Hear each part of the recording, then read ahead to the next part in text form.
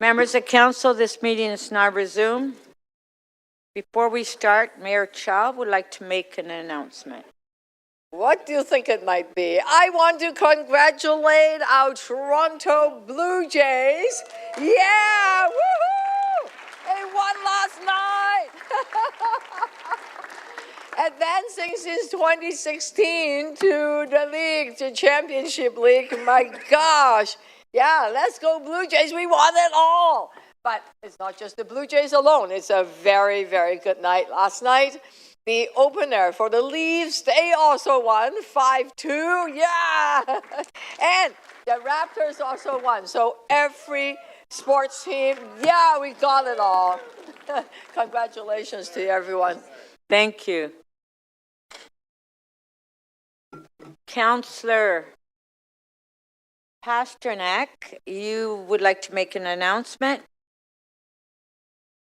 Yes, I have a different kind of recognition, and thank you, Madam Speaker. I'd like to alert Council to two important initiatives to support work to promote social cohesion and stand against discrimination. The first is the recent launch of the latest iteration of the Toronto for All public education campaign that aims to generate dialogue and support residents in building a city of high purpose, united message against hate. Toronto for All supports civic resiliency for Toronto's residents. Civic resiliency is the capacity to adapt to the evolving complexity and diversity of social environments by building good relationships and viewing these changes as a strength. Implicit biases, negative attitudes, stereotypes, and prejudice negatively affect our civic resiliency. The 2025 campaign follows Council direction to develop a public education campaign focused on fostering belonging, community, inclusion, to deliver a unified message against hate. While at first we may not see anything in common with our fellow resident or neighbor, once the dialogue starts, there's a lot to know, a lot to learn, and a lot that unites us. It is a message that we must always seek common ground, common values, and common goals. This year, city staff gathered residents from different communities and walks of life with one goal in mind: to discover how we connected to each other and how we belong. The video that presents this is available at Toronto.ca /Toronto for All. The video features real-life interactions and connections among residents. I urge you to share it on your social media platforms. I want to recognize the residents and community organizations that participated in this campaign. Their participation, input, guidance, and feedback received through community consultations held across the city earlier this year, with critical support from the Canadian Race Relations Foundation and city staff and social development and strategic and public employee communications, which include, and I always run a risk when I list names because I leave someone out, Jacqueline Solomon, Zani Wahadmi, Sarah Austin, Jane Arbor, and of course, one of the pioneers of this, Denise Campbell. Past campaigns include anti-Semitism, disability awareness inclusion, Islamophobia, anti-Black racism, allyship, East Asian racism, and more. The second thing is, on December 2nd to 11th, 2025, Canada, Toronto will be international host for the Strong Cities Network 6 Global Summit. Toronto will be welcoming mayors, local government officials, civil society organizations, national governments, private sector stakeholders, and practitioners from around the world to catalyze city-led action to fight rising hate and polarization and foster safer, thriving cities. To date, over 200 delegates will be taking part in this worldwide conversation, and having been to a couple of their events in person and virtually, this is a great opportunity to learn what other cities are doing around the world to respond to protests, promote social cohesion, fight hate in all its forms. Councillors have received an invitation to this gathering, and I strongly urge you to attend in whole and part. I'd like to thank the federal government and the Canadian Race Relations Foundation for their support, and of course, Budget Chief Shelley Carroll, who advocated for the seed money to make this Toronto a viable host. I'd also like to thank Mayor Chow for recognizing as early as August 2023 the importance of this initiative by asking me to represent her at the Strong Cities Conference that September, and later signing the Strong Cities Declaration and having Toronto join as a member. I'd also like to thank Mo Saria on his new appointment and, of course, for spearheading this. This December, we will be hosting the World. These initiatives will not solve all the problems that we have in our city, but they will get us thinking of what kind of city we want and the future we share together. Thank you, Madam Speaker. Thank you. Councillor Chang, you would like to make an announcement? Yes, I am. Thank you, Madam Speaker. I'm honored to rise today to recognize the first ever Korean Heritage Month in the City of Toronto, thanks to a proclamation that was announced by our Mayor, Olivia Chow, a milestone that celebrates the profound contributions of Korean Canadians to our city and our country. From culture and cuisine to innovation and entrepreneurship, the Korean community has enriched every aspect of our shared life. Globally, K-pop, K-dramas, and K-beauty have captured our hearts and imaginations, showing the power of creativity, culture, and connection. Right here in Toronto, we are proud to count among our community Maggie Kong, co-writer and one of the creative leads of K-pop Demon Hunters, whose work is now resonating worldwide. Since its release in June 2025, it has shattered world records. It's now the most watched film of all time on Netflix with over 236 million views, and many of its soundtrack songs are on the top 10 Billboard Hot 100. Earlier this year, I had the privilege of visiting Korea, and I was deeply moved by the resilience and unity of the Korean people. After the Korean War, Koreans launched a massive forest restoration campaign, transforming barren mountains to lush forests through the action of the government and civilians that helped to replant those mountains. In addition, when they faced an economic crisis, individuals donated their personal gold and jewelry to avert that crisis. As a councillor of the ward that is home to Koreatown North and hosts the largest Korean festival in Canada, I see daily the pride, energy, and generosity of this amazing community. I'm grateful for our strong partnership with the Korean Cultural Center, led by President Jung-hee Kim, and the Korean Canadian Business Association, led by President Hyunjin Chai. Together, we build bridges that make Toronto more vibrant, inclusive, and connected to the world. So happy Korean Heritage Month, Toronto, and thank you to the Korean community for all that you bring to our city, and thank you to Mayor Chow for the proclamation. Thank you. Mayor Chow? Yeah, I just want to extend my congratulations to the Korean community of Toronto on their first Korean Heritage Month proclamation. And I want to especially thank Councillor Chang for her leadership. Relentlessly, she has been supporting this and pushing it forward. Toronto's Korean community makes important contributions to our city in every sector. And we can see it in neighborhoods like Koreatown and landmark events like the huge and successful, fabulous Toronto Korean Festival. Lastly, I want to thank the K-pop stars that capture the hearts of my granddaughters. Thank you. Deputy Mayor Malik, you would like to make an announcement? Thank you very much. Those have been really excellent announcements this morning, and also I want to extend my congratulations to the Blue Jays as well. We're very excited to have them back here for the next game. But I'm rising now to take a few moments to recognize the incredible work happening across our organization through the City of Toronto's annual United Way employee campaign.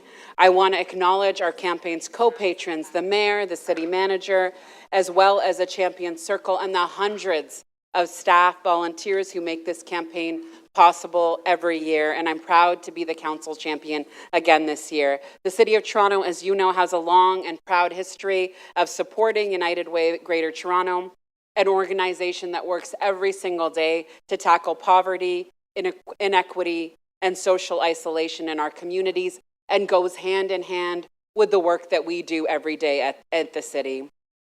This campaign is more than just a fundraising effort. It's a demonstration of our shared commitment to building a city where everyone has the opportunity to thrive.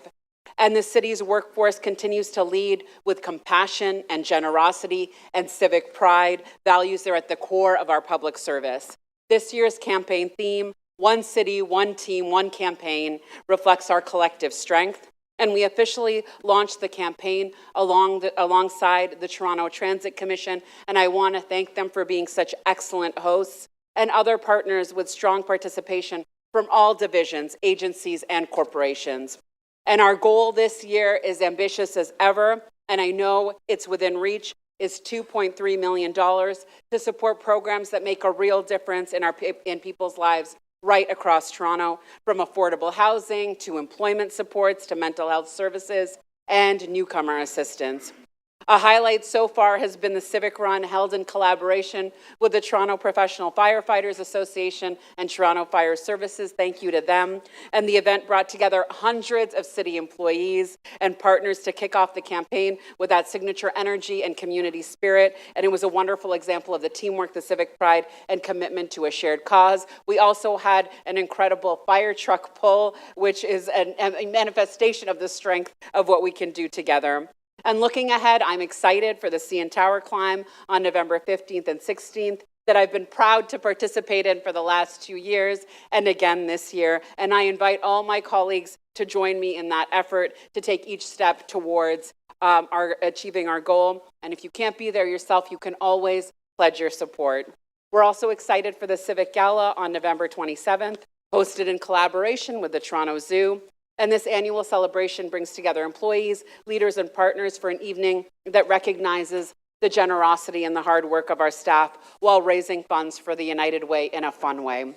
And I want to extend my thanks to all of the campaign coordinators, ambassadors, and Champion Circle for mobilizing staff participation. It is incredible to see all the creative ways that employees are engaged, from team challenges to raffles to fitness events, volunteer activities. And I know last year there was also an incredible bake sale. These efforts not only raise funds, but build community and connection in our workplace. And as members of council and as leaders in our city, we do have an important role in championing this campaign and meeting and matching the efforts of employees from every division. I encourage your participation in whatever way you can to spread the message through the work that you do. And together we can continue to make that lasting impact, supporting our neighbors, strengthening our communities, and building a Toronto where everyone is able to thrive. Thank you. Thank you. Councillor Sachs, apparently you wanted to say something about the Yes, I want, again, Little Korea is in my ward, and I want to add my voice to the congratulations to the Korean community. We have a very hardworking and productive Korean community. We had they had their 35th, 36th walkathon in Christie Pitts a couple of weeks ago with a tremendous display of culture and what they brought to the city. So I'm encouraging everybody, first of all, enjoy the Korean snacks in the back. Thank you very much to my colleague. Do go to Koreatown. There's fabulous food at very reasonable prices. And I think the best seasonal light display is the tiger at the corner of Christie and Bloor. Has certainly been my family favorite for many, many years. And I encourage you all, we're going to have the lighting in a few more weeks. Go and see it. Thank you. Thank you. Councillor Matlow, are the students from the York School here? I believe the majority, or at least many of them are, so I think we're ready. Madam Speaker, every time that I go and have a conversation about civic responsibility and local priorities with the students at York School, it is always an incredibly thoughtful and intelligent and a learning experience for me. And I want to acknowledge that we have some of the, I believe, up to 60 ninth graders from York School who are going to join us today to see local democracy in action and have a conversation late over lunch. So welcome to the ninth graders from the York School.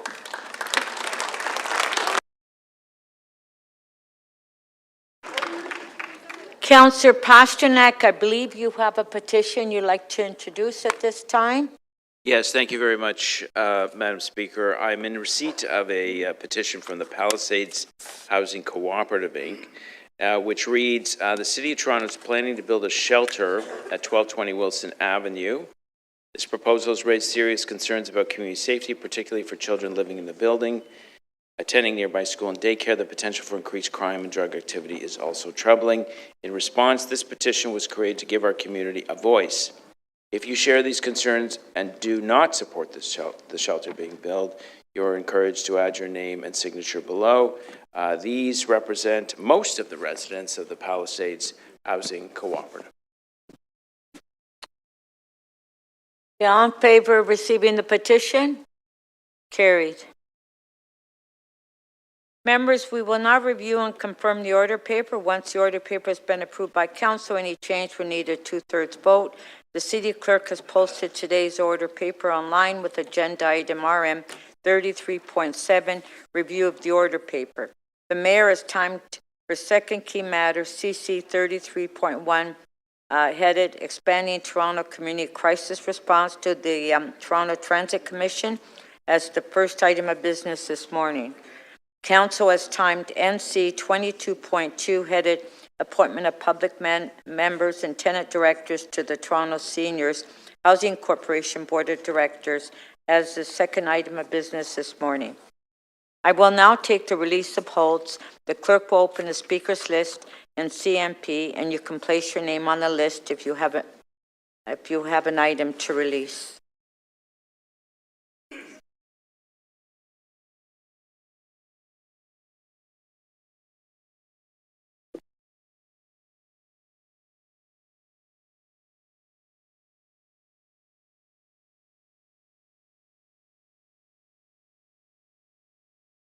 Okay.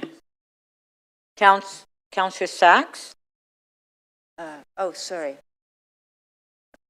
quick release. Well, I mean, I can try again.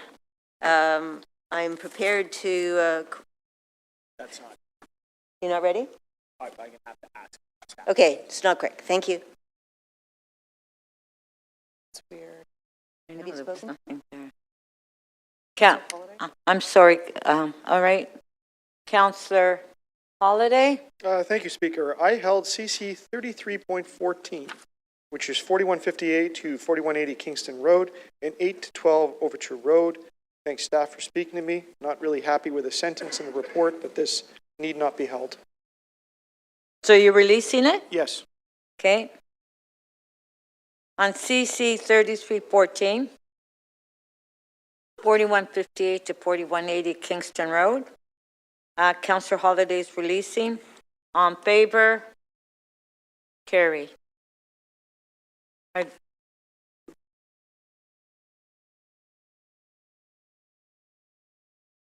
Councillor Fletcher?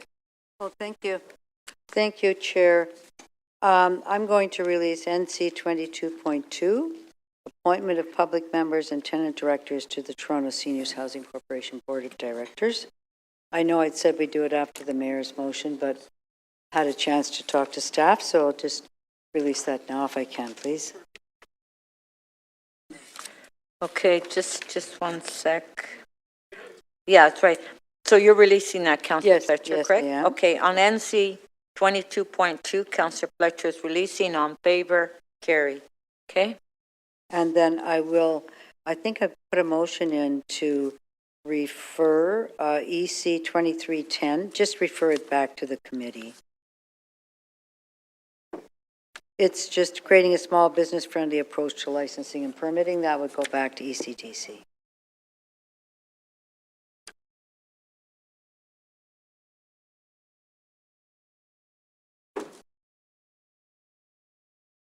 So on EC 2310, Councillor Fletcher is moving to refer it back to committee?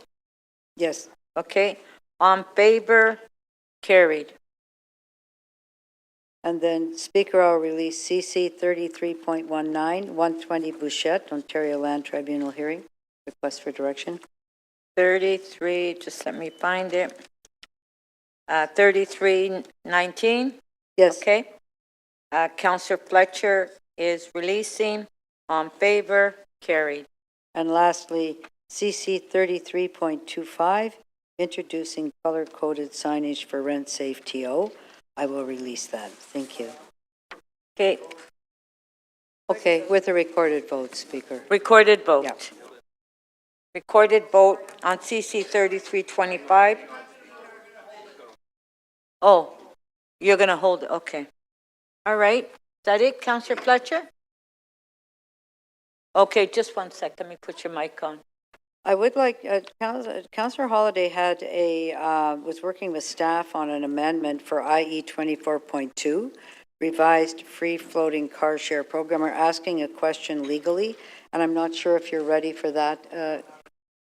You don't have it yet? You don't have your answer? Wonder if I can help you get that answer so we can release that today. Thank you very much. Thank you. Councillor Perks. Yes, Speaker, I'd like to release PH 24.6, 3 Bestabel Road, area-specific amendment to the sign bylaw. Okay, on PH 24.6, Councillor Perks is releasing. On favor, carried. And I can do another one, PH 24.7, 496 Evans Avenue, area-specific amendment to the sign bylaw. PH 24.7, Councillor Perks is releasing. On favor, carried. Yeah. Councillor Morley. Good morning, Madam Speaker. I'd like to release PH 24.4. I do have a motion. I'd like to move on this. Does the staff have your motion? They do. Okay, we'll put it on the screen. And recognizing the conversation we had yesterday and the very important need for us to continue to be deeply mindful of these kinds of opportunities. I've spoken directly with the Chair of Planning and Housing and again with staff to ensure that this is manageable, but the motion before Council here is to support the waiver of fees associated with building permit application for affordable cooperative dwellings within my ward, as well as accessible dwelling units for unhoused. So we're excited about this opportunity and would look to my colleagues for support. Okay, so we have the amendment by Councillor Morley for PH 24.4, correct? On the amendment, on favor, carried. Item is amended, on favor, carried. Okay.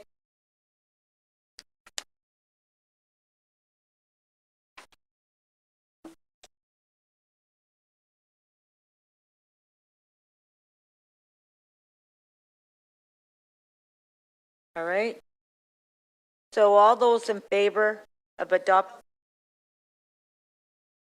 Oh, Councillor Matlow just put his name up. Councillor Matlow? I apologize. I just want to check in with the clerks if they have the amendment prepared for TE 25.6. It's not ready? Okay, we'll do it later.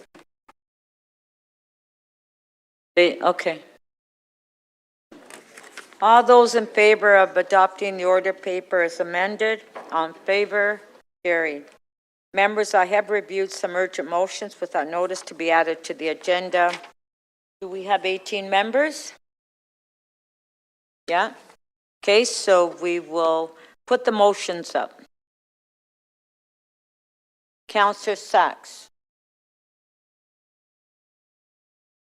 Waiting for my...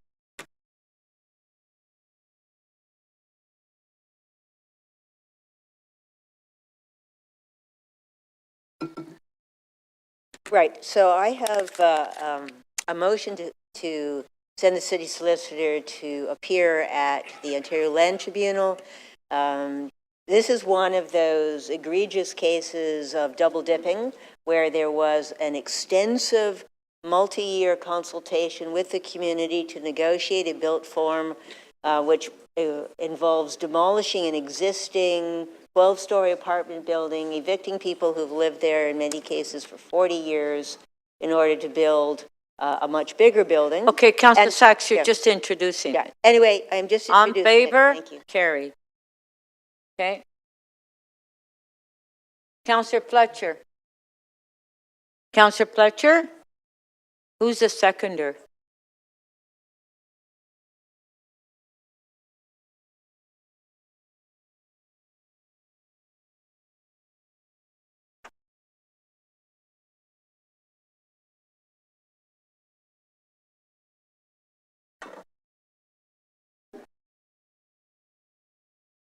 Well, Councillor Fletcher, we're just introducing your member's motion. Do you want to introduce it?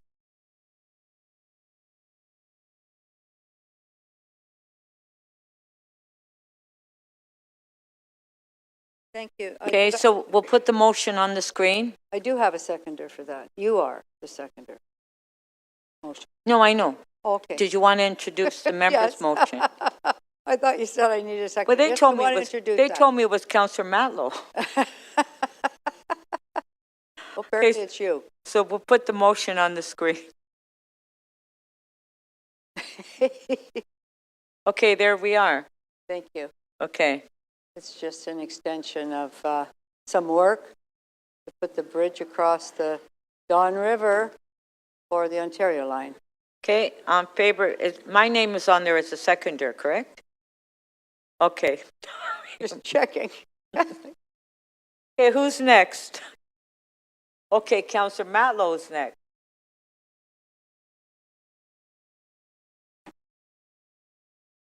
Are we at 135 St. Clair? Is that... No. No, I'm not. It's a little... Oh, thanks, Shelley. Oh, I walked right into that one. Where are we? Oh, no, there's a different item.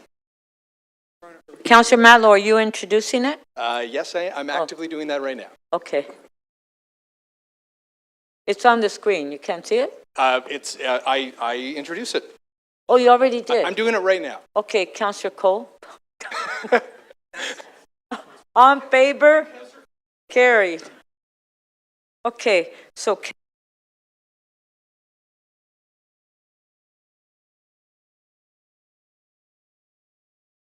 who is anybody next?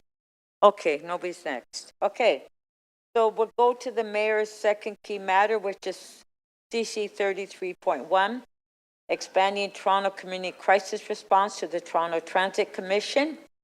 And so if you have any questions, if you can please put your name on the screen, please.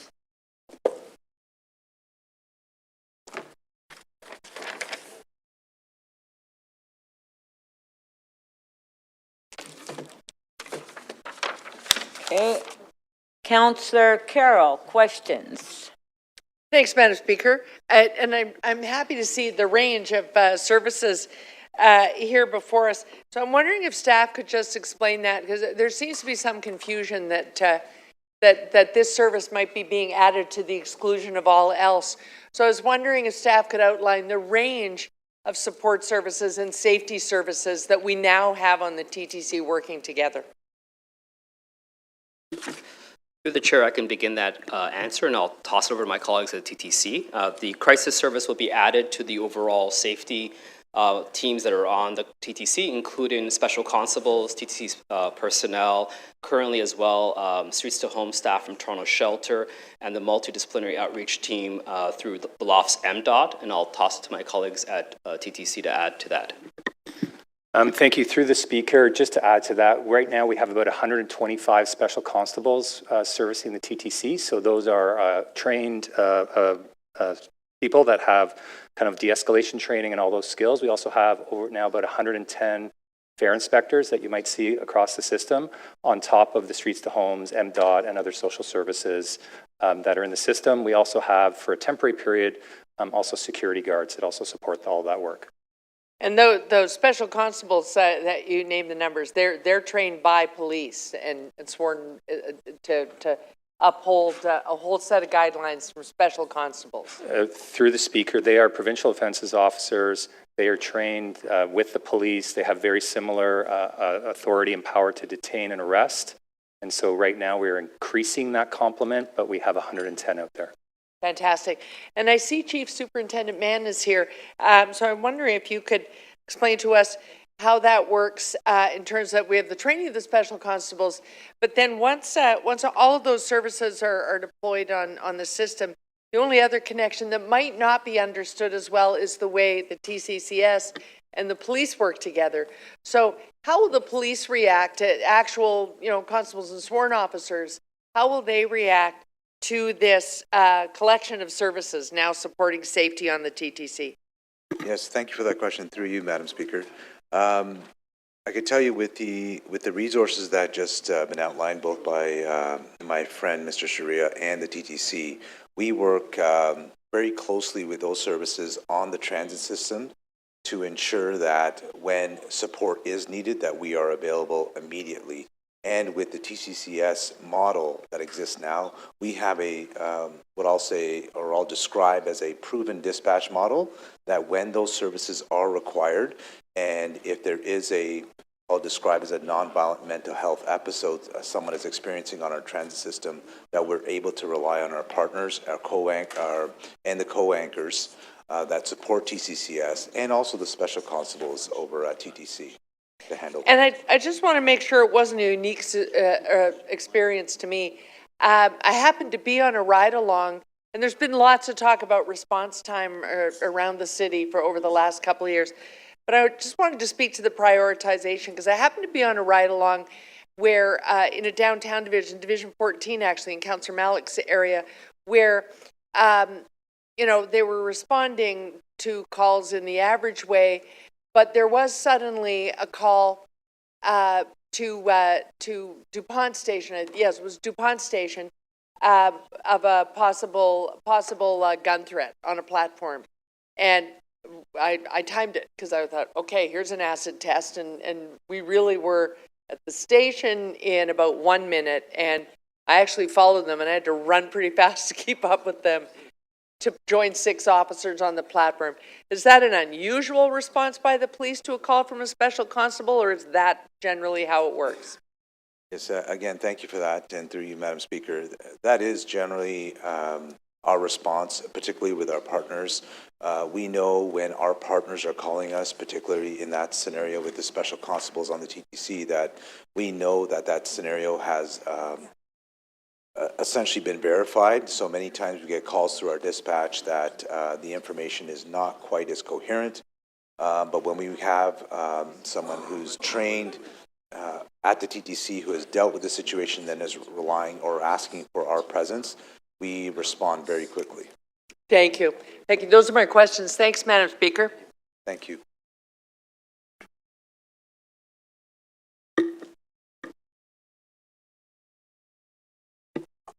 Thank you. Councillor Bradford, questions? Thanks, Madam Speaker. Through you. How many stations will this pilot program take place at? Through the chair, this pilot program will take place in the U area of University Line. So it'll be stationed out of Spadina, stationed out of Union, and stationed out of Yonge and Bloor, but respond to calls within that U. Given the fact that 36% of person crisis calls have come out of that particular area, it's a high So out of density. that, 3 stations is what you said? As well, Wellesley, Dundas, Queens, so everything in the U. Okay, but they're based at 3 stations? Correct. They'll be deployed That's from the 3 question. stations. Thank you. And how many stations total on the system? I can't answer that question. The TTC. Through the speaker, 70 stations. 70 stations, okay, and we're stationing them at 3. How many community crisis response teams are set up to work the U line? What's the complement? What's the length of shift? Yeah, we'll have 3 teams, 24/7. 24/7. So the subway doesn't operate 24/7? So Spadina Station's through the chair. Spadina Station's open until 24/7. So is Union Station. So the teams will be, as necessary, available to support if there's any calls in terms of the streetcar lines. So they'll be there 24/7. Subway's not running, but because the stations are open and the streetcars are feeding in there. Through the chair, that's correct. Okay. Can you clarify for me how crisis workers will respond to active assaults or situations involving weapons on the TTC? Through the chair, the crisis teams will only respond to non-violent incidents involving mental health related calls, so not the situation you described. Okay. And what is the percentage of calls that come in, you know, from 911, for example, that would fit the description of what they would respond to? I can't speak for 911. Maybe my colleagues at Toronto Police Services can answer that question. Thank you for the question, and through you, Madam Chair, we can tell you that there is a large number of calls that come in through overall, not just through the TTC, but across the city, that do not involve violence, but are mental health related, and that's where we rely on our partners at TCCS. But specifically, and I'd like specifics, I'd like to understand of all the calls that get triaged within the U and onto the system, how often would you have a community crisis response worker that would not also be assisted by special constables or police officers? What is a percentage of that? Well, what we will tell you, because it's a pilot project, is something that we're wading into, as you can respect. The reality is right now across the city, what we're doing is when there's no violence involved and there's a strict criteria of when we would ask for our partners at TCCS to respond to that call. If there is some violence involved, that's where we respond to. So any calls of violence, anything involving weapons, we're going to make sure we're there. And if there is a scenario where there could be a co-response, we are looking at that as well. Okay, maybe the city manager, and sorry to put you on the spot there, Paul, but I guess I'm trying to understand, and I'm not hearing it, I'm trying to understand the percentage of the calls of activity where someone is in crisis or there is a threat to public safety at the TTC, which happens not infrequently. How often are police or special constables being deployed? How often would a community crisis response team be able to handle that situation absent special constables or police? That's really what I want to understand. So I think staff would have to follow up with the exact percentages for you. But this is, so the piece about what they respond to, can you be a little clearer with me about what you're trying to get at there? For example, like if there is a threat of violence, if there is a risk of violence, if somebody is calling 911 because it seems like there could be something violent, that's not a job that you're just going to send a community crisis response team to. They are often going to be accompanied by special constables or transit police or a police unit. That's my understanding. And I hear from frontline officers more often than not, they're deployed in these situations. They are often responding to these things. So I think we should have a sense, and the staff, and the bureaucracy here should have a sense of like, what is the percentage of the calls?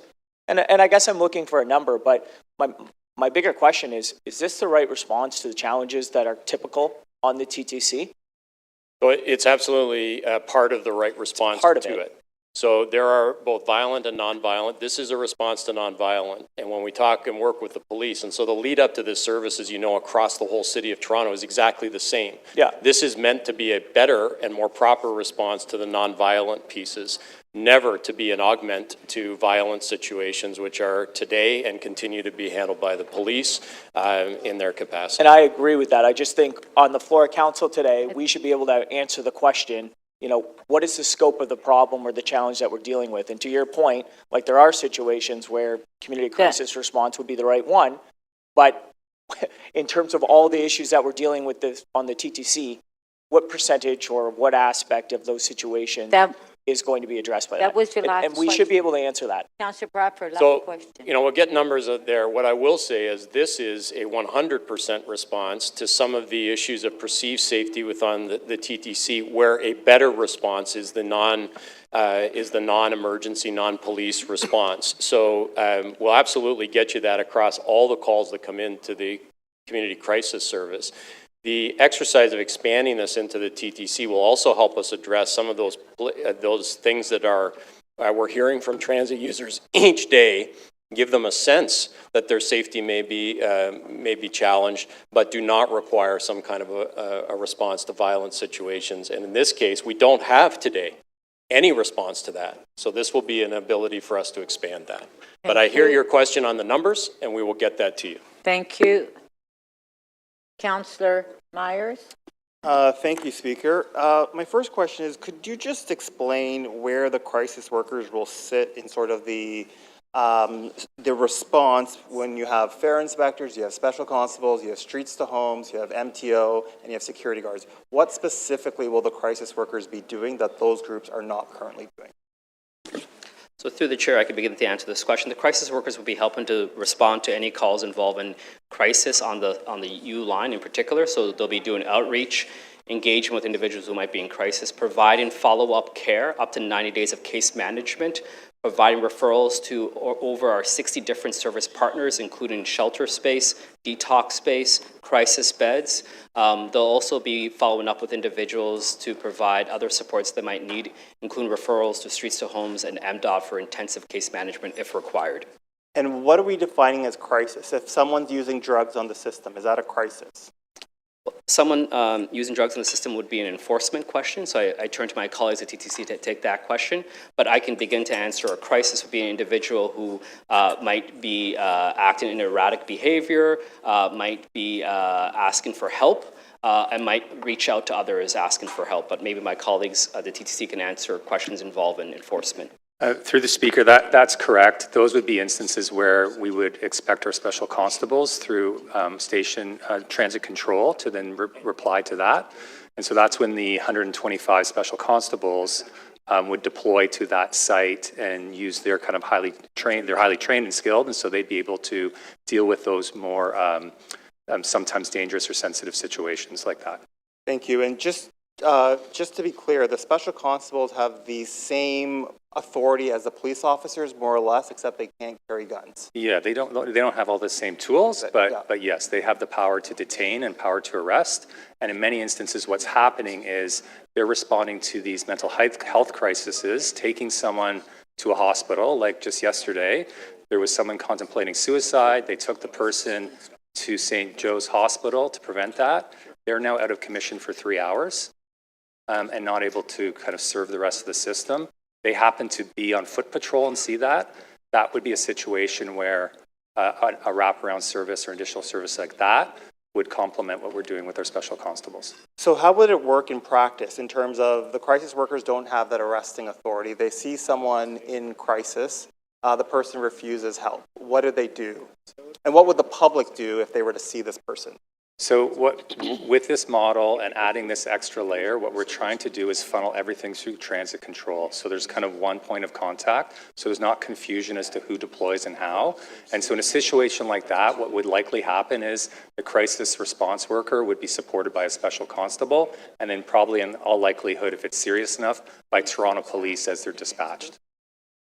And transit control, have they received the training? Do they have the expertise in-house to deal with these calls? Because this is another level of complexity beyond what they were, well, they're currently doing it, but now it's just going to add another layer into it.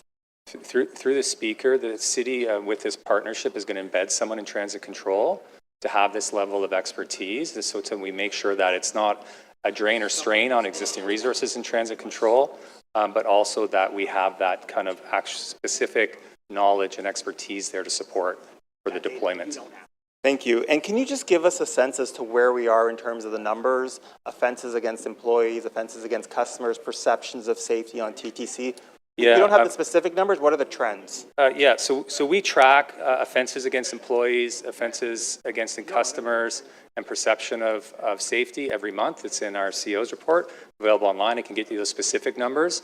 But offenses against employees, offenses against customers are both trending in the right direction. The other thing that's trending in the right direction is the perception of safety of our customers.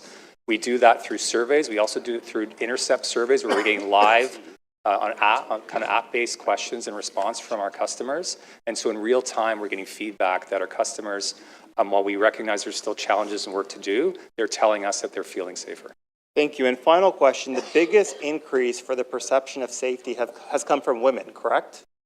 In terms of that's what's driving the numbers. Through the speaker, correct. The drive in that numbers are women who use the system who are reporting that they're feeling a better sense of safety when they're with us. Thank you. Thank you.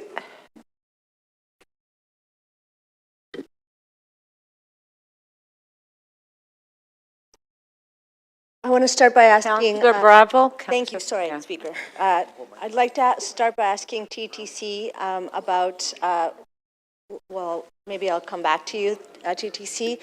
So there's been an insinuation through the questions that there is something that is separate in terms of first responders and Toronto Community Crisis Service. So I'd like to ask Toronto Police Service, is Toronto Community Crisis Service distinct and separate from your work, or is it complementary? And what is your position on how this intersects with the Toronto Police Service's objectives in terms of serving the public? Again, thank you for that question, and through you, Madam Speaker. I mean, we take great pride in joining our partners from the TCCS here to join you here today. Could you a little louder, please? Sorry, I was just mentioning that we take great pride in being here today aside our partners, TCCS. And it does speak to the work that we're doing collectively. Quite frankly, we're moving towards a model where we want to destigmatize and decriminalize mental health.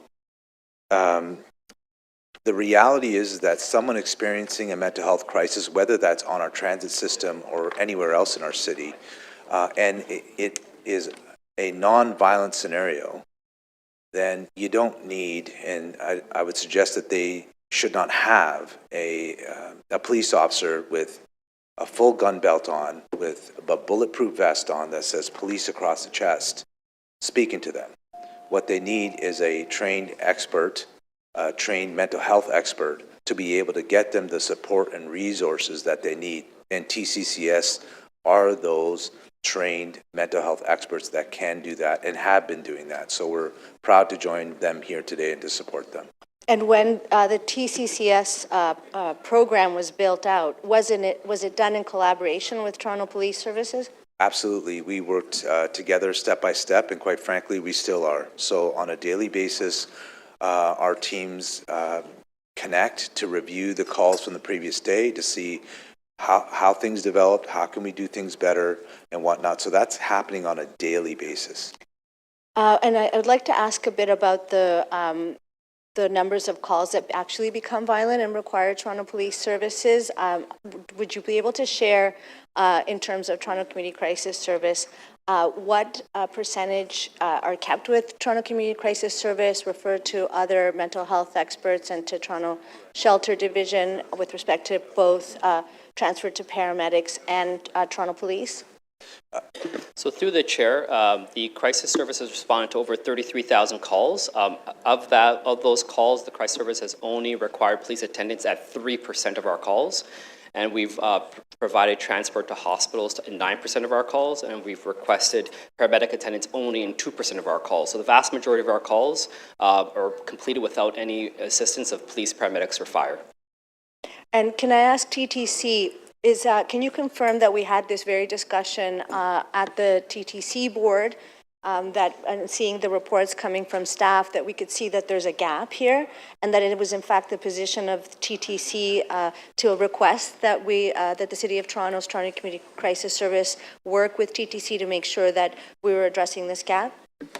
Through the Speaker, that's correct. While our special constables and station staff are doing amazing work out there dealing with many of these situations, there is this gap. And so seeing that there was progress above ground using crisis workers, where there was a feeling that if we could get that same service in our subway stations, that would obviously make it safer for our customers, but help those people in need.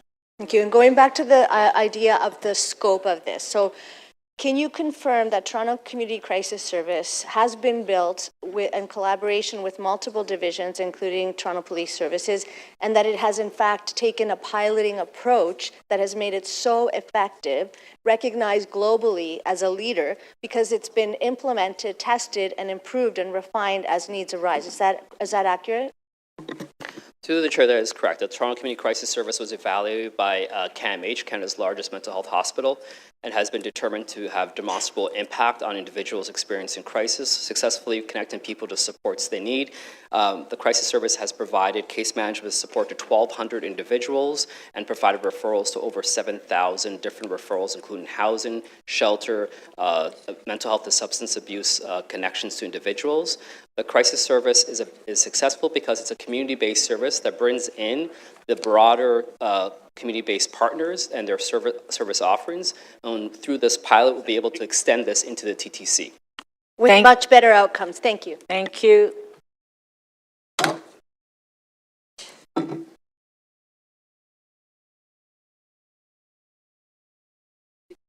Councillor Shan. Thank you, Madam Speaker.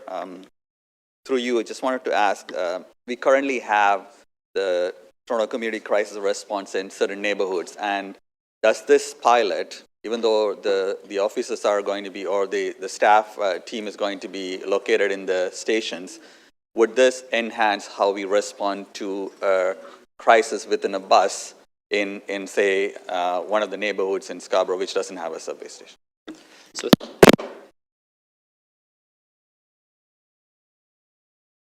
Can't hear.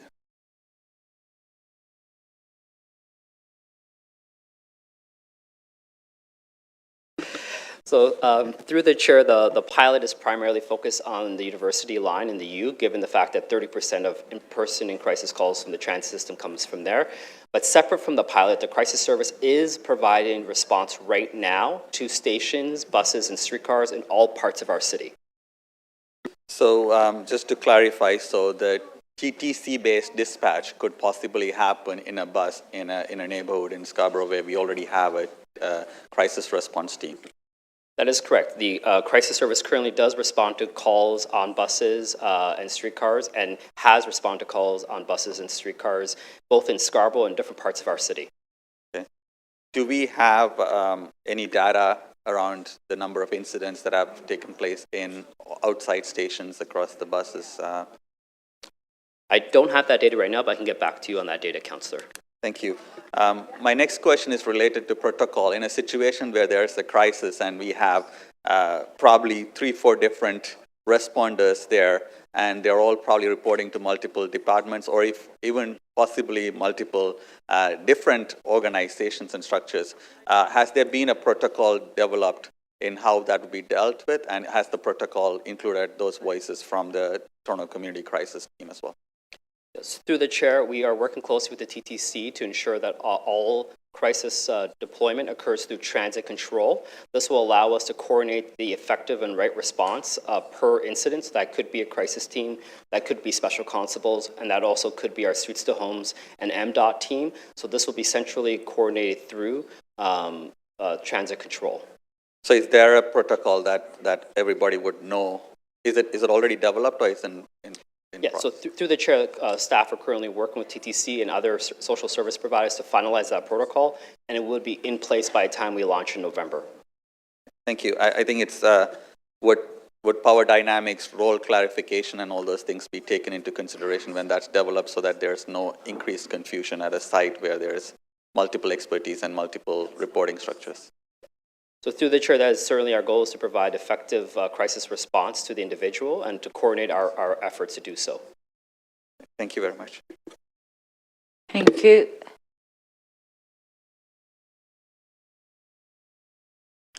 Councillor Sachs. Thank you.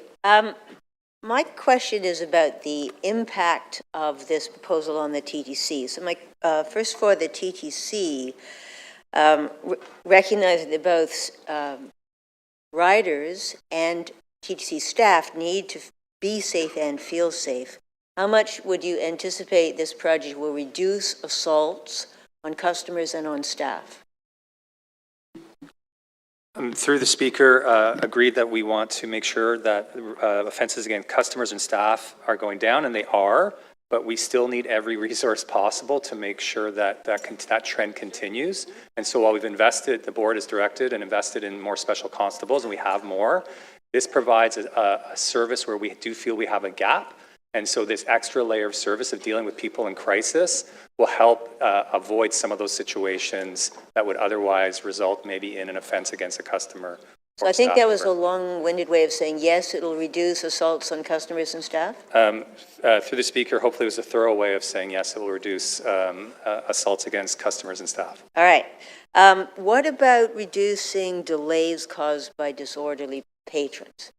First of all, is that still one of the major causes of delays on the subway system? Through the speaker, yes. People are one of our biggest delays, and often it's disorderly people. And so an effort to help to get at that, one of the benefits is then that we see fewer delays. Okay, so recognizing how infuriating delays are to customers and how they keep happening over and over again, like the 40-minute delay last night, where a disorderly person was on the tracks, how much will this help to reduce those delays? Through the speaker, dealing with people in crisis will help reduce the number and duration of delays that we're experiencing right now. So this is a key step towards making our subway system more reliable. Through the speaker, it's one of many that we're introducing, but this is a key step. This is a key step. Through the speaker, this is a key step. Thank you. Thank you.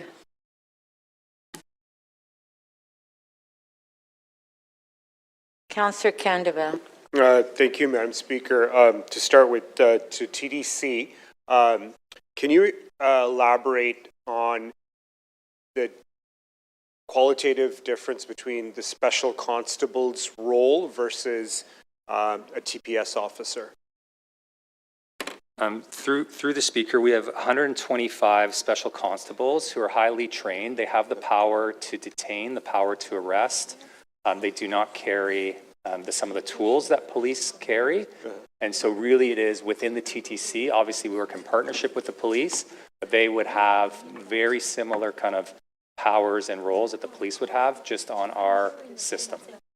And are the special constables responding to calls that are coming in, or are they proactively patrolling areas there are high levels of disorderly conduct? Through the speaker, our special constables are doing both. So we have them patrolling, some of them on foot on the subway, others obviously because of the vast geography of the city and how many bus routes we have. They're in different quadrants of the city. What's an example of when a special constable would call in a TPS officer? So I'll give you a specific example because I was there with it. There was an incident at College Station. They had to detain and arrest someone who was assaulting a passerby. They immediately called Toronto Police. Toronto Police then would follow, but because they're there on site, they actually de-escalate the situation and conduct the arrest. Thank you. On the crisis workers, what is the expectation or training provided to these new workers of when they involve a special constable or a TPS officer? So through the speaker, the crisis workers have over 200 hours of training, and as part of that training, we'll be working with the TTC to ensure that we work on training on how to deploy in the TTC environment, training on how to work with special constables, but also when to report back to transit control if any additional supports are required. So operationally, when does a crisis worker realize, okay, I've got to get in, back up and bring in a special constable? As part of the training, that will ultimately be if there is a situation involving immediate safety risk to themselves or to the individual, as well as anything that might make the broader environment unsafe. Is staff's assessment that this 500K is better used with the crisis workers or providing more special constables? Like, what was the rationale and the opportunity cost analysis? The staff's assessment was that the the crisis workers will help layer on additional safety and provide a response that's currently lacking in the TTC, which is no crisis follow-up and crisis support. Furthermore, the value add of the crisis service is the broader referral and case management supports that are not currently provided. We provide up to 90 days of case management and have successfully referred out to 7,000 different services. Gotcha. Thank you. And to TPS, how would you characterize the relationship and collaboration between the special constables and TPS? I'm sure it's positive, but where are the opportunities to improve that? Thank you for the question. Through you, Madam Speaker. We have a strong relationship, as we just heard. The training that is provided to the special constables is approved through the Toronto Police Service, and we continue to work closely. We are on calls together on a daily basis, so the relationship is strong. Like any partner, like whether it's internal stakeholders at the Toronto Police Service or externally, we continue to develop those relationships to make it even stronger on a day-to-day basis. Okay, and this question is to the relevant staff. Many of our residents in my ward, but also my staff members, find it very challenging to use the TDC, particularly the subway lines. What confidence are we providing that our current complement of TPS, special constables and crisis workers, are proactively removing folks that are in that gray area between non-violent and violent space? I can start that answer, and my colleagues from TTC can follow up. The crisis service deployment in the university line will provide additional supports and able to help assess and determine when crisis interventions are required, work with the individuals to help them deboard a train if that's required, and to provide follow-up connection and care. We will also co-respond with special constables when needed, as well as work with our colleagues from Streets to Homes and MDOT to provide supports to unhoused individuals who might be in the transit system. maybe my colleagues from TTC can add on to Through the Speaker, I'll just add, so we are continuing to add to our complement of special constables, so we don't think that, we do want to add more to enhance safety. At the same time, what we're doing is developing and enhancing programs where our station staff, our fare inspectors, our other employees have the skills they need to make sure that they can deal with those situations, support our customers, and make sure that those messages are getting to transit control so that the right professionals, whether it be a special constable, Toronto Police, or a social service support, is deployed in short order. Thank you.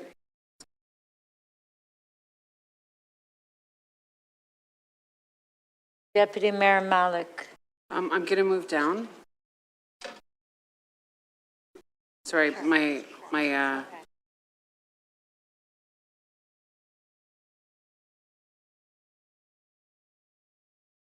Councillor Morley. Thanks, Madam Speaker. Through you, I'll try not to repeat too many of the questions that have already come from my colleagues, but do want to dig in a little bit around the importance of collaboration and how we're being successful in our collaboration. To anybody who would like to answer, how are we breaking down historic silos to ensure that this particular collaborative approach is effective and efficient?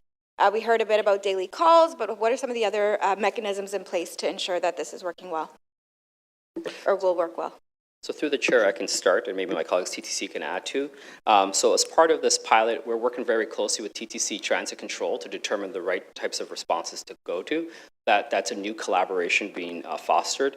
In addition, we'll be working closely with the special constables as well as colleagues from the social services team, Streets to Homes, and others that are in the service system. And we will be building out a training with crisis workers and special constables as well as TTC personnel. This will help strengthen the overall awareness of the service for TTC staff, as well as ease of references and collaboration. Part of the pilot is to study the success of this and then to report back to Council after 6 months on the impacts and what the key learnings were. That's great. To pull that thread a little bit more and to pick up from my new colleague, Councillor Shan as well, is what is the reporting and tracking mechanism? Who ultimately is holding this information to bring that report back to Council post-pilot? So through the Chair of Social Development, we'll be holding that information in collaboration with the TTC and Toronto Police Services and other social service providers. Great. And just to pivot a little bit, we know there has already been some great work happening at TCCS and the collaborative approach we've seen and supported here at Council. In terms of the healthcare challenges, I appreciated Manny highlighting the importance of us understanding an individual in crisis, destigmatizing these things as healthcare challenges and needed interventions from the healthcare system. What are some of the gaps? We heard about the 1,200 people that have been supported and I think it was 6,000 referrals for those individuals. Where are we seeing gaps that are, keeping people in cycles of harm? Through the chair, some of the major gaps that we are seeing is the lack of culturally relevant supports and counseling. We're also seeing the limited availability of crisis beds as well as shelter beds. We're also seeing the lack of detox facilities available for individuals. So there are broader healthcare system gaps that need to be addressed through greater intergovernmental funding and conversations. That's incredibly helpful. Wondering if that is being tracked as part of the referral tracking and the overall wraparound support tracking so that we can appropriately address that intergovernmental advocacy. Through the chair, that will certainly be a key data point that we'll be tracking throughout the pilot and reporting back to City Council as part of the interim report. That's fantastic. I'll leave it there. Thanks, Madam Chair. Thank you. Councillor Cheng. Thank you, Madam Speaker. Will TCCS be staff, crisis staff workers, will they be proactively engaging with people, or will it be more monitoring and waiting for people to ask them for support? Through the chair, crisis workers will both be deployed through transit control to respond to any calls for service that come in through the TTC safety app and or have been identified by riders. But they will also be in stations, especially during high peak times, very visible for any riders to reach out to and ask for any supports.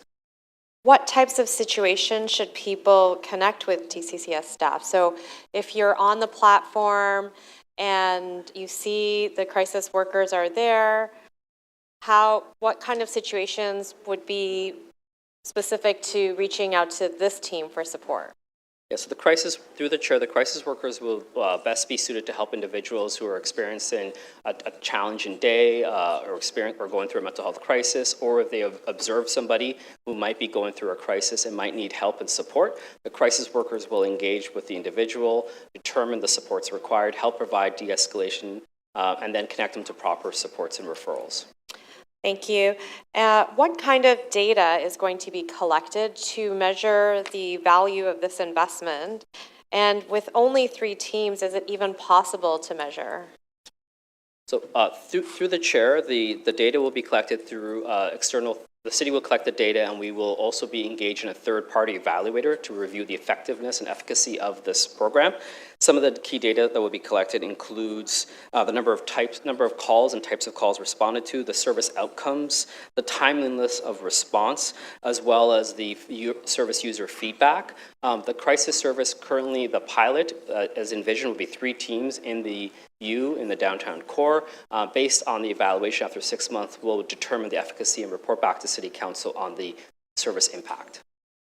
Will data about the performance of the subway lines themselves be included? So measuring how many stops happen at that station, and will they be measured against a benchmark in terms of prior to the dispatching of this team?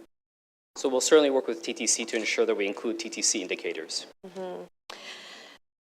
I'm just wondering, in terms of the opportunity for expansion, what kind of data will be used to assess future other potential locations? I'm just thinking about Finch Station. We even had to have a task force because of several years of some challenges that we've been seeing growing in that station in particular. So just wondering, are we in queue? How would we know if we are in queue?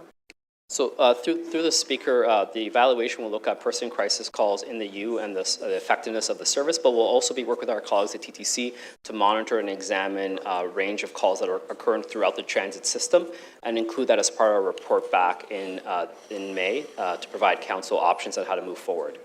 So would that be a TTC decision where they feel their stations would best have this service, or is that more driven by calls to 211, 311? We will be working very closely with the TTC to examine their data and as part of our interim report back on the pilot to bring it to City Council to consider both the TTC data, but also the crisis team outcomes and referral data.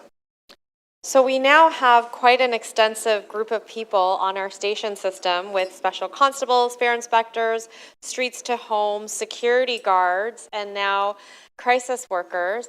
Average folks might have a hard time figuring out who to go to, for what uniform each kind of team is wearing. And so are we going to have a legend, maybe a communications campaign of some sort that will help riders know who should I talk to in which situations and what kind of teams are available to support a good ride for me to get to where I need to go? Through the speaker, we are doing exactly that. So there will be a campaign being launched shortly that will instruct riders exactly what to do, who these people are, whether we want to drive people towards using the Safe TTC app or some of the other platforms or tools that are available in station. So we're in the midst of developing that campaign, and we'll be launching that very soon. So sorry, I'm going to run out of time. Yep. So will that be the Get to Know Your Team campaign with different posters of people in different uniforms so that they know who all of these people are, to familiarize them and give them that sense of safety? Through the speaker, it will be that, but also give people direction on where they can contact for help. Thank you.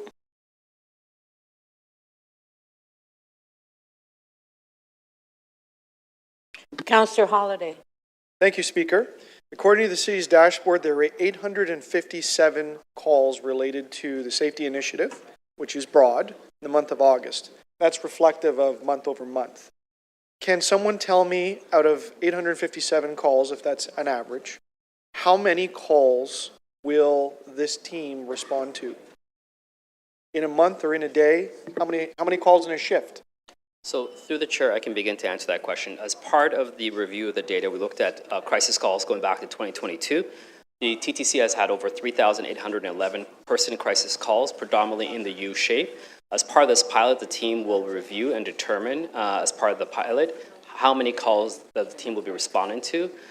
So I don't have an exact figure on how many calls we expect the team to respond to, but as part of the pilot, we'll be reviewing that data. So you want $1.8 million annualized, and you don't know how many calls?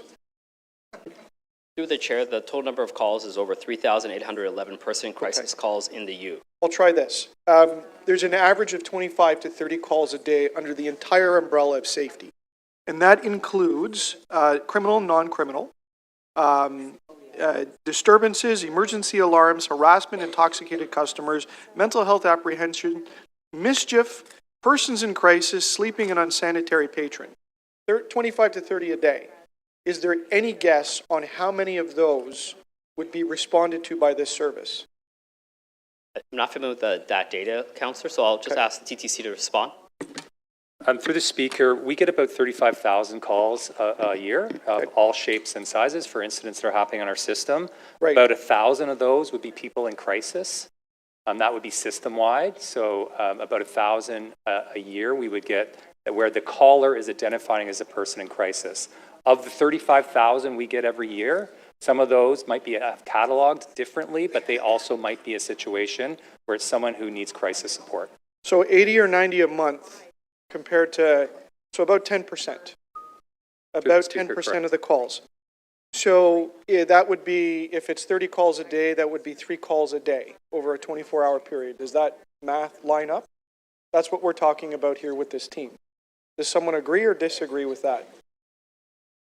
Through the speaker, I think the calls will be higher. We categorize our calls in many different ways, and so some of them would also trigger this service. So while we have 1,000 a year that are technically a person in crisis, there might be someone who is emotionally disturbed, who has had a moment. Those would add to those totals, so we would expect the calls would be higher than the quick math you were just. And that's system-wide? That would be, those numbers are system-wide, correct. Right, and about 1/3 of them occur in the downtown U. Through 37%. Through the speaker, about that. Okay. How do they plan to get to the calls? Are they going to ride the subway to them? Through the chair, the crisis workers will have access to both vehicles, but also be able to ride the subway if that's available to them. Oh, okay, so they're at the stations. So if somebody's running around on the track level and it's determined that this is the right crew to send, they'd have to get in a car and go. So through the chair, track level would not be appropriate. That's a TTC safety issue. I see. So that's a special constable response. So can you just give me a plain description of a situation where this team would be called upon to respond in a unique manner that could not be responded to by the, I'm just trying to see, there's an army of people here. Customer service agents, supervisors, special constables, TPS patrols, streets to homes, community safety ambassadors, Loft and MDOT, and then of course some program managers that add up to 178 people. That's what the report said. So we got all those people. What is the situation that this specific team will respond to that they can't? So through the speaker, the crisis workers will have the ability to provide up to 9 days case management, which is not currently available, and it's a significant gap. After. Through the speaker, if I could just finish my answer, the service offerings involve case management support, referrals to other supports such as detox, crisis bed, shelter beds. So depending on the disposition and what the individual's needs are, it's difficult for me to say through the speaker what specific response will be provided, but what the service does provide that no other service currently provides in the TTC is access to these key services and supports. I see. So the message I'm taking back is it's not so much about the response the day of. It's about the aftercare of the individual that these teams will be focused on. And that might answer my last question. If somebody could answer it, why isn't the TTC paying for this like they would, say, a paid duty? And why is it being put onto City Council to pay for a service that is geographically contained within the TTC system? To the speaker, ultimately, whether it resided through the TTC's budget or through the city's budget, these are funds that have been identified to be able to support the initiative. As it stands today, they're flowing through our corporate accounts. Thank you. Thank you. Councillor Moyes. To you, Madam Speaker, thank you. I support this new initiative. I think it's great. So I'm not really going to speak to it specifically. But what I'd like to know is, this is not unique to Toronto, or to North America and elsewhere. So what are the best practices that you have followed? Or have you? Be it in Europe, be it in Asia, elsewhere. Like, how are they dealing with it? Through the speaker, correct. This is not a Toronto-only problem. All of our peers are struggling with this. Certainly our ones in the States, especially so. And so what we do is we work through our international association and our Canadian and U.S. associations to see what they're doing. So we've been working with all of those systems. In fact, what we're doing here is somewhat leading practice. This program in itself is. Philadelphia and SEPTA, the SEPTA system, has introduced something similar. One of the gaps that tends to exist, and we see it here, is if our special constable finds someone who's experiencing a crisis, brings them to a hospital, that takes them out of the system for 3 hours sometimes. We also know that that customer or that rider is back in our system often later that day. And so part of this wraparound service helps to make sure that we're not just dealing with the same person the very next day using those special constable or station staff resources. So one of the things we've learned from our peers in Europe and in the US is that you have to partner with your agencies to make this effective. As we all know, unfortunately, this is a problem that goes well beyond transit. And so if it's transit alone, the results have not been there. Where we've seen results in Europe and the States is where they partner with their other stakeholders and agencies. Okay, that's a good response. So I was in Asia in August, and I took the transit system there. And I take the transit system here on a regular basis. And one of the things Torontonians have always said is that, they want to more customer care experience staff on the system. When you come into the station, when you go on the platform, and I've seen that elsewhere. When I was in Thailand this past summer, when you enter the station, there's someone there to greet you. When you go into the platform, there's someone there on the platform keeping an eye and greeting you. But I don't see that here. And when I go into the subway system, as I did last week, twice on each line, there's someone there, who was in crisis. And, it was a packed train. And even I was unsure what to do at that point in time. So, and in one of your responses, you mentioned that you're still going to be hiring more special constables. Isn't that money better invested in perhaps customer care folks that are on the stations and on the transit system, on the platforms? Through the speaker, the answer would be that I think it's an and both. And so what we're doing is, if you've noticed, our customer service agents that have traditionally been in the booth, we're getting them out of those booths so that they can perform the type of role that you experienced on that agent system. And so when you get to a subway station, what we've encouraged and have trained people now to do is have those station supervisors, so those customer service agents, outside of the booth. What we've also done, and if you've noticed, we've assigned a station to a supervisor. So their photo is up now in every station to kind of personalize it, to give that bit of a more of a welcoming approach for our customers. And that person owns that station from the perspective of improving the customer experience. And we've really started to shift and put the onus on the person on the ground there who would know that local conditions to make sure that they're making that experience better. So we're starting, we have a ton of work to do, but really trying to emulate what you just described in that other system. Okay, so that is starting. And so what stage are you in doing that, and what is the approximate time of actually having that across the system? So through the speaker, so we now have every station assigned to a station manager, so that is now in place. That's been in place for a few months now. We have removed our customer service agents, kind of the old ticket collector, out of the booth, and so that should be happening now. Obviously, there are instances where for their safety, they need to go into the booth.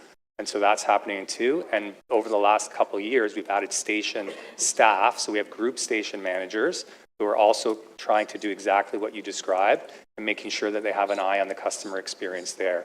So we have the people, the training continues, but they're out of the booths. The stations have been assigned, and we want to make sure that they have a customer focus to their work. Thank you. Deputy Mayor Malik. Thank you very much. I've been hearing some concerns and maybe a little bit of confusion from my colleagues about who does what.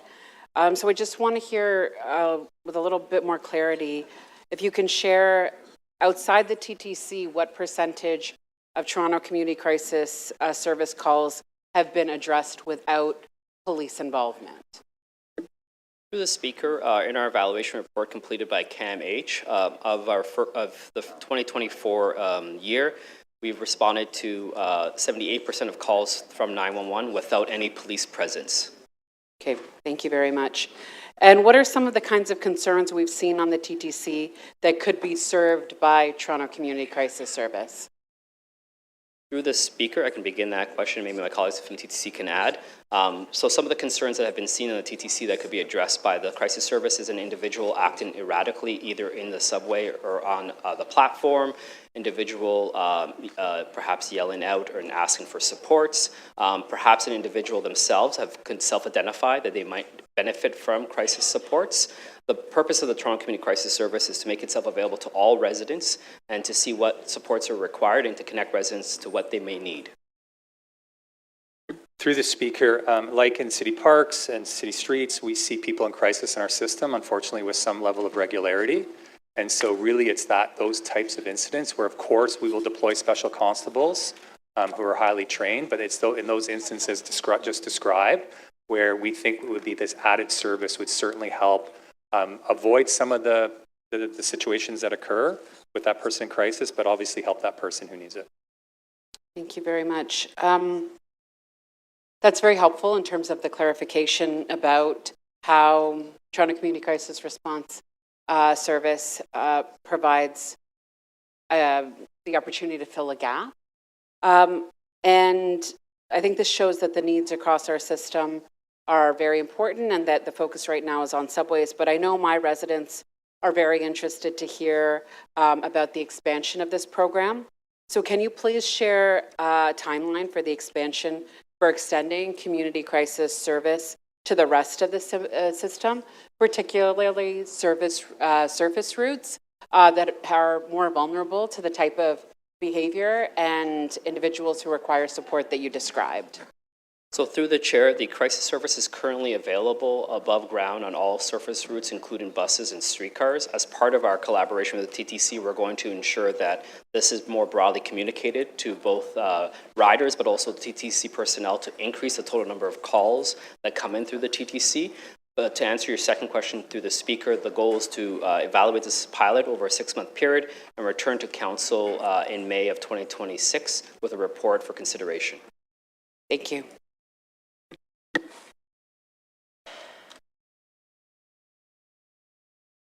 Councillor Perks. Thank you. I just want to make sure that we're actually talking about this program and what it achieves. So if I've understood correctly, the community crisis response work aims at finding people who are experiencing crisis, providing them with access to services and supports before there's any kind of a violent incident or someone self-harming or some kind of conflict. Is that correct? Through the Speaker, that is correct. A lot of our work is focused on trying to do preventative work, engage with individuals to ensure that there is no escalation. But if there is an escalation, the teams are well trained to be able to support people and de-escalate. Fair enough, but additionally, is it the case that by finding people who are not engaged in a violent act, but nevertheless seem to be struggling, and connecting them to supports, we are in some instances going to be preventing violence from happening in the future? Through the Speaker, that is correct. Okay, so by making these investments, not only do we keep those individuals safer, other transit passengers safer, but we prevent the need in the future for having to call a police officer. Through the Speaker, that is correct, and that was demonstrated as well in the decrease in person in crisis calls to Toronto Police Services by 4.5% because of things like the crisis service reducing the need for calls to go to 911.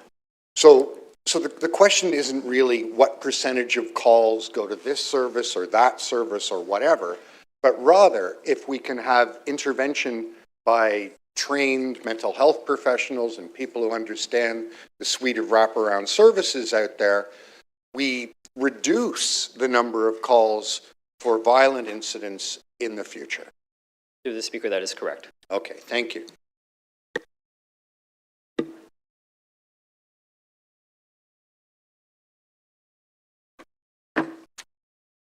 Mayor Chow to speak. I have a motion in front of you. It's a very minor technical amendment, just in consultation, just adding words in consultation to the Executive Director of Financial Planning, subject to all related expenditures being funded within the operating budget for social development. That meets the CFO requirement. Folks, 1 in 5 Canadians will experience a mental health crisis in their lifetime. That means on any given day on TTC platform or in the train, someone near us may be struggling with overwhelming anxiety, fear, confusion, having a panic attack. And when we see someone in distress, what do we do as a rider? Who should I call? Should I press the emergency alarm? No, that will stop the train. Can't do that. Should I just move to another car? Should I exit? What do I do? Well, too many people feel helpless in those incidents, and that's not good, because then they worry, they're fearful. They're also concerned about the person that's having a crisis. So riders should not feel powerless. They should feel safe and confident that help is available when it's needed. Now, that person may not be violent, but is having a mental health crisis. That is where the Toronto Crisis Team can step in. Starting in November 15th, these wonderful Toronto Community Crisis Services will work directly in the TTC system. They are trained mental health professionals. Yes, they will be stationed at 3 of our busiest stations, and that whole U, Spadina, Union, and Bloor and Yonge. They'll be available 24/7. You heard about that, responding through the Line 1U. We see, that's also where we see that there's greatest needs. They aren't just first responder, they're specialists in de-escalating and crisis intervention who know how to help people when they need it most. They work alongside, if you heard, with TTC staff, special constables, police, provincial offense officer, making sure that people in crisis get the right kind of support while keeping all riders safe. And during peak hour, these crisis workers will be visible and in uniform. They'll be there to help workers, riders, answer questions, support TTC staff. And riders can reach them in multiple ways. You can download a Safe TTC app. They can speak to any TTC staff members or calling 211 or texting. There's a number of ways. And there will be a big campaign coming out. And they are all connected to TTC Transit Control with a coordinated response. It's not a new concept. It's an expansion of what we've already been doing. Council approved a citywide expansion of these services last year. And since then, we have seen Toronto Crisis Workers in its inception helping 29,000 people. 29, it's almost 30,000 people. That means that we are getting the right kind of response. They are diverting 78% of the 911 calls using a health response. That frees up our police officer, because the police officers are not mental health specialists. They need they are ready for any kind of crime prevention or dealing with crime, violence, all of that. That's what the police are supposed to do. And it freed the police up to deal with emergencies so that our entire emergency system worked more effectively. We have been seeing the 911 wait times dropping. And one of the, this is one of the impact of these crisis workers. Now they are now meeting where people are at in this transit system. It's a pilot in making our TDC more safe and feel more safe, more welcoming. In 2023-24, we added 178 frontline TDC staff members, increased services. The results speak for itself. When I became mayor, only 54% of TDC riders said they felt safe. 54%. Right now, it's at 65%. Okay, it's gone up by 11 points. 20%. Yes, they're feeling safer. We can do a lot more. We can do a lot more. We're not stopping there. So let us welcome these crisis workers. They'll work together with the police. And thank you to Chief Myron Dampieux and all the officers. They were there at the announcement. They don't replace police presence. It complements it and complements the entire TDC team. So thank you for your support. Let's strengthen our entire public safety system, building a safer, stronger, and more caring city. Thank you.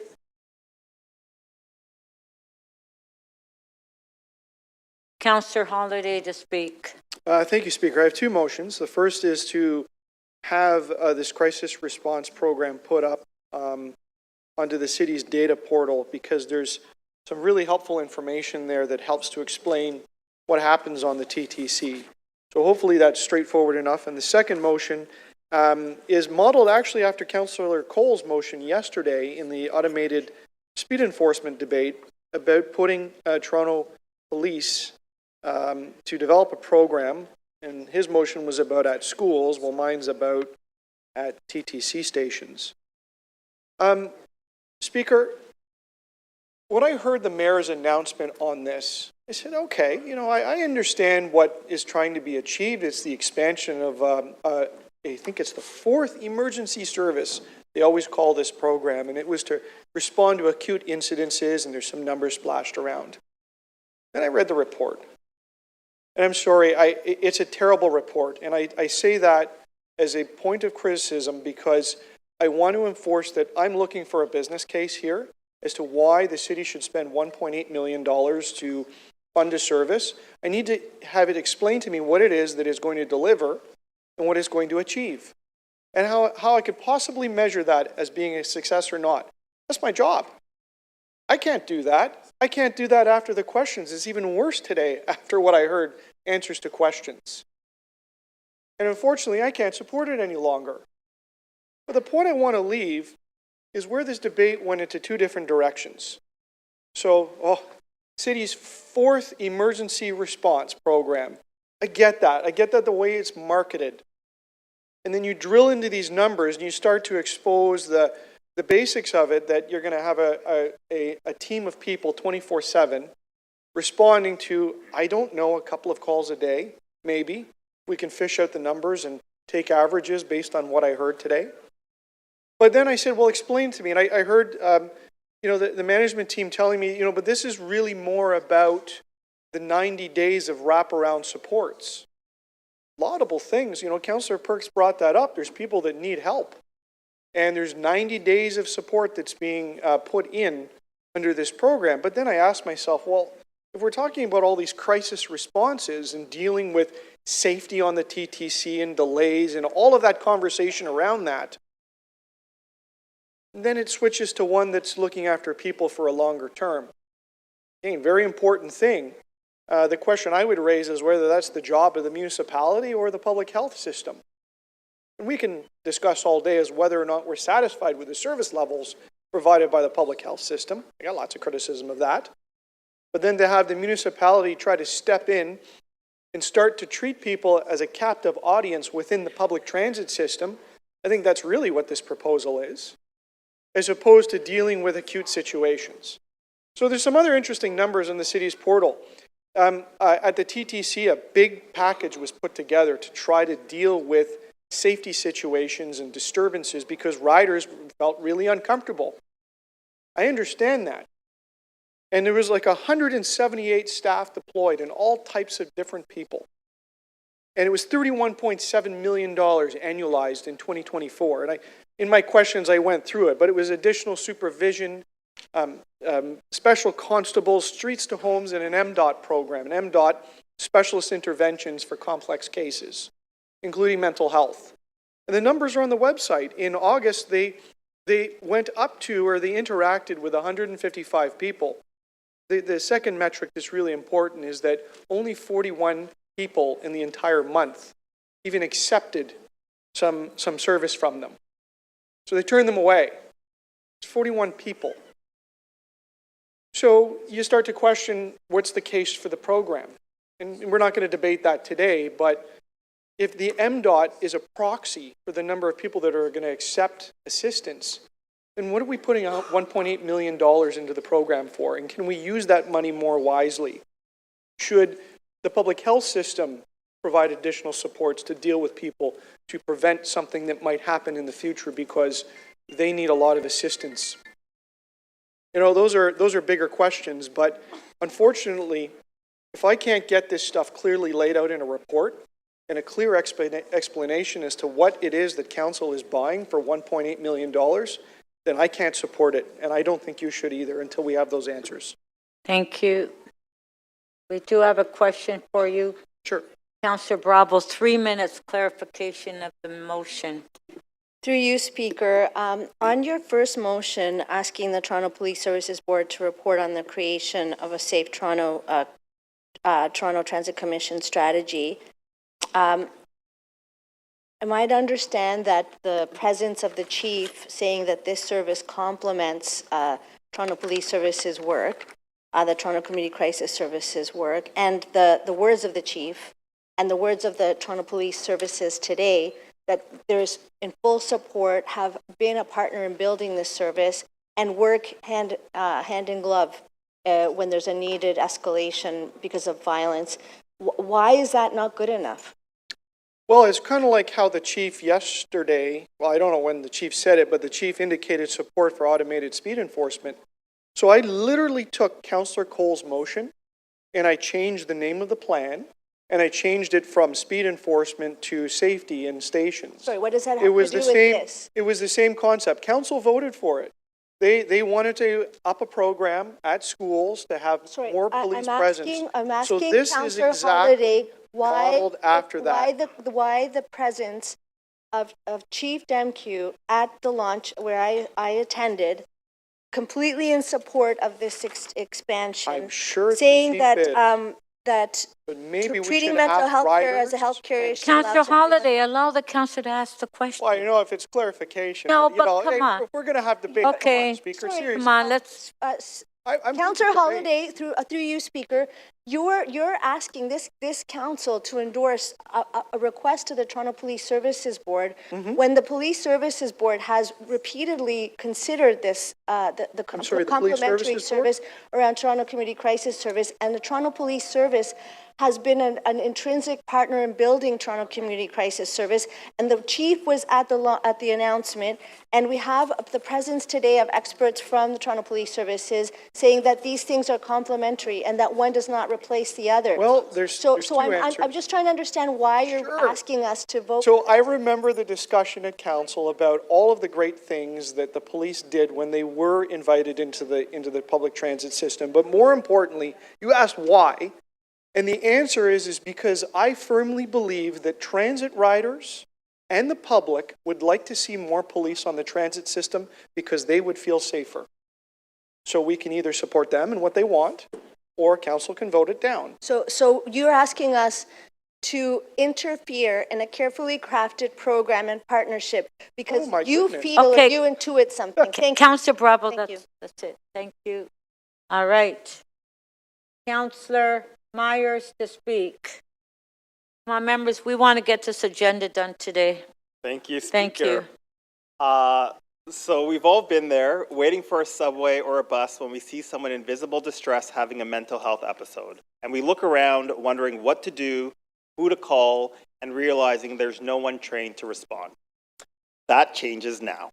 With crisis workers being deployed at key stations, there will be finally trained professionals on site in addition to the staff who are already there, people who are trained who can step in and handle the situation with care and empathy and keep our transit system safe and reliable for everyone. This is a significant step in the right direction, not just for public safety, but for empathy. The TTC must be a place where riders and employees alike feel secure, respected, and supported. By embedding trained crisis workers directly into TTC stations, we're taking a practical and a humane approach to safety that is actually innovative and leading amongst our peers. These professionals will be trained to de-escalate tense situations, connect people with supports, and ease the burden on police and transit staff who shouldn't have to act as social workers. As TTC chair and a TTC rider myself, I've seen firsthand how these moments affect riders, operators, and frontline employees. This pilot fills a critical gap demonstrating that safety and empathy can coexist. If successful, it won't just make our system safer and more reliable, it sets a standard for how transit agencies can respond to mental health challenges in public spaces. I want to commend Mayor Chow, Councillor Bravo, who's been leading this from the TTC board, city staff, Denise Andrea Campbell, Mohammed, TTC staff, particularly Betty and Josh, who've been leading this initiative, and I look forward to seeing this program expand so that every rider on every line knows that help is there when it's needed most. And just to respond to some of the questions that Councillor Holiday was raising, or the concerns, yes, there might have been only 41 people that have accepted help, but as anyone who's ever done this work or who has inquired about the nature of this work, you have to interact with people multiple times to build that trust before they're actually willing to accept help. And although the number of calls might seem small, not every person in mental health on the TTC is being recorded. Sometimes there are incidents that happen that no one bothers to report because no one knows what to do. So actually having people embedded, trained, on site is going to be a significant help in just getting those types of underreported situations under control. And again, it's all to make the system more reliable and safer for riders. And I know Councillor Holiday is a transit rider himself, so I'm sure he'll be seeing the results. Thank you. Thanks for keeping it short. Councillor Shan, we do want to get this done. Thank you. Thank you, Madam Speaker. I think it's important for us to recognize that we've heard continuously from TTC employees as well as from passengers that they are increasingly feeling unsafe. And this feeling unsafe is not always associated with violent incidents. You know, they see somebody in distress, everybody around feels unsafe because any non-violent situation could easily turn violent in few minutes. So that possibility of something turning violent itself makes people the perception, and in fact, in reality, an important consideration. So I do think the number would be much higher than 3 or 5 a day, but regardless, these are not isolated calls from a particular private place. This is actually a call from a public space, so the impact of this particular call is going to be much greater than the number of people that we're dealing with. And in fact, this de-escalation is a key component for us to make sure that we have the right people on the spot to do that. And I think that's why this program, Toronto Community Crisis Service, is critical, because the de-escalation is something that we felt was missing from our emergency responses in some ways, in a more nuanced, culturally, community-specific ways. And so that's why I would be very supportive of this. In fact, I'm hoping to see this is a pilot, hoping to see how this could be also further expanded. When we talk about spaces, our safety in TTC facilities and so on are more important. I just want to leave with maybe a couple of things though. I do think that when this gets into a situation where there's multiple stakeholders, multiple officers and staff on a site, the protocol has to be very clear and it has to be respectful. I particularly, coming from community services background, feel that community crisis response staff and their expertise and their lived experience and their knowledge needs to be factored into that response in a way that is respectful. And so that particular learning has to continue so that we actually have a protocol that works and that's organically being formed. The second thing I want to mention is that we do need to find a lot more ways to make sure that our crisis response team is also constantly being trained to be culturally, spiritually appropriate as well, because I do think that the city that is so diverse, it needs to be able to meet the need, either in the first instant or in the follow-up instances, with some service that is culturally, linguistically, spiritually, and in gender-specific ways to meet the need. And I think we do have to go a lot longer in that path to make sure that that is there, because mental health is a bigger concern today than a few years ago post-COVID, and it's been documented across all systems, coming from school board. We've seen that in the school system as well.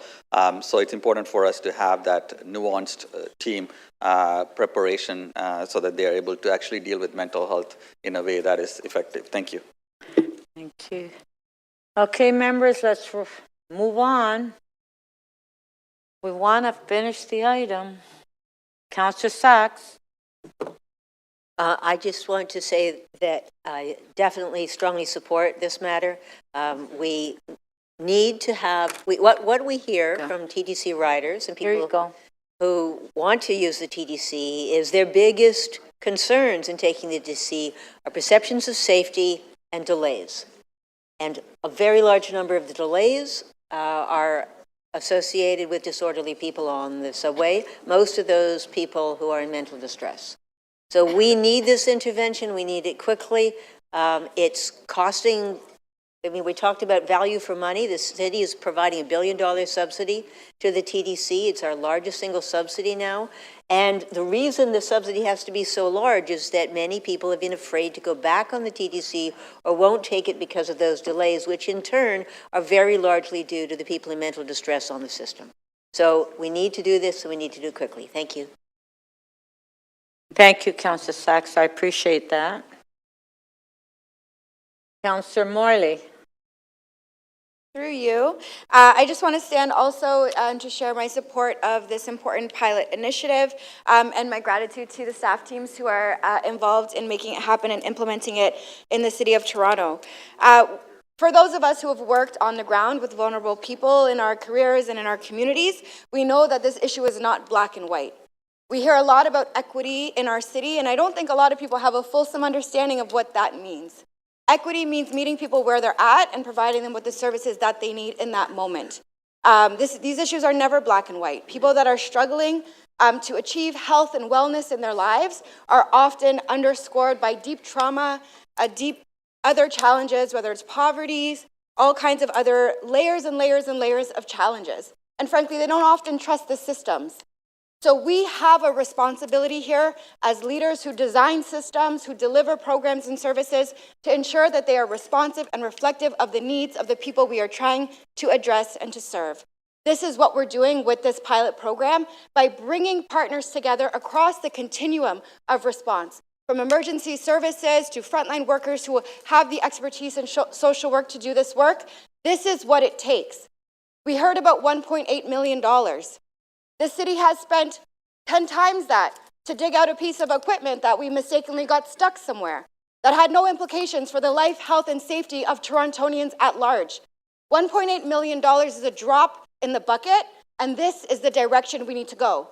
This is not about playing politics. This is about understanding the challenges and the nuance of the challenges before us, working with the best that we have, the proud and hardworking men and women within our services and in our divisions, and we need to continue to move forward with these important investments in this way. We will have a chance to further evaluate when this pilot comes back, to understand what the impacts are, and continue to do work to make sure that our social safety nets are strong and are actually catching people, not letting them slip through and creating greater concerns of safety and challenge in our city.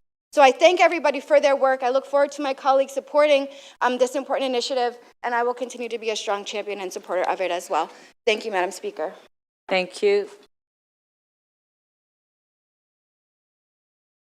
Deputy Mayor Malik to speak. Thank you very much, Madam Speaker. And I'm really glad to see that this initiative is moving forward. It's an important next step in the expansion of Toronto Community Crisis Response, an important first step in how this service is implemented on the TTC. Earlier this summer, I was honored to join the one-year celebration of the Toronto Community Crisis Service expansion across the city. And the results were remarkable. TCCS responded to over 25,000 calls.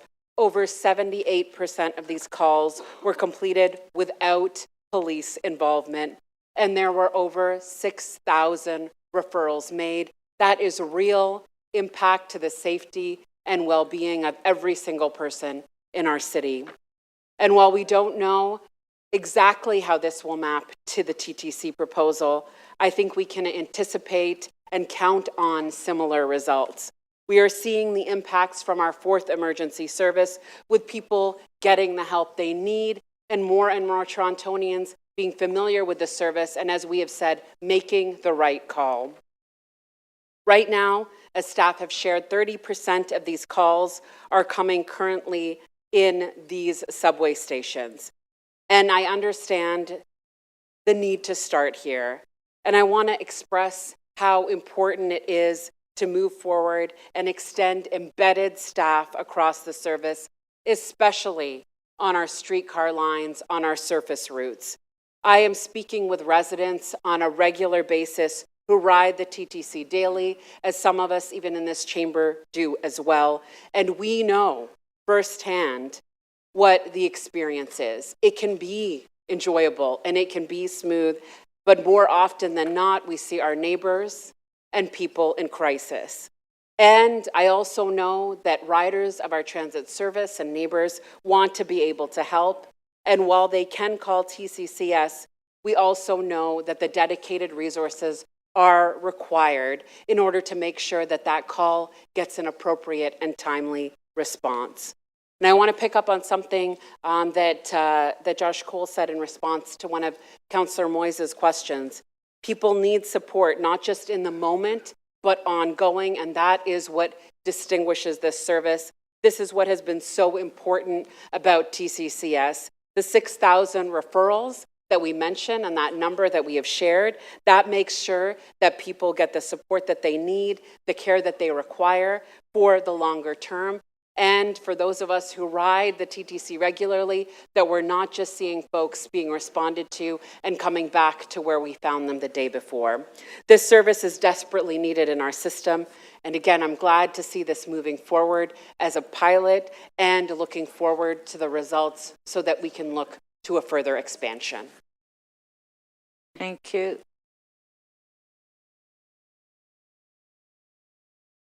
Councillor Perks to speak.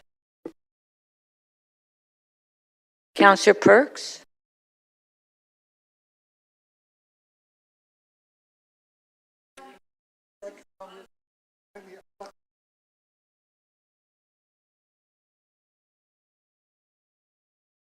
Okay, go ahead. Thank you. Speaker, I just think there's something very important that needs to be said about this debate. A member of colleague went on at some length about the cost and is this the right allocation and what percentage of calls go to these guys and what go to those guys. And it amazed me how the point was missed. It amazed me how the point was missed. We were told very clearly that by making this investment, we prevent things from escalating over time to the point where there's a violent interaction. Ounce of prevention, pound of cure. Very simple, very obvious. Anyone who actually, as some claim, read the report with care would understand that. And the only conclusion I can come to is that there's willful blindness about this. Willful blindness. A refusal to see that actually giving our brothers and sisters and uncles and aunts and friends who are in crisis some help prevents not only the cost of an interaction with the police, but the human cost of a violent incident. It staggers me that people resist making the smaller dollar investment for the better outcome. If we are not here to improve the lives of the people who live in Toronto, what are we doing? Or maybe some of us are only here to improve certain kinds of lives. Maybe some of us are only here to represent people who aren't having any trouble with life, or people with privileges who have resources to support them when they need them. And I think that's an important piece to keep in mind. Many of us do have access to supports, financial supports from our family, institutional supports from our workplaces. Councillor Carroll mentioned that 1 in 5 people has a mental health crisis somewhere in their lives. In my early 20s, when I was a university student, I went through a dark period. A professor, I was very lucky, a professor noticed like my work had fallen off, I wasn't answering questions in class anymore, and referred me to supports that the University of Toronto offered. And my family was also able to provide resources for me. I got through it, things looked better. But notice, I had resources and supports available to me. And my life turned out well. I'm going to go celebrate Thanksgiving with my 3 grandchildren this weekend. I'm looking forward to it. It's going to be wonderful. Now, imagine the same life for someone who isn't attending an institution that has supports available to them, or doesn't come from a family that has financial resources available to them. They're not going to be celebrating Thanksgiving with their grandchildren years later. Refusing or resisting making the investments in lives, refusing to help people, opposing that very human and important impulse to reach out a helping hand is something that I am shocked to hear on the floor of this council. Human decency calls on us to make these investments, not just the fact that it's cheaper and prevents bad outcomes. Thank you. Thank you. Councillor Candeval to speak. Thank you, Madam Speaker. It strikes me that there isn't any appetite for anyone in opposition to this investment. It's very clear. I applaud Deputy Mayor Morley for her comments on the need to meet people where they are. This is clearly valuable investment. The question, I think, before many Torontonians is the general confidence many may have or not have in our system. And I think as part of this conversation in the public, they're asking, is this investment directly connected to the challenges they're experiencing? My own staff, residents have shared why they sometimes choose not to take the TDC. And how we reflect on that and how we approach this with a multidisciplinary, complementary approach is significant. I applaud the responses from staff on their respective roles, from special constables to police and, of course, to our crisis workers. And I think when we look at how we build confidence vis-a-vis the money we pour in, I appreciate efforts like the Special Constable Annual Report and opportunities for us to seek improvement. I think what we heard from staff on the spectrum of what are our responses to violent to non-violent incidents is imperative. The general public is concerned about that space in between and how quickly and efficiently and effectively we approach those situations. So as part of the work coming out of today's motion and the successful implementation of this pilot is also reviewing the quality of our work facing many Torontonians in respect to their confidence in our system. So I think the work, of course, is not done here. It's an important additional step, but I think as a member and as a resident, to see a greater emphasis on how our special constables respond proactively, how our confidence is built with our users of the system is tremendously important. And to close, I appreciate the questions from a geographic perspective. My ward is home to Scarborough's only 3 subway stations, Vic Park, Warden, and Kennedy. It was disappointing to see a lack of presence in areas that are not just NIAs, but areas where we've had profound concern on safety and well-being.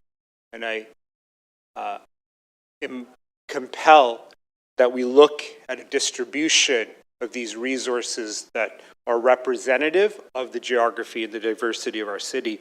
So again, important step ahead, but I think before us is the confidence of a city that needs assurance, needs support and recognition that many in our city are choosing not to take the TDC, and the work before us is clear.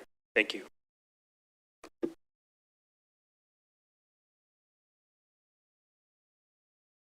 Councillor Carroll, last speaker. Councillor Carroll. Thank you, Madam Speaker. Sorry? Oh, so you're off? Okay. Thanks, Madam Speaker. Madam Speaker, I really can't, I can't add that much to the words of Councillor Perks. I really can't. So I'm going to just read the words of another. Treating mental health as a healthcare issue allows everyone to focus on what they do best. Toronto Community Crisis Service teams bring special mental health expertise to our transit system, while our officers help ensure a safe environment, prevent crime, disorder, and do enforce the law. The Toronto Community Crisis Service model that provides a non-police-led response to mental health crisis calls is very important for Toronto. We are fortunate to have this model being piloted in our city. Of course, I want to reassure Torontonians that when situations become dangerous or have the potential to become dangerous, even the potential, whether it is on the TTC or anywhere else in the city, our police officers are always there to respond. Time and again, I have heard Torontonians about the sense of safety our police officers bring when they are on the transit system. Police presence matters. Our cops count. This is something I hear everywhere I go throughout the city. Today's announcement of this program does not replace our police presence. In fact, it complements it. It complements it. It represents a future we are building together where the right response meets the right need, helping make everyone safer. Thank you for the time. These are the words of Chief Myron Demkew. Now, Madam Speaker, as to confidence, we either have confidence in our police chief or we don't. I have confidence in him. My fellow board members do. Just renewed his contract. We have confidence in him being the arbiter of safety in our city, and we are working together with him in partnering these two programs. Now, I believe that the role of a counselor is sometimes to be that assurance. We know more about how the system works than our residents. And so sometimes we have to inform and maybe even gently push back. Maybe even with a positive statistic or two that we know, but perhaps they don't. And that's the origins of their feeling less safe. But we can be part of that confidence building action. We can be the people who tell them what we know about how these systems work, and we'll be working the minute we start doing them. And we can help build the confidence of our residents. If you have confidence in our chief of police, if you have confidence in our social development department and what they have done with what is truly a North America groundbreaking model, the Toronto Community Crisis Service, that we all adopted in this council chamber in that very dark summer of 2020, that we embarked upon the road to do this. We placed the, well, there were 10 people that didn't, but you're on board now. We did that. So let's put it on the TT system now. Have confidence in it and impart that confidence to every one of our constituents. Those are my comments, Madam Speaker. Thank you.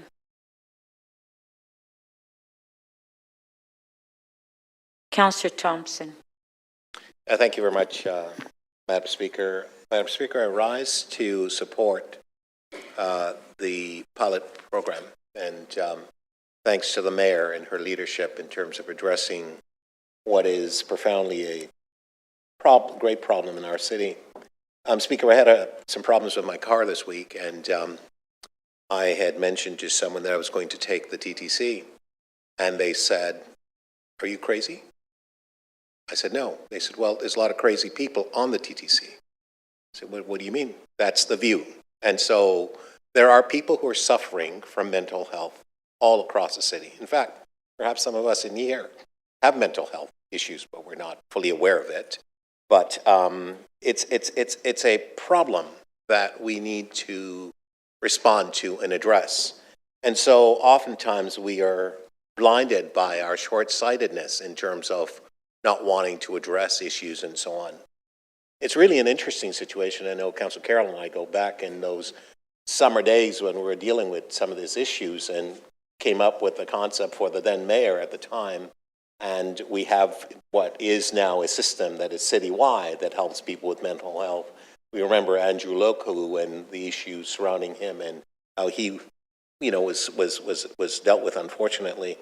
And so to suggest that we should allow people to fend for themselves in a system where it's challenging and difficult as it is, and compounding that with mental health issues and so on, and it's a difficult situation for those people who are experiencing mental health.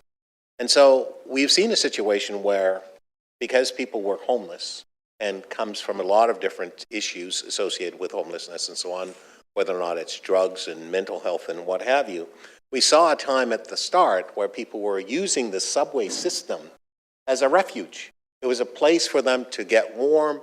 It was a place for them to be out of the elements. And so we actually didn't do much to discourage it, actually.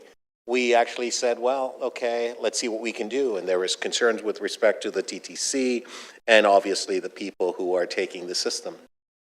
It's interesting, Speaker, because there was a time where a former chief of police who said, let's eliminate the special constables for the TTC. I recall moving the motion, being on the board, to say no, because we needed the special constable. You may recall there was a time when the TTC constables were doing things that were considered police work. And so what we're talking about now is having the system where special constables are in place, are complementing the police with the work that they do.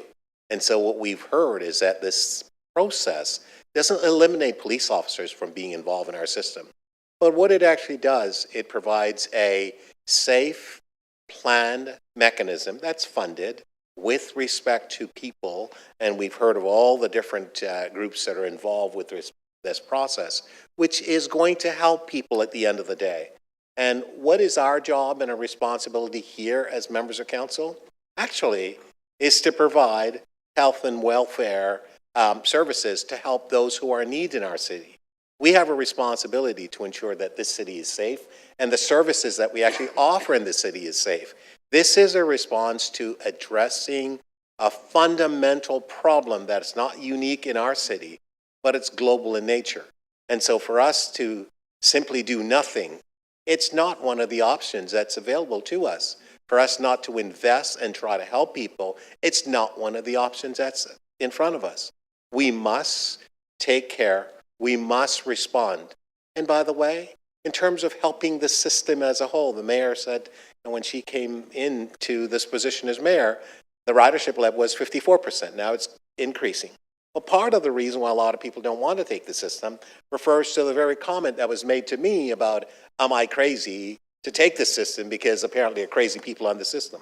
Well, there are people who are having mental health issues, and I don't characterize that to be crazy. It's a mental health condition that they don't have any real control over, and they need as much care and help as possible. It's a major problem that's affecting our city.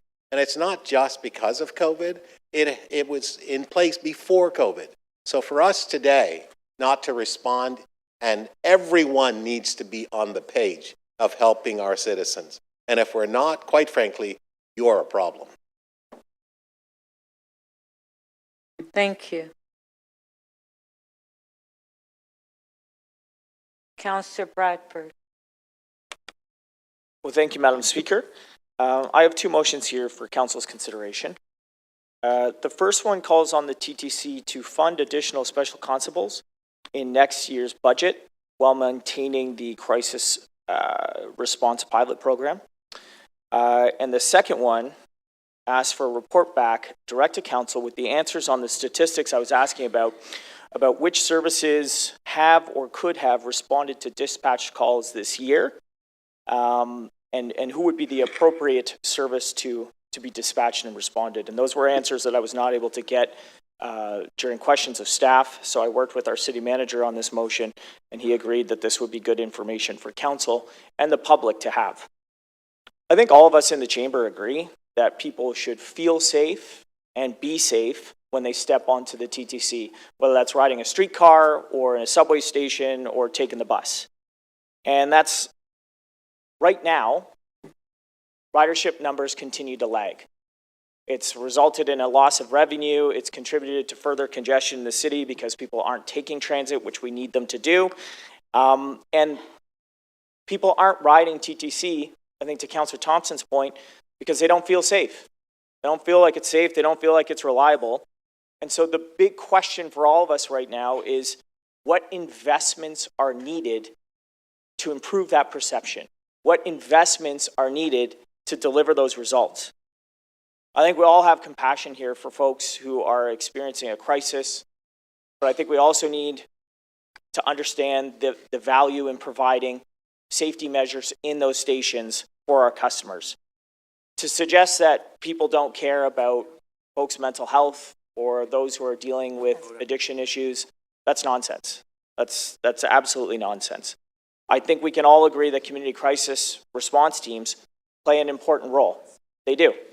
Sometimes it is the right response for a mental health issue. Sometimes it's the right response for someone dealing with addiction. But it is only one piece of the puzzle. And I think all of us who ride the TTC have experienced firsthand the chaos that breaks out when there is a violent situation, when there is somebody who's experiencing crisis that frankly cannot be de-escalated by a social worker. Those situations require the presence of special constables or often police. That is what is needed to deal with that. And I've heard firsthand from our frontline officers, from special constables, that more often than not, they are being called for backup on these situations because that is what is required in that particular moment. And I think, to Councillor Thompson's point, if you talk to the public, if you listen to TTC customers, they would like to see an additional presence of special constables or transit police in the system. So the proposal today, while potentially helpful, I think it is an inadequate response to the problem before us of safety on the TTC and frankly, the magnitude of the issues that are confronting our transit system. On its own, this is not going to do the trick. I think riders deserve protection before something happens. I think they deserve to have the proper protections in place when something does happen, and not just the counseling or wraparound supports after the fact for that 90-day period where there is going to be triaging of the services that are available. Because it's a small number of violent incidents that create a massive loss in confidence from the public and their perception around safety on the TTC. And that hurts everyone. That hurts our revenue associated with the system. That hurts our ability to fund the system. That hurts our economy.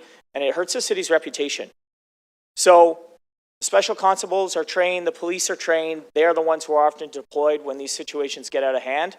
I think the proposal in front of us is helpful, but, you know, as Councillor Holiday was really bringing light to in his questions, if you were to actually look at how many of the calls that are coming in would be addressed by this team. When he asked the question, please explain to me a situation where this team would be the team that has responded, dispatched to deal with the situation, it was difficult to describe that situation or that scenario.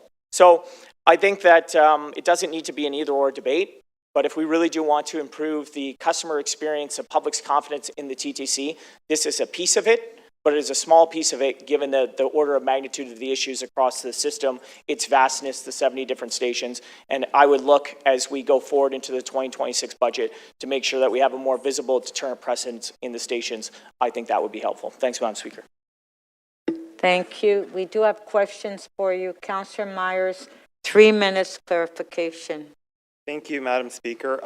I'm just wondering if Councillor Bradford could give more indication of where he would like to reallocate funds from within the existing TTC budget. I'm not on the TTC, so I've asked the TTC to look at that. But do you understand that TTC is facing $90 million in operating pressure? So if you're saying council should make this request, that money is going to come from either state of good repair, from any of the other strategies or operations? Yeah, it's an operational consideration, and it's about prioritization. I think it's important to have more special constables on the TTC system, and I think that the resources within the funding envelope should be prioritized to reflect that. And I'm asking the TTC to go and do that work. Is there any data that you have that's supporting this request, saying that we don't have the adequate number of special constables, that we're not using the special constables effectively, that the recent initiative to have the special constables walking throughout the system rather than in their vehicles is not having a presence, that we would require additional officers above and beyond the ones that we're already training and recruiting currently? Yeah, I think we heard the number today was 110. You know, what was that? 115? Yes. Yeah. Okay. 115, I think, was the number that we heard today. But you know what? Only 65% of Torontonians feel safe on the TTC right now. That's like that. You know, that was a survey that was done a couple of weeks ago. That may have, in fact, been the city's own survey through Ipsos, or was the Toronto Stars. So I think your ridership numbers on the system continue to lag. I don't think we have enough people taking the TTC. And the TTC has to be safe for seniors. It has to be safe for shift workers. It has to be safe for parents pushing a stroller. And right now, it certainly doesn't feel that way. And it's resulted in a loss of ridership, a loss of revenue. And so I think when you consider your budget, and when the TTC considers their budget, they should be prioritizing steps that would help address those safety concerns. This is part of it, but I think special constables and more broadly, police across the system would be helpful for that. Thank you, but I think this is a small part of it. It's part of it. It's an important part, but we've been doing other things at the TTC, like the station rehabilitation, for instance, making the stations cleaner, making the stations brighter, making the stations safer. That's all good stuff. Those are all parts of safety.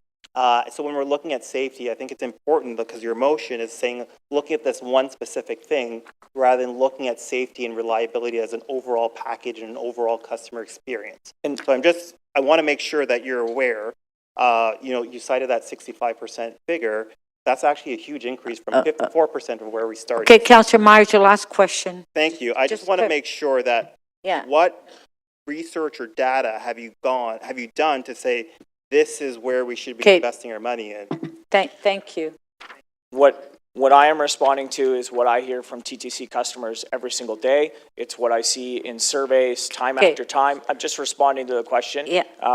Polling, customers' experience, and the data, perhaps the most important data point would be the decline in ridership year over year at the TTC because people aren't taking it. And when you ask them why they're not taking it, it's because they don't feel safe and it's not reliable. So this is a suggestion for the TTC, prioritize budget. Thank you, Councillor Bradford. There are a lot of other questions here, so let's just not repeat.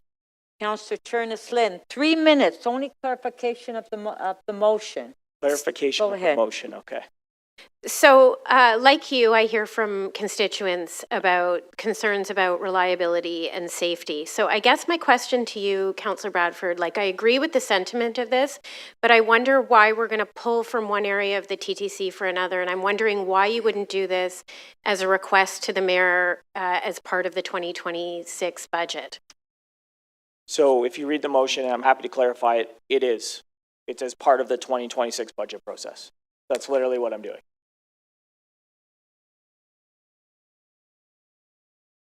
But this is not coming out of the TTC budget? It is. City Council requests that, I'll read it for you. City Council requests the Toronto Transit Commission to reallocate funds to support the hiring of additional TTC special constables, ensuring adequate coverage response capability across But the transit request, Councillor Bradford, the request is to the TTC. It's not to the mayor, it's to the TTC. You're really asking the TTC to pull from their budget. So as part of the budget process, all of our different divisions and agencies come to budget. They prepare a budget. Ultimately, you're correct, it's the mayor's budget, but they put forward a budget. And I'm saying when you put forward your budget for the mayor's consideration for this council, prioritize hiring special constables. That's what I'm saying. And as part of the 26 budget. So it's maybe what you're saying, but I don't think it's actually what the wording of this motion is. Because I think if it was that, you would be asking the mayor to budget for this as opposed to the TTC, because the request is going to the TTC. Thank you. So no, this is correct. So yeah, I don't want it's all the same budget. Yeah, yeah. This is correct. Thank you. It's all the same budget. Yeah. Councillor Bravo. Councillor Bravo, question. Thank you, Speaker. Through you, Councillor, are you aware of how many additional special constables have been added on TTC in the last 3 to 4 months? Yeah, I think I just heard the number. It's 115 is our complement of special constables. Actually, it's been 50 in the last 3 to 4 months. And do you know how many are going to be added by the end of this month? Why don't you tell me? Is that how we got to 115? Your motion, I'm asking for clarification of the motion because the TTC has considered, on the board, we have carefully considered all of the factors that contribute to ridership growth.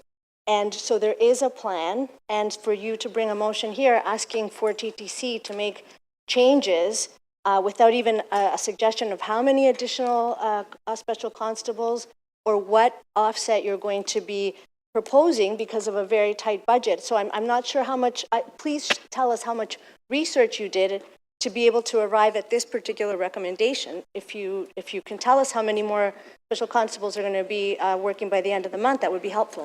The question, please. Yeah, you know what? And I think the important thing for all of us as we do this job is to provide direction.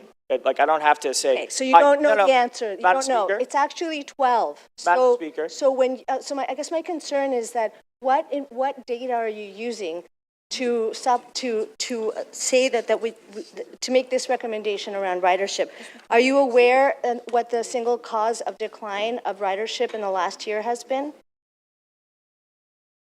Can you, Madam Speaker, could you please? Can you just answer the question? Are you aware of what the single factor in the decline? These are not questions of clarification, Madam Speaker. Because what I will tell Councillor Bravo Councillor is Bravo, just clarification, please. So what I will tell Councillor Bravo to the litany of sort of accusations, questions, whatever that was, is it is not my job to dictate the exact number of special constables.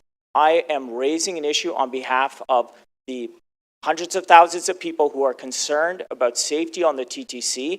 I am saying, go back to the... May I ask another question? Madam Speaker, let me finish, No, please. Councillor Bravo, please. Let him answer, but please, clarification of the motion. I have the right to ask questions. You haven't asked any questions clarifying the motion, and you're not allowing me to answer. If you had the data to show how many constables, do you want to hit if you the knew gavel? what the decline was... Councillor Bravo, please allow the councillor to answer the question. Okay, so I'd like to answer the question if there was one there. Okay, so the answer to the question I have one more. You keep saying the same thing over and over again, but I do have one quick question, and I'm sorry you feel that it's an accusation when I just want to know. Okay, go ahead. You only have 10 seconds, Councillor Bravo. When we look at the stats, the percentage of mental health related calls that turn violent is actually very low. You don't believe the chief of police when he says that? Okay, that was the last question. And Madam Speaker, I'm going to respond to that, but I would like to make a note. That is not clarification of the No, motion. it's not. It's not. And Councillor Bravo has done this a Okay, number of times. with a Councillor number- Bradford, Okay, so point of personal privilege. Yeah, we have other questions. Let's Okay. move on. All right, okay? so what I would say is, I think that there can be some value in this program. I'm not saying that there's not. What I'm saying is we should prioritize safety by deploying more special constables and frankly police in the transit system. I'm asking the TTC to look at that and to come back and reflect that in their budget for 2026. Yes, and I think I think most people understand that. Pretty straightforward motion. Yes, it is. I think Okay. Councillor Bravo would be able to. And I want to figure make out. it clear, when you ask questions, Councillor Bravo's clarification of the motion, not going through the Been the very item. bad at that. Because Councillor Holiday, yes, point of privilege, Councillor Bravo. It's clarification of the motion, what he has written. Speaker, I want to point out that my questions were not misaligned with the other councillors who asked similar questions. If they are received as a tax, I think that has more to do with the person receiving it. And secondly, I don't think that it's a very collegial to say that I've been very bad at a particular approach, which is my responsibility to speak as a TTC commissioner and as the chair of Economic and Community Development Committee overseeing the Toronto Community Crisis Service. So I consider it not only my right to speak here as a councillor, but my duty. Thank you. Thank you. Okay, we want to get this done before 12:30. Councillor Holiday, clarification of the motion. Thank you, Speaker. Please, and just ask the question on the motion. Councillor Bradford, is your motion designed to increase TTC ridership? Is that one of its intentions? Yes. And Councillor Holiday, what was your question? sorry, Speaker, can you just bring the chamber to order? Yeah. I'm hearing cackling from the Okay, gallery now. what's your question, please? Clarification. My question is the intention of the motion to increase TTC ridership? No, I don't think that's clarification of the Trying to motion. clarify the intention, No. okay? Councillor Bradford, in the design of your motion, were you aware of the statistic that's published on our website that there's a 65% satisfaction rate with personal safety on the TTC? I was aware of that, and I cited that as well. Is the purpose of your motion to try and increase that number? Yes. Would that number, if it was a 1% increase in personal safety, probably equate to something like, I don't know, 10,000 riders? Okay, Councillor Holiday, please. You're not clarification of the motion. I think we're just going to have to cut this out right now. Councillor Perks. Thank you. On a Forget the point of questions. privilege. Okay. Speaker, Yeah. I'm very concerned about the double standard in this chamber, where some members of council are called to order during their questions by the chair, and other members are not. And I don't see why Councillor Bravo asking for statistical information that informed Councillor Bradford's motion is different than Councillor Holiday asking for. Councillor Perks, I just cut him off. Thank you. And I'm cutting everybody off. Now no, that's it. Sorry, no more questions. No, Councillor Bradford, enough. No, please. We're going to the next speaker. Councillor Bravo, to speak. Thank you, Speaker. I want to come back to, I think, what we're missing here right now, which is this is a very good day. Expanding Toronto Community Crisis Service onto transit is absolutely essential. It has been approved and requested by the Toronto Transit Commission Board after careful consideration of monthly reports about service interruptions, about customer satisfaction, about what riders are constantly saying to TTC, which is not sort of anecdotally hearing from people, but collecting this information. And it's been applauded by TTC riders, the single most important representative of transit riders in the city. This is great news. Some people don't want to hear good news here. Some people don't want to recognize the words of the Chief of Police and the Toronto Police Services staff here today, which have said, this is good news. We need to work together. Some people don't want to accept that Toronto Community Crisis Service is a feather in the cap of the City of Toronto. It has been built in partnership with first responders. It is internationally recognized. It has used a piloted approach that ensures that there's constant evaluation to make sure that every single dollar that's invested in this approach shows absolute value. Some people don't want to save money. These solutions actually save millions and millions of dollars, and that is why Council originally ordered it and conceived of it. Some people don't want to accept that the TTC understands that this approach will help to prevent service interruptions. Guess what? That also costs money. It costs money to the economy in general, to businesses, and to individuals who can't get to work and to school on time. Some people don't want to accept that there will be better outcomes for people who are unwell, who are facing a crisis, because we know that that's true. And I do want to say that let's not exaggerate the violence on TTC, because we have an obligation also to recognize that things have gotten better. And some of the voices that are most loudly opposed to this approach were actually on the TTC board when ridership was sliding. I think that what we need to see here is that, and I ride TTC every single day and many times a day sometimes. And I can tell you that what people are experiencing is what my colleague, Councillor Shan was saying, is discomfort, both about seeing a person who needs help and also insecure about the erratic behavior that they're witnessing. How is this not a wonderful thing that we're going to know who to call under what circumstances? We're not going to have to take trains out of service.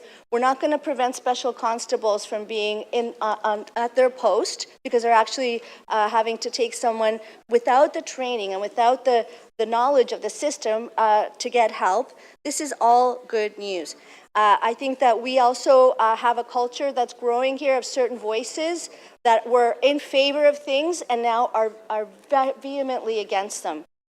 Vehemently against them. And I'll just remind everyone that in May, this council adopted EC 23.5, Update to SafeTO implementation.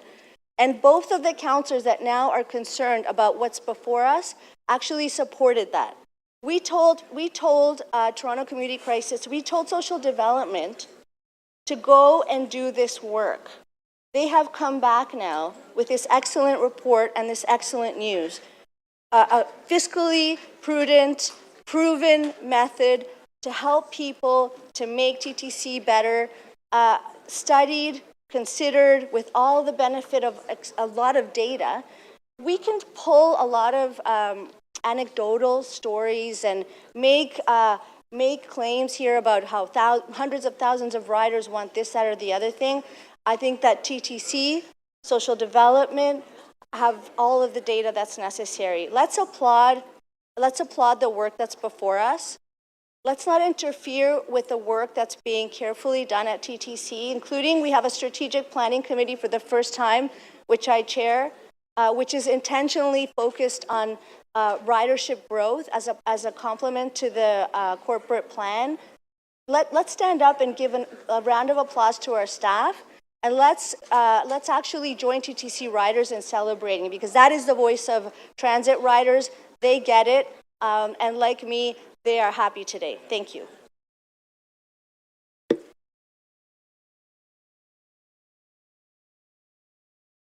Last speaker, Councillor Matlow.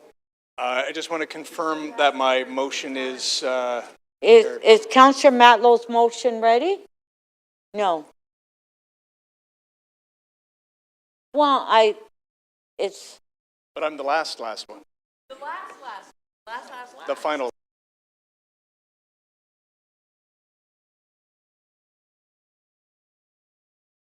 Councillor Matlow, your motion is not ready at all. So, so you are the last speaker. We're going to cut it off. The vote will be taken after lunch because Councillor Fletcher had an emergency and she wants to be here for the vote. So we won't take the vote until after lunch. So after lunch, you can present your motion, Councillor Matlow, then we're going to vote, and we're not going to have any further speakers on this item. But before we Councillor Cole, where are you, Councillor Cole? Councillor Cole? Oh, you got the motion ready? Oh, okay, Councillor Matlow, apparently the motion's ready. Okay, Councillor Matlow, your motion is ready. Go ahead. Microphone's on. Go ahead. My intent initially was to amend Councillor Bradford's motion. I've been informed by the clerk that I can't amend it with the intent of what I'm moving. So I'm providing council an alternative option than supporting Councillor Bradford's motion. So first of all, I think it's important that that we don't just ask the TTC, which is arguably the world's most underfunded transit system in the world, to somehow in some nebulous way reallocate funds from something that might be critical when we're dealing with safety, when we're dealing with delays, when we're dealing with a state of good repair that is in bad repair. And we can't just say go reallocate something and we don't know what is going to break if we do that. We are already investing in safety in a way that should have been done a long time ago. And we hear from Torontonians every day that this is a priority to us.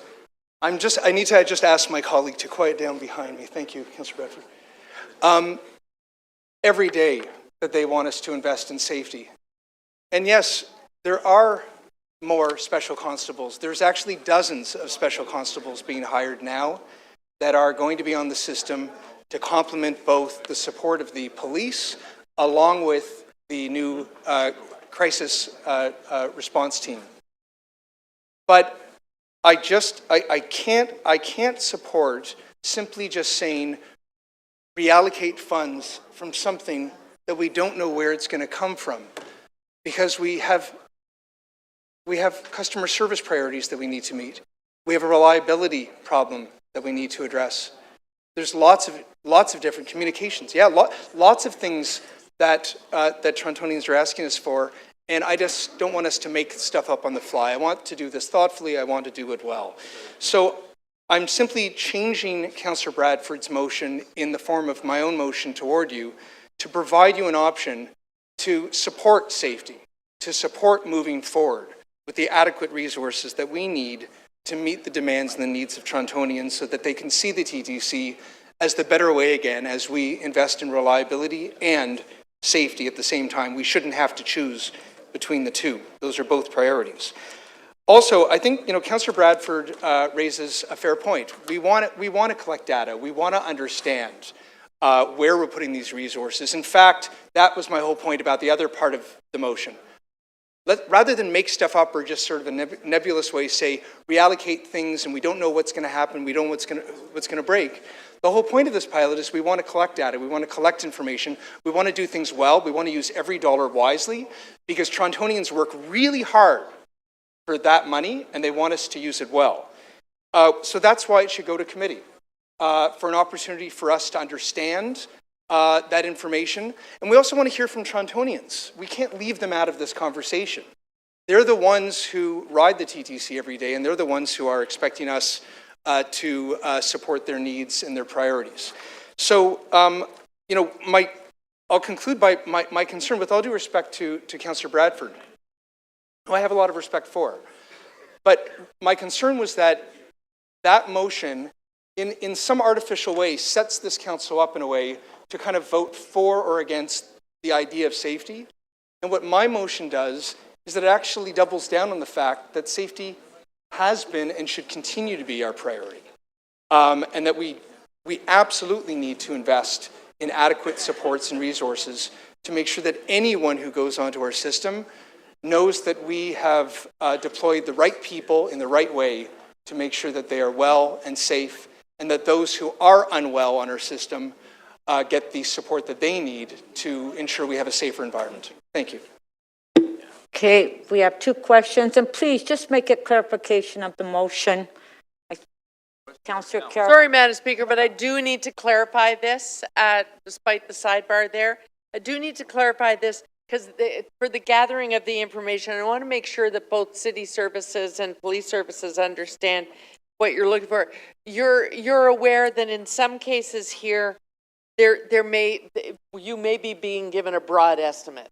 And I speak specifically to, there's a recommendation, the percentage for which only the Toronto Community Crisis Service could have been dispatched. It may be that post the incident, they're not attaching a judgment call and leaving it in the documents. And so to create a number there for you is going to require really kind of a broad estimate. Absolutely. You okay with that? And by the way, Councillor Bradford's intent, and I can't speak for, what was in his mind, obviously, when he moved it. But, well, yes, that's true. But I don't want to just dismiss the questions. I think the questions should be asked, but it should go to committee rather than just go to council. Right. I just wanted I know what the challenges will be in gathering that data post-incident because of the things that are required to then be added to the document. And they'll do their very pieces best. that will be by then missing from the information. And they'll do their very best, and we'll know, and over the course of time, we'll know more. Okay, as long as that's the case. Thank you, Madam Speaker. I just needed that. Okay. Councillor Holiday, 3 minutes, and then we're going to recess. Yes. So you've moved two motions, Yes. and your intention is on the second motion to amend Councillor Bradford's report direction. So instead of council, it goes to the committee. Just a technical clarification. It would be out of order for me I learned this from the clerk today, to amend it because it's contrary to what he was asking for. So therefore, this is an alternate motion to respect the questions that Councillor Bradford has, but to send it to what I believe is the more appropriate place. That's why we have a committee process, but it also allows the public to be involved. But the motion that's in front of me here on the screen is to amend his. Okay, there's two. Glad I asked. And then, so now on the first motion, you have an alternate amendment to the item, which is very similar to Councillor Bradford's. Yes. But could you highlight the exact difference between the two? Because they're very, very similar. Oh, happy to. Thank you. So, Councillor Bradford's is calling on the TTC to reallocate funds from a transit system that is always struggling to finance the basic priorities of the system because it's one of the few, and I don't know many others in the world, that doesn't get adequate or real support for ongoing operating along with the capital that's needed to maintain the system from higher orders of government. So I can't imagine any responsible person would want to just go reallocate some money and we don't know where it's from and we don't know what is not going to be invested in that might be a necessary priority for Torontonians, such as reliability that we're investing in. So what this does is it says, yes, we need the adequate support of the special constables. And in fact, we're already hiring dozens, like the TTC under Chair Myers. Is focused on that. Okay, we're just running out of time here. But I just don't want to sort of take money out of somewhere and I don't know where that money is. Okay, thank you. The necessary and planned addition is stuff that's already in the budget. That's what you're saying. You're saying fund your own budget. Well, I mean, ultimately, if the TTC, if the TTC, okay, it's 12:30. We have to recess. Okay, thank you, everyone. There's a cake back there for the Blue Jays. Councillor Cole wants to take a picture. We're finished this item. After lunch, we're just voting. Okay, there's cake at the back. Councillor Cole wants a picture taken with all members of council.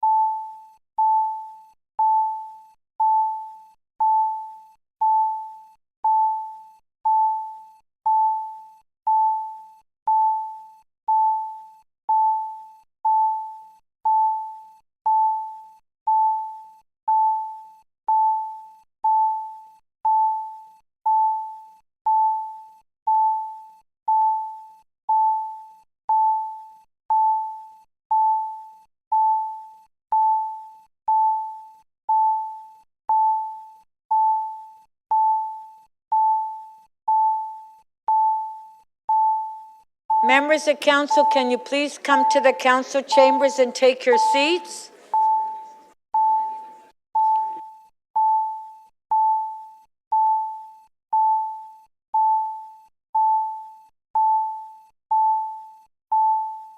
Okay, members of council, we do have quorum. Please take your seats. This meeting is now resumed. Councillor Candeval.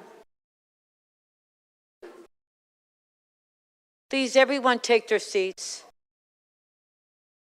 Okay, before we start, Councillor Candeval, you wanted to make a short announcement. Where are you? Okay, so we can, okay, go ahead.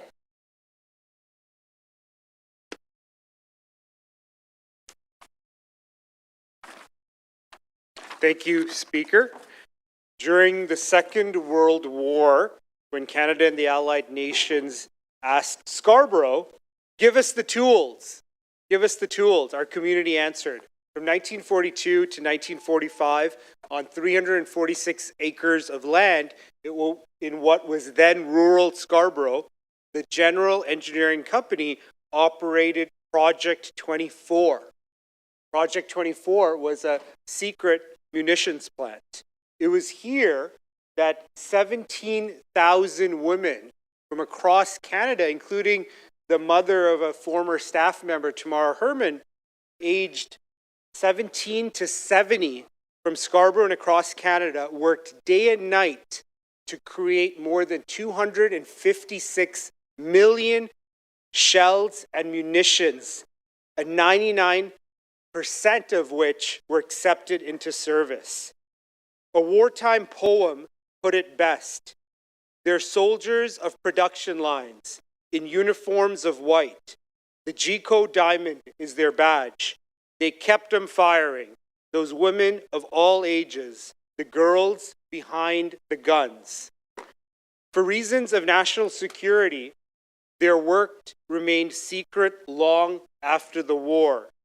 Generations grew up in Scarborough, including myself, not knowing the secret and wonder of Scarborough's bomb girls.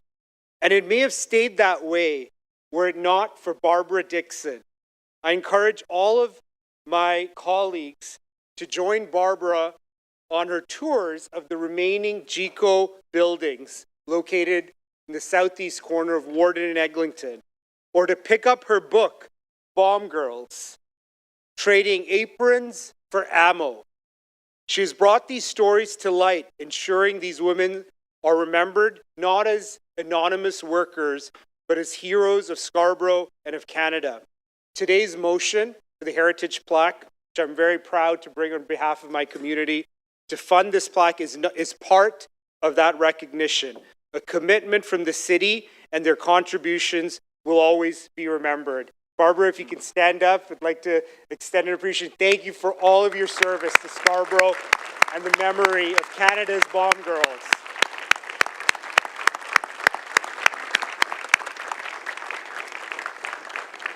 Thank you very much, and thank you, Barbara. So we do have a number of urgent motions to be added, but I don't think we have 18 members, so we'll have to wait. Members, before we go to start the members' motion run through, I would take the release of holds. Any releases? Councillor Matlow. Just finding the item number. It was the 135 St. Clair, and I have an amendment. I'm just going to TE. Which committee? TE. Yes? It's T 25.6. Thank you. And I have an amendment. Okay, does the staff have your amendment? Yes. Okay, if we can put the amendment on the screen. Thank you. This is T 25.6, 135 St. Clair. Okay, there it is on the screen. On favor of the amendment, carried. Item is amended, on favor. Councillor Matlow, do you want to read the motion? It's long. I think they want 30 seconds.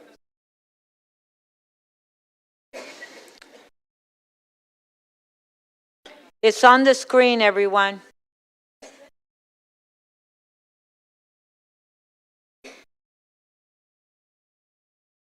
Okay, has everyone read it? On the amendment, on favor, carried. Item is amended, on favor, carried. Councillor Morley. Thanks, Madam Chair. Can I release a member's motion at this time? No, we Not haven't yet. gone to the members' Okay, my motion yet. apologies. Yeah, that's Councillor Pasternak. Yes, thank you, Madam Speaker. I'd like to release GG 24.15, 4913 Bathurst Street, designation of a portion of the property used by Toronto Public Library as a municipal capital facility. Okay, so Councillor Pasternak is releasing GG 2415. On favor, carried. Councillor Fletcher, do you have any releases? Still awaiting, Councillor Holiday, I'm anxiously awaiting you to get your opinion from legal on the ride share, if you don't mind. If I can look at you and ask you if we could deal with that this afternoon quickly, it'd be great. I'm happy to help you with that. I'm just going to release a couple on the CC list. CC 33.3, legal review of complaint relating to Toronto Parking Authority access and revenue control system. Oh, so I'm going to defer that till the next meeting, please. Okay. CC 33.3 is being deferred to the next meeting. Thank you. On favor, carried. Thank you. I have a short amendment to introducing color-coded signage for rent safe, and Councillor Matlow gave me 3 thumbs up on that one. And it's to move that 1 month earlier, Speaker. Which one is? Sorry, CC 33.25. There's an amendment there. Okay, yes. Okay. Yeah, just amendment to color-coded signs, move it to June. Oh, okay. Does the staff have the motion, the amendment? This Okay. morning, correct? There's 2 motions. Pardon me? Okay. That one there, moving it to June. Yeah. That's one motion. And what's the other motion? There's a second motion there. Come into effect on June 15th. And that's your second motion. And that second motion is to include content information on how to find out more about the color coding. Okay. So on Amendment A, on favor, recorded vote.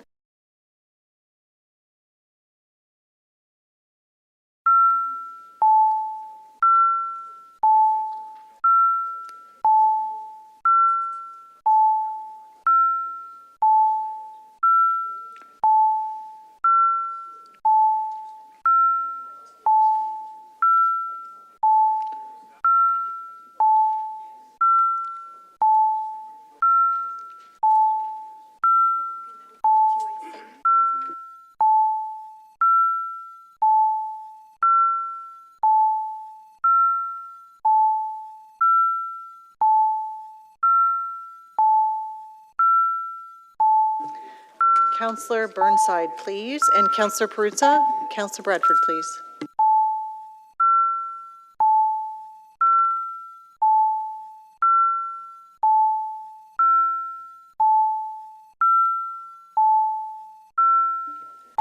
Councillor Perruzza, your vote verbally, please. In favor, thank you.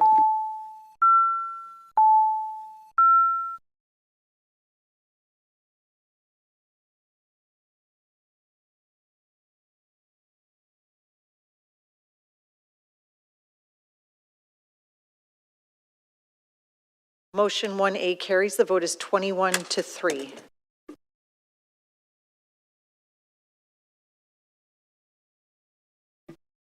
Carried. Item is amended on recorded vote. Recorded vote on item as amended.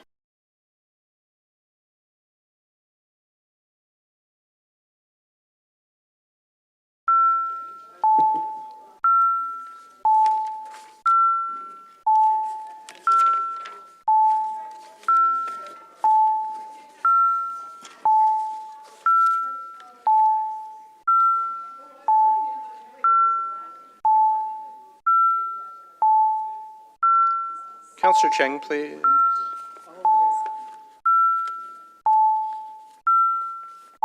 Councillor Pasternak, please.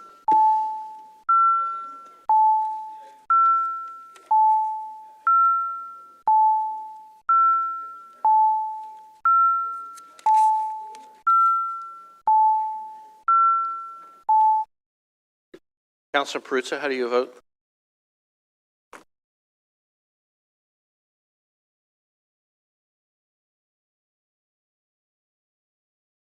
The item is amended, carries. The vote is 21-3.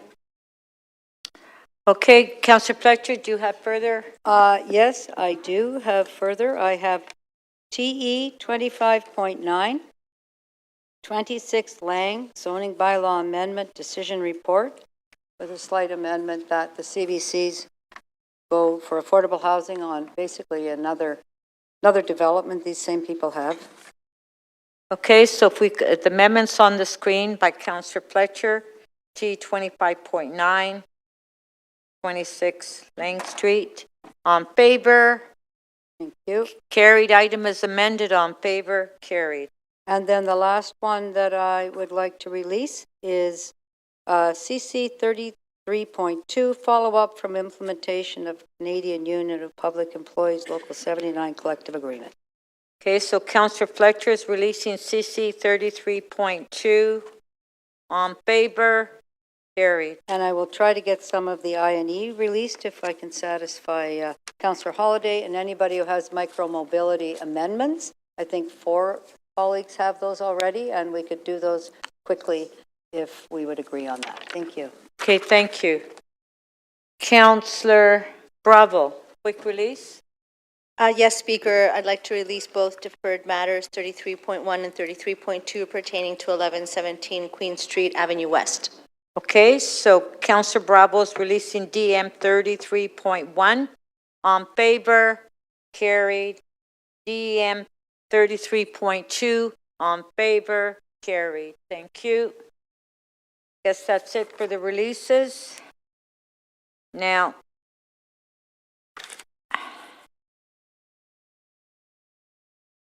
do we have 18 members? Okay. So we do have a couple of members motion to introduce. And then before we go to the members motion, we'll take the vote on the Toronto Community Crisis response to TTC. So we'll introduce the new motions now. Councillor Matlow, you have 2. Did I not already introduce them? Pardon? Not only did I introduce them, I was being questioned by councillors. No, this is a member's motion. We're going through the member's motion. I'm sorry. I think I was confused. I thought we were back on the crisis response. No. Okay, so pardon me. Yes, I'm back on the same page as you. Okay. All right, so you're going to introduce it? Yes. Okay. On favor? Carried. Now we have another one for you too. This is to introduce members' motion. Thank you, Madam Speaker. Okay. Mailboxes. The next one is mailboxes. I introduce the mailbox motion, and it's coming quicker than Canada Post can get it to you these days. Okay. On favor? Oh, I know. Carried. I know. Okay. Councillor Moyes. Do I have something to answer? Why is it that everybody forgets that they've circulated a motion? I don't know. Councillor Moyes, we're going to put it on the screen. Yep. The Esplanade. Yes, the estimate to create a motor coach loading zone. Okay, on favor? Carried. Okay. Councillor Morley, you have a member's motion? Yes. We can put it on the screen.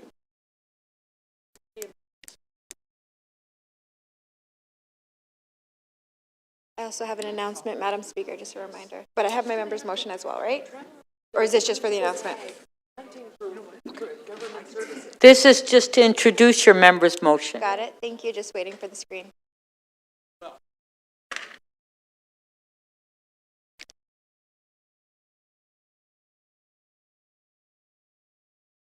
This is exploring a new community garden in the Hydro Corridor in my ward, and it's just urgent due to the budget timelines for parks. Isn't that, didn't we do that at Tobago? This is a different one. It's a different one. Oh, okay. On favor, carried. Is that it? Councillor Sachs. Yes, I have a motion. I'm just waiting for it to come up on the screen, I think. Yes, so this is for permit parking on Clifton Road at the request of all of the residents.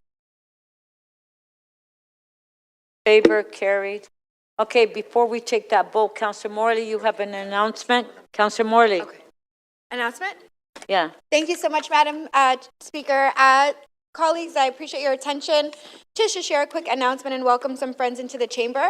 This past spring, the Toronto Youth Cabinet took a pause to create space for deeper collaboration and to refocus its priorities. Over the past 4 months, TYC members and staff in the Social Development, Finance and Administration Division have worked together to strengthen the Cabinet's governance and to build a dynamic, dedicated team ready to advocate for and amplify youth voices across Toronto. As your youth champion on council, I've had the pleasure of working with these young people. Please welcome Komita, Melanie, Laura, Edna, Jemima, Miga, Zane, and Nacy. We want to thank you so much for your leadership, and it's been a true honor to witness your passion, energy, and commitment to shaping a more inclusive, youth-friendly city. Now more than ever, it's vital that we support young people in our city, and I know the Toronto Youth Cabinet is committed to elevating youth voices and driving real change. Before I close, I want to give a huge shout out again to not only these young leaders, but also the SDFA staff who support and empower them in their work every step of the way, including Heather, Blake, and Xenia. And again, a big thank you to our new executive director at SDFA, Mo, for his continued leadership and commitment to youth development. Let's give a round of applause to these leaders. Thank you guys so much. Thanks, Madam Chair. Thank you. Okay. Now we're going to go to the vote on the discussion we had prior to lunch, and we'll have the staff put the motions on the screen.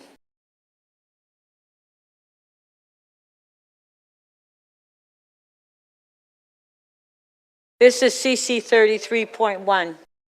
Expand the...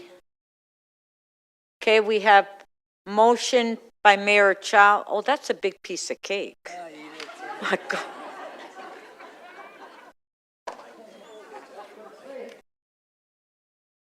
Okay, we have the mayor's motion on the screen, motion number 1. On favor, carried.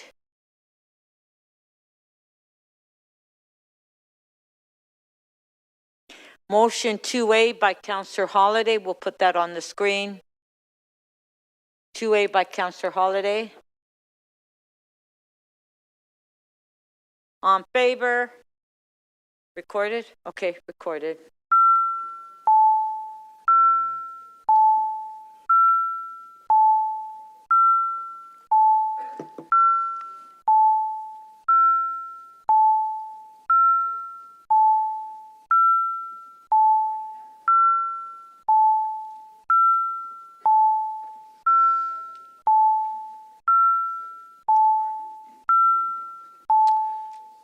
Councillor Sachs, please.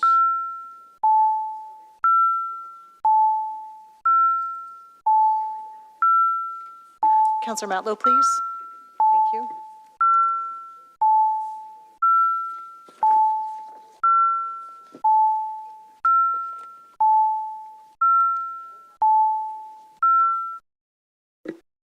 Motion 2A carries. The vote is 16-7.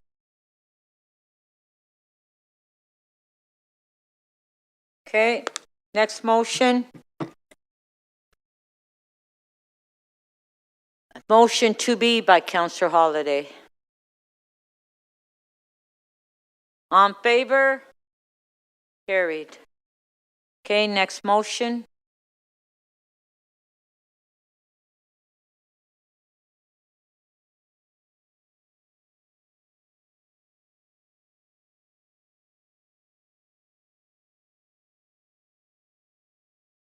Motion 3A by Councillor Bradford.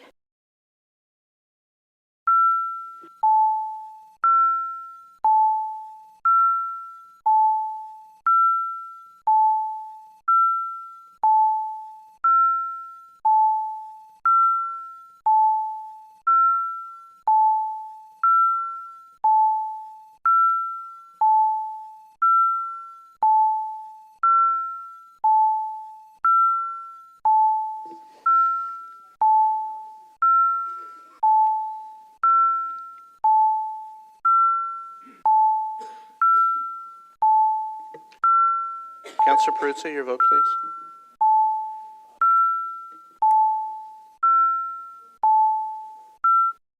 Motion 3A does not carry. The vote is 9 to 15. Okay, next motion.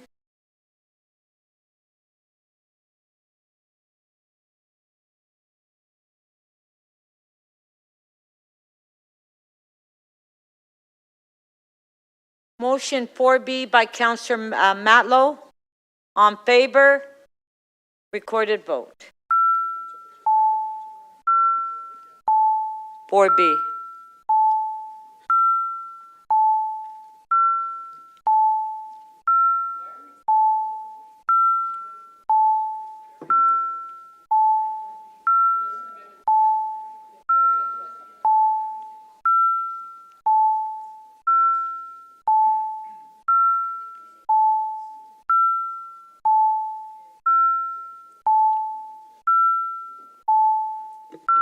Councillor Perruzza, please, and thank you.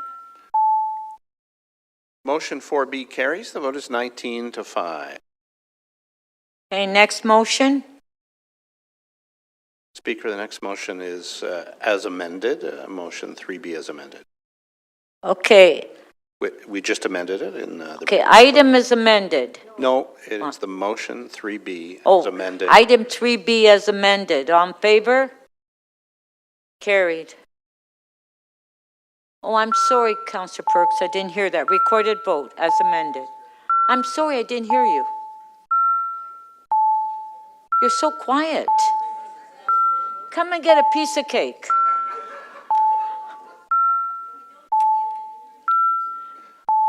Madam Speaker, I'll just remind members that when a motion is amended during voting, we do not have time to consolidate the motion. So we are voting on motion 3B as amended by motion 4B, which was the vote that immediately preceded this.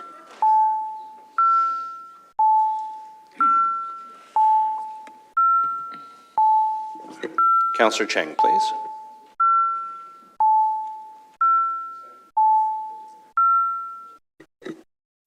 Motion 3B, as amended by motion 4B, carries. The vote is 20 to 4.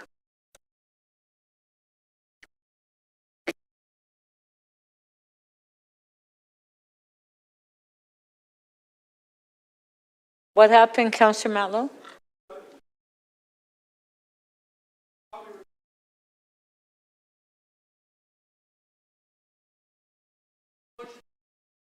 Motion to reopen. On favor? Carried. Okay.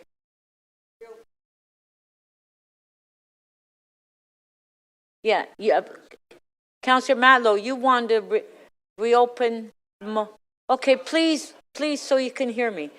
You want to reopen the vote on 3B as amended? Yes. Okay. Okay, so now we'll have a recorded vote on 3B as amended. We already did the reopening.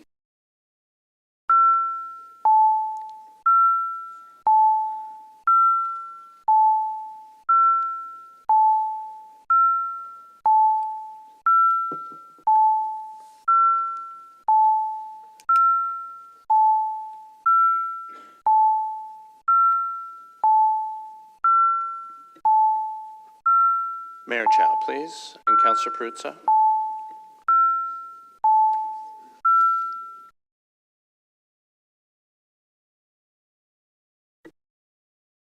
The revote on motion 3B, as amended by motion 4B, carries. The vote is 21 to 3.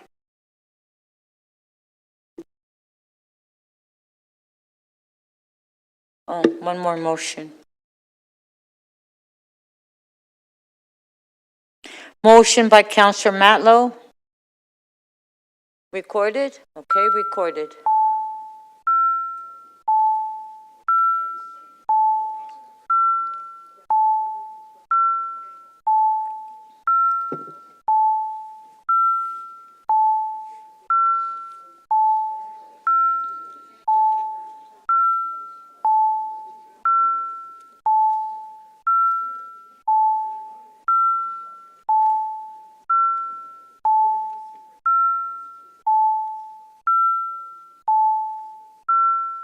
Councillor Candeville, please.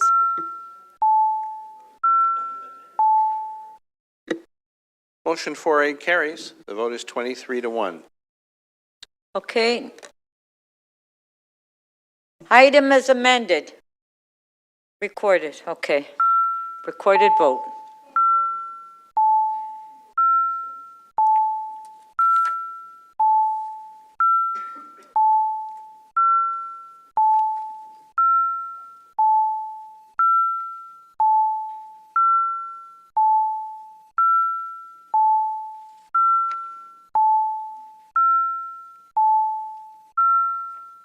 Counselor Thompson, please.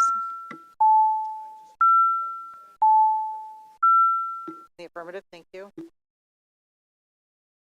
The item as amended carries. The vote is 23 to 1.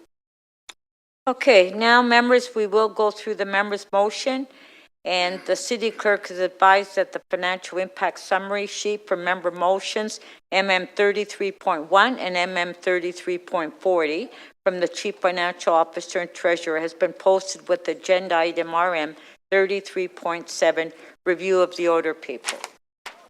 Okay, we'll start with motion MM 33.1.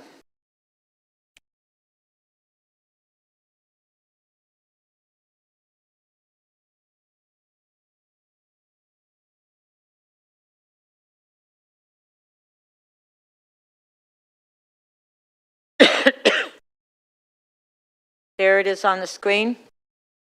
Notice that this motion has been given. This motion is subject to referral to the Executive Committee. A 2/3 vote is required to waive referral.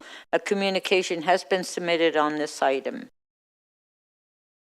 On favor of waiving referral? Carried. On the item, on favor? Carried.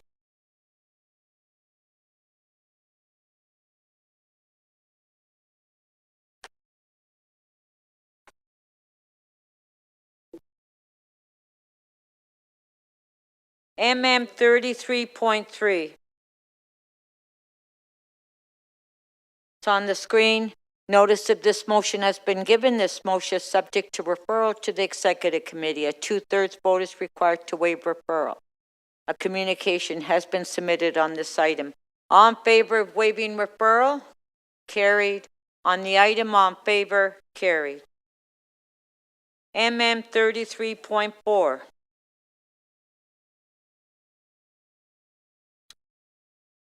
Notice if this motion has been given. This motion is subject to referral to the General Government Committee. A 2/3 vote is required to waive referral. A communication has been submitted on this item. On favor of waiving referral? Recorded vote. Okay, recorded vote. This is on waiving referral.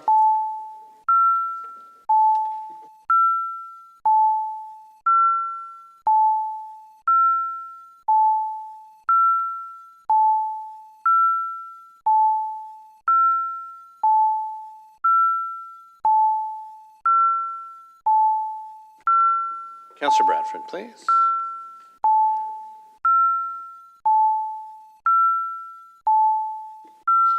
Counselor Burnside and Counselor Crisanti, please. Counselor Cole.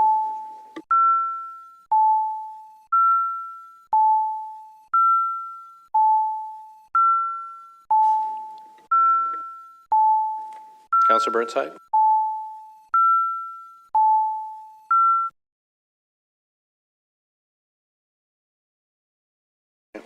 Motion to waive referral carries. The vote is 24 to 1.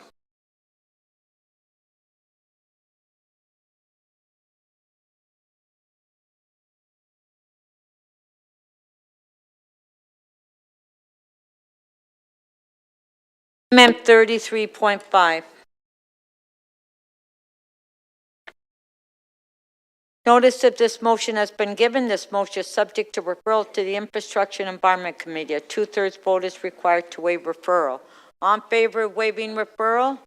Carried. On the item, on favor? Carried. MM 33.6.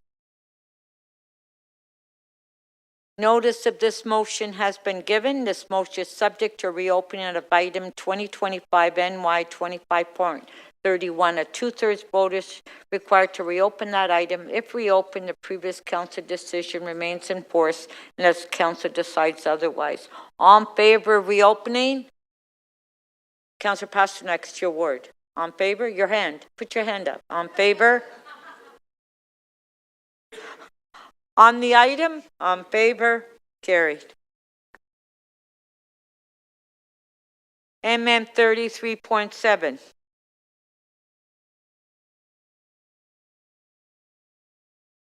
Notice of this motion has been given. This motion is subject to referral to the Economic and Community Development Committee. A two-thirds vote is required to waive referral. On favor of waiving referral? Carried. On the item? Councillor Carroll, what? It's to waive fees for Winchester Junior Public School. On the item, on favor? Carried. MM 33.8.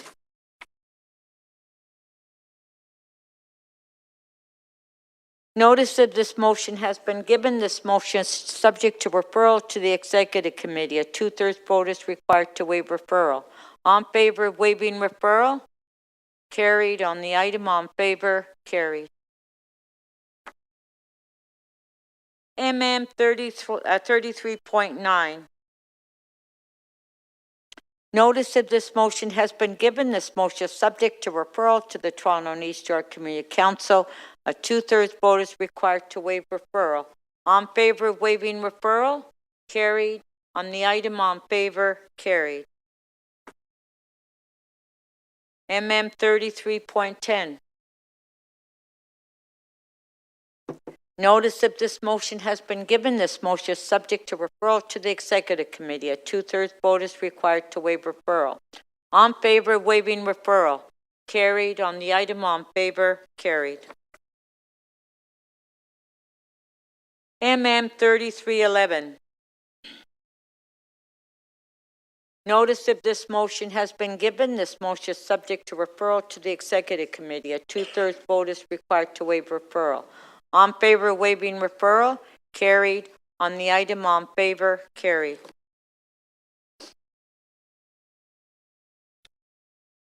MM 33.12.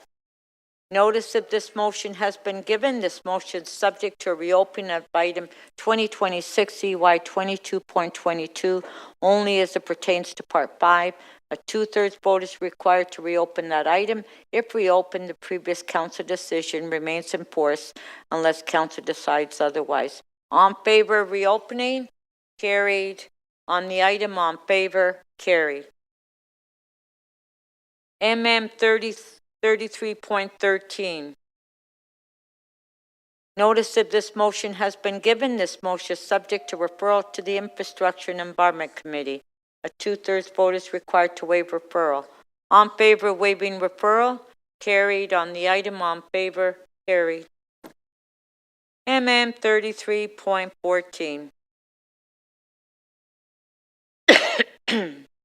Notice that this motion has been given. This motion is subject to referral to the Etobicoke York Community Council. A two-thirds vote is required to waive referral. On favor of waiving referral? Carried. You want to hold it? Okay.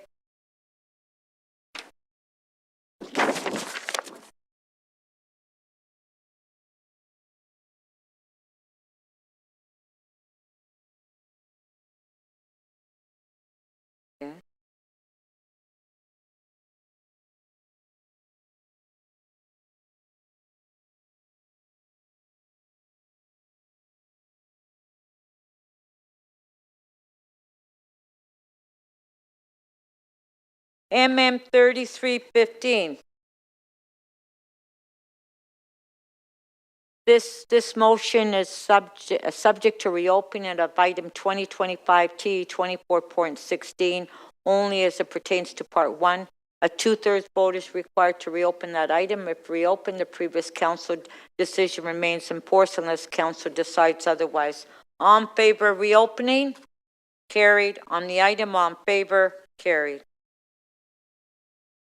MM 33.16. Notice of this motion has been given. This motion is subject to referral to the Executive Committee. A two-thirds vote is required to waive referral. All in favor of waiving referral? Carried. On the item, all in favor? Carried. MM 3317. Notice of this motion has been given. This motion is subject to referral to the Executive Committee. A two-thirds vote is required to waive referral. All in favor of waiving referral? We have one vote. Okay. On favor? Carried. On the item, on favor? Carried. MM 33.18. Notice of this motion has been given. This motion is subject to referral to the Infrastructure and Environment Committee. A two-thirds vote is required to waive referral. All in favor of waiving referral? Carried.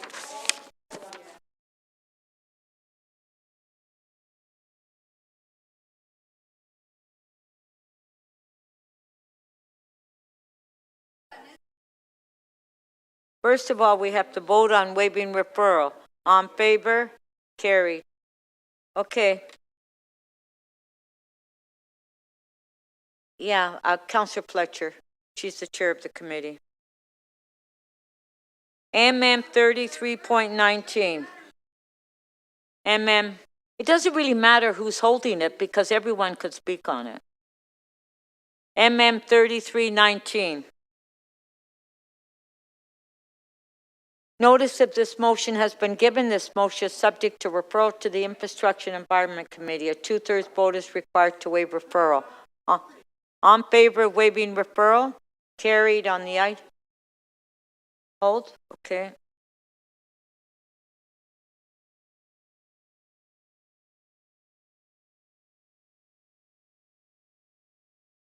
MM 3320.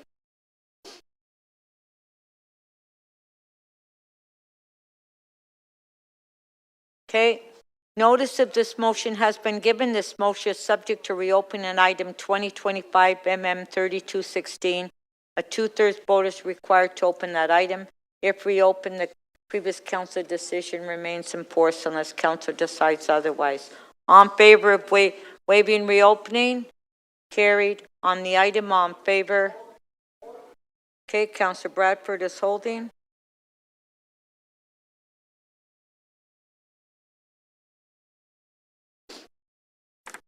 MM 33.21. Notice of this motion has been given. This motion is subject to referral to the General Government Committee. A two-thirds vote is required to waive referral. On favor of waiving referral? Carried. On the item, on favor? Carried. MM 33.22. Notice of this motion has been given. This motion is subject to referral to the Board of Health. A two-thirds vote is required to waive referral. On favor of waiving referral? On favor of waiving referral? Carried. You want a recorded vote, Councillor Holyday? Okay, recorded vote on MM 3322. On waiving referral, he wants a recorded vote? Okay, waiving referral, recorded vote.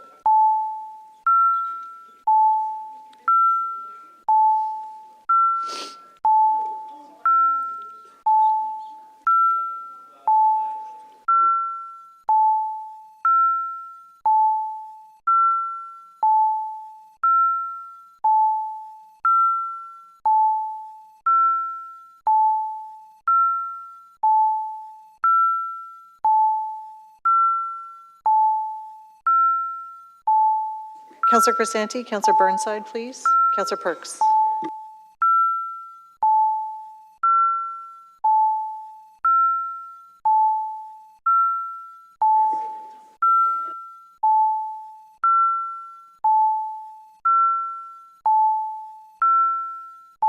Councillor Crisanti, please.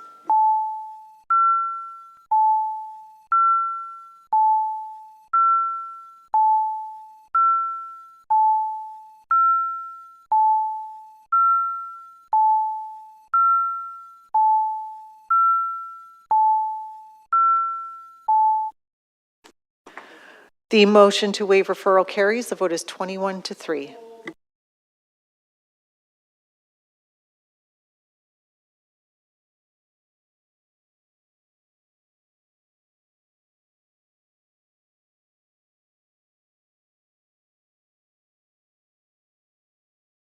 Councillor Holiday is holding.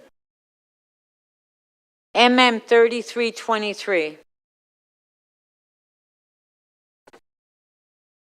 Notice of this motion has been given. This motion is subject to referral to the Executive Committee. A 2/3 vote is required to waive referral. On favor of waiving referral? Carried. On the item on favor? Carried. MM 3324. Notice of this motion has been given. This motion is subject to referral to the Economic and Community Development Committee. A 2/3 vote is required to waive referral. On favor of waiving referral? Carried. On the item on favor? Recorded carried. vote, please. Recorded vote? Yes, please. Councillor Ainsley. Councillor Ainsley is holding the item down. No, I want a recorded vote. Oh, you want a recorded vote on waiving? No, on the item. Oh, Councillor Chernis Lynn wants to hold the item down. Okay. All right. Thank you. Okay.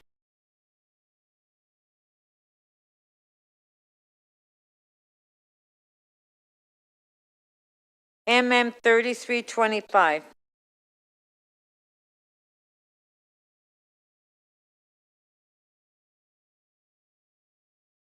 Notice of this motion has been given. This motion is subject to referral to the Etobicoke York Community Council. 2/3 vote is required to waive referral. This motion relates to a Toronto local appeal body. Hearing has been deemed urgent. All in favor of waiving referral? Carried. On the item on favor. Pardon? Recorded vote? It's city staff. We're not getting outside staff, Councillor Holiday. This is a freebie.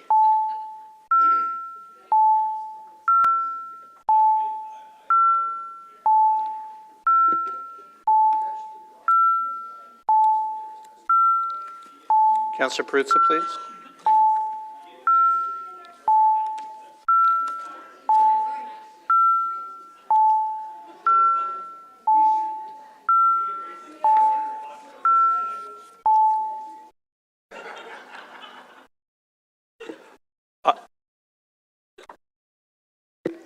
Okay, the item is adopted 23-1.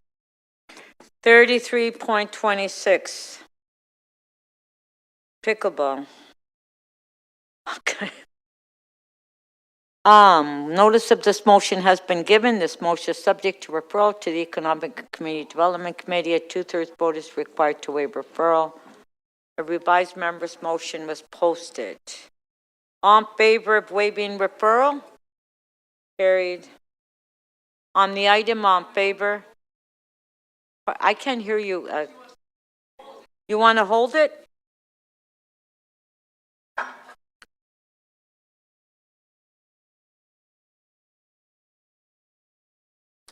This was your motion, and you're holding it? Oh, okay. MM 3327.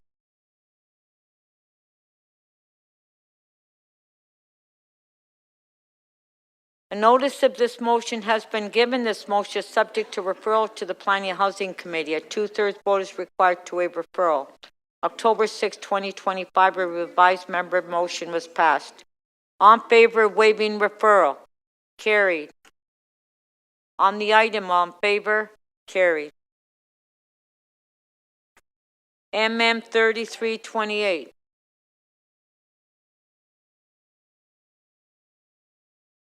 Notice of this motion has been given. This motion is subject to referral to the Executive Committee. A 2/3 vote is required to waive referral. On favor of waiving referral? Carried. Like to hold?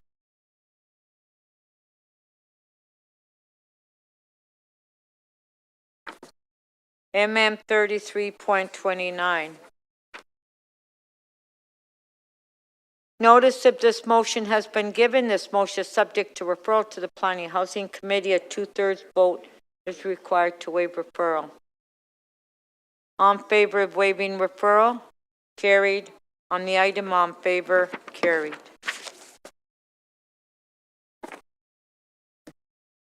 MM 33.30.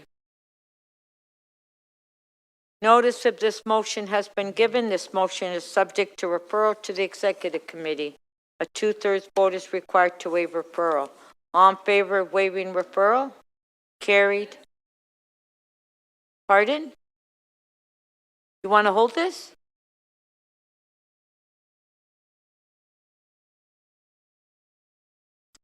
MM 33.31. Deputy Mayor Malik held that one down. MM 33.31. Notice of this motion has not been given. A two-thirds vote is required to waive notice. This motion is subject to referral to the North York Community Council. A two-thirds vote is required to waive referral. This motion has been deemed urgent by the chair. All in favor of waiving notice? Carried. On favor of waiving referral? Carried. On the item, on favor? Carried. Who asked for recorded vote?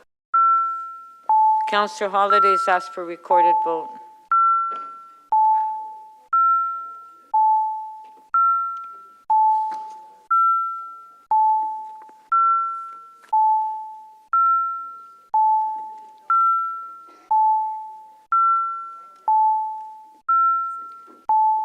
Councillor Myers, please.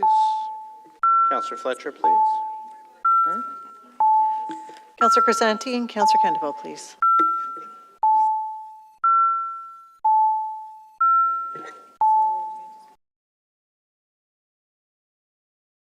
The item is adopted. The vote is 22-1.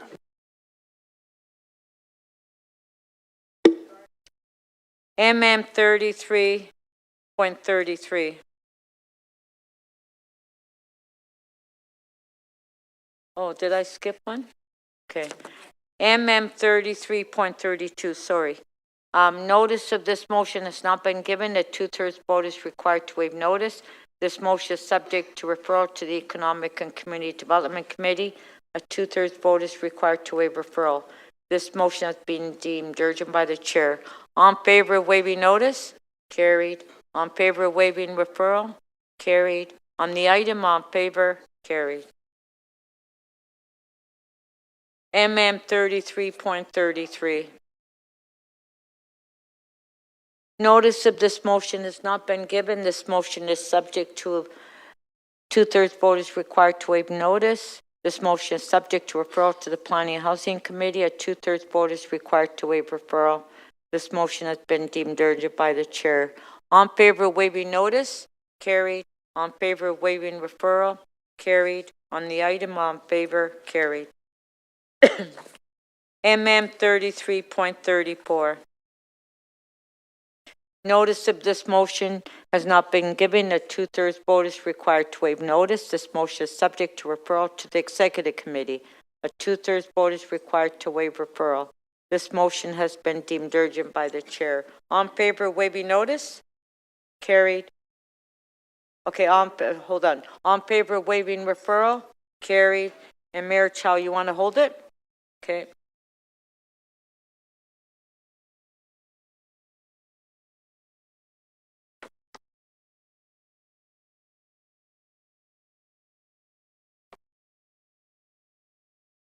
MM 33.35. Notice of this motion has not been given. This motion is subject to reopening of item 2025 SC 22.3. A two-thirds vote is required to reopen that item.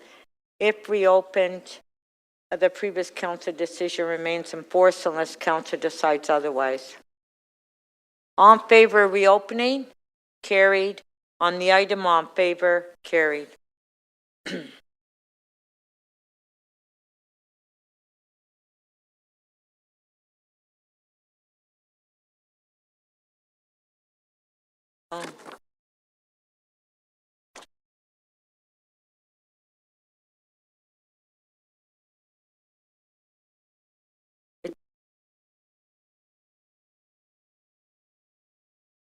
Oh. Okay. We're on.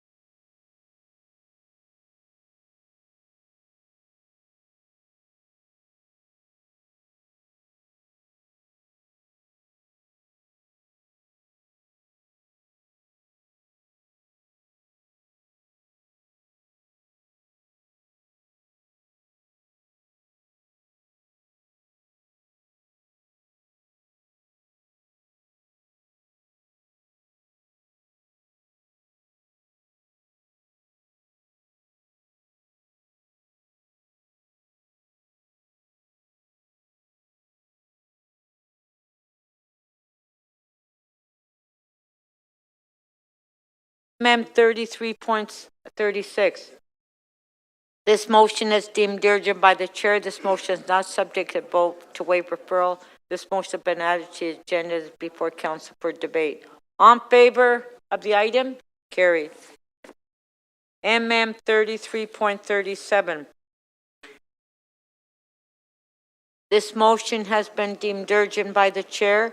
This motion is not subject to a vote to waive referral. This motion has been added to the agendas before council for debate. On the item, on favor? Pardon? Do you have an amendment? Do we have an amendment for this one? Okay, let's put the amendment on the screen.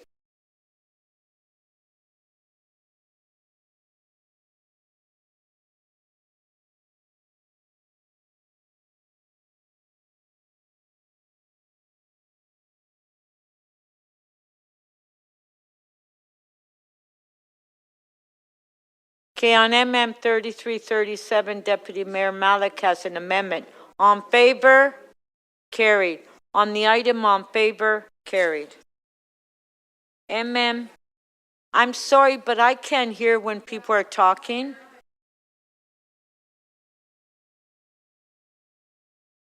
MM 33.38.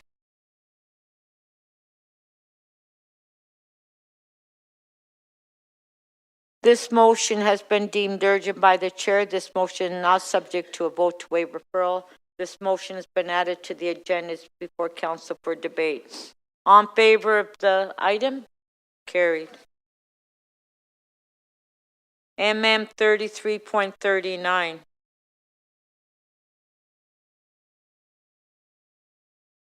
This motion has been deemed urgent by the chair. This motion is not subject to a vote to waive referral. This motion has been added to the agendas before council for debate. On the item, on favor?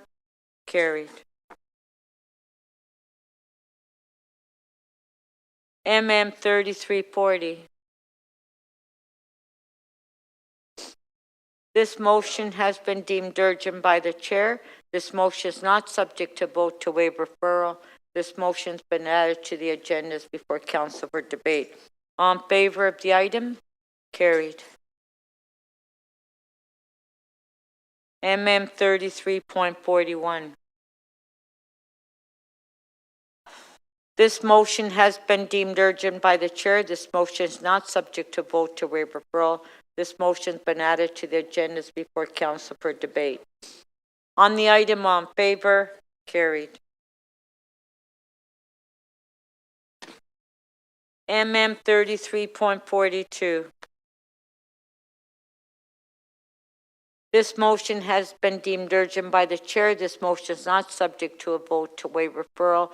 This motion is subject to reopen of item EX 2025 EX 23.3. A 2/3 vote is required to reopen that item. If reopened, the previous council decision remains in force unless council decides otherwise. On favor, reopening?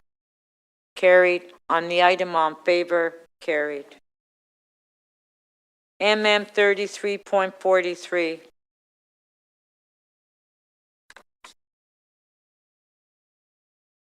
This motion has been deemed urgent by the chair. This motion is not subject to a vote to waive referral.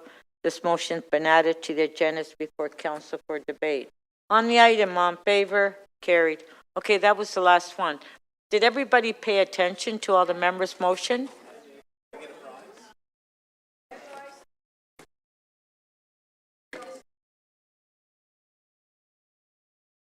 Yeah, we have to circulate it. They just got added.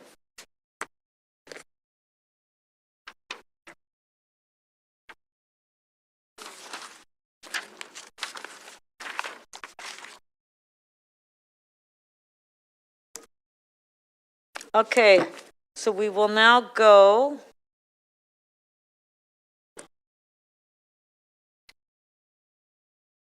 back to the agenda.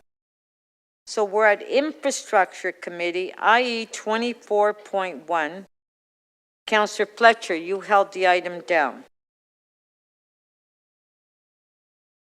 Okay, just a sec. It's a whole number of motions that Okay, but hopefully. first of all, we have to find out if anybody has a question. Yes, put Okay. your name. If you have questions to the item, micromobility update. So if you have questions, please put your name on the screen.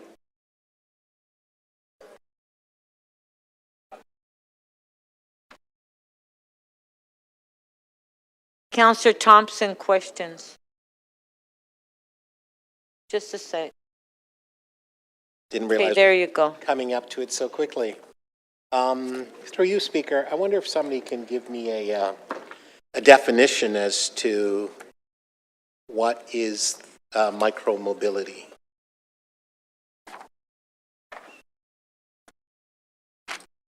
Through the Speaker.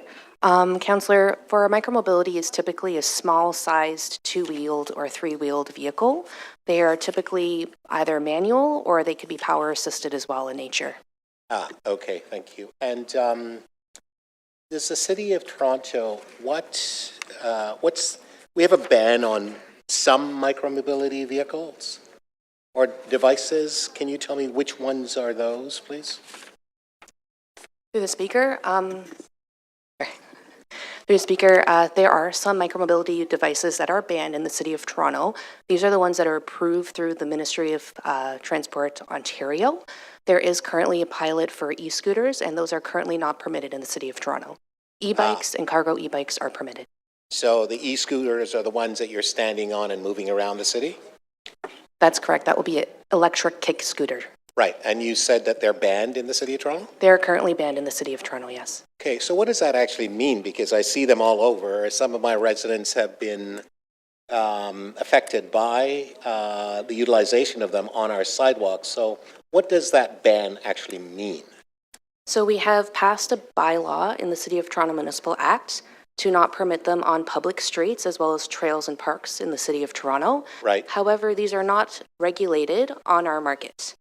They're very easily purchased through our market because there are no regulations at a federal or provincial level. So the feds and the province are the ones who would do the regulations?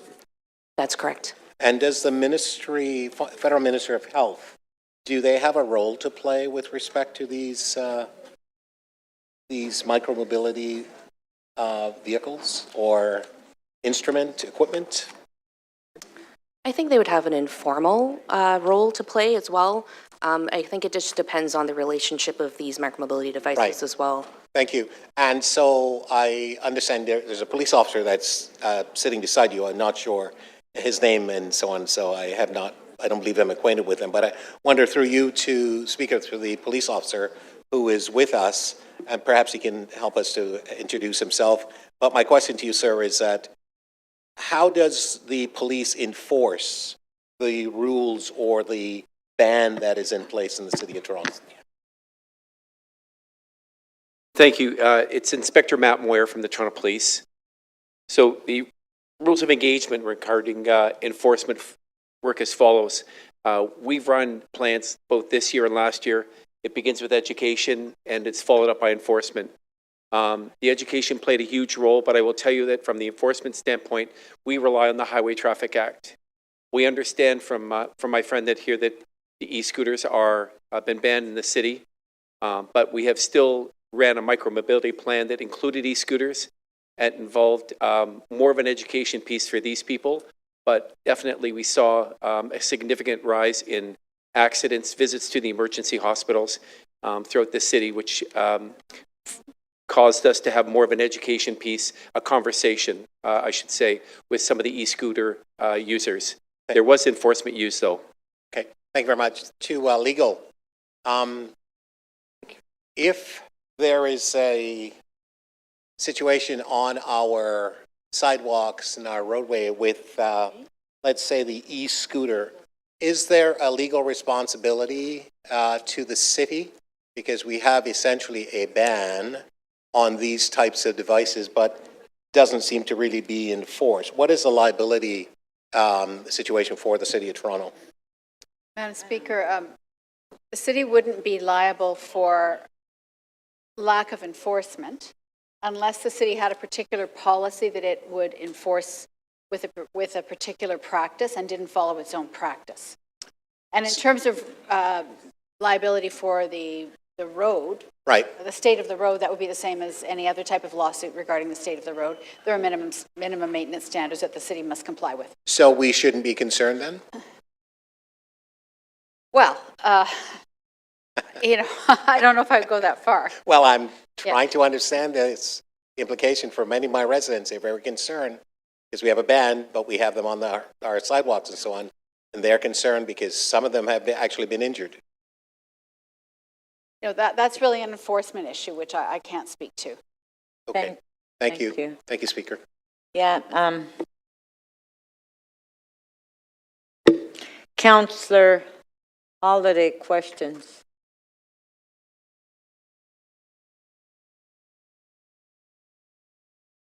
Thank you, Speaker. I believe that this is a truly pressing issue, and I noticed that in the information campaign materials, there was a poster that seemed to be formatted to the shape of a bus shelter.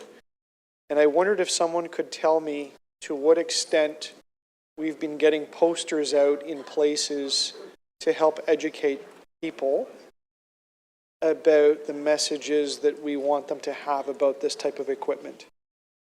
Does anyone know? Through the Speaker, I think it's still in market. Actually, we have a campaign that is still in market and certainly was on bus shelters. There were some decals on sidewalks. We did social media. There was a pretty robust campaign to educate people about the rules pertaining to different types of micromobility devices. I want to zoom in a little bit on this. Can anyone tell me how many bus shelter ads got out there? I don't have that number, Councillor, was we had them in. substantial? Yeah, it was substantial. Lots and it of was bus across shelters. the city. Okay, and did we do anything on electric kick scooters specifically? I know there was stuff about sharing the road and sidewalks and that kind of stuff, but did we get on that particular tangent? Well, we certainly had the ability for people to get onto the city's website. I think there was a QR code on those ads that took them to some more detailed information about micromobility, what it is, what are the types of devices, where they're appropriate to ride, etc. Is there any room to continue to press these messages beyond this report and including specifically on electric kick scooters? Because the argument I would make is there's lots of rules and things that we want people to be conscious of, but in 416, that equipment is prohibited, and in the entire province, it's prohibited for people under 16. And it may not be our laws to own, but they're still relevant to the city. Is there room and appetite to target those components? Yeah, absolutely. And last year, we actually worked with school principals who were interested in sharing some information before the holidays about some of the risks related to kick scooters in particular. This campaign is really the first of what we hope is some more recurring messaging around this, and also our partnership with Toronto Police, who, as the sergeant said, there's education when they do stops of people on the street to let them know why they're stopping them and all of those things. So that's an education component that the police provide. So there's one little thing that you piqued in your answer in my attention, and that was around the holidays. And I wondered if there was any appetite before the holidays to remind kids that that's not something that should go on Santa's list? Like I said, Councillor, through the Speaker, last year we did something like that through the school principals, and this year we were not going to do that again, but we're happy to consider that if the council thinks it's a good step. Thank you. Thank you, Speaker. Thank you. What's that?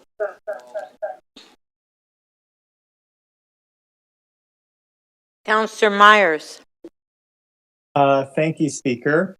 My first question is, what type of engagement have we done with the disability community on the micromobility strategy?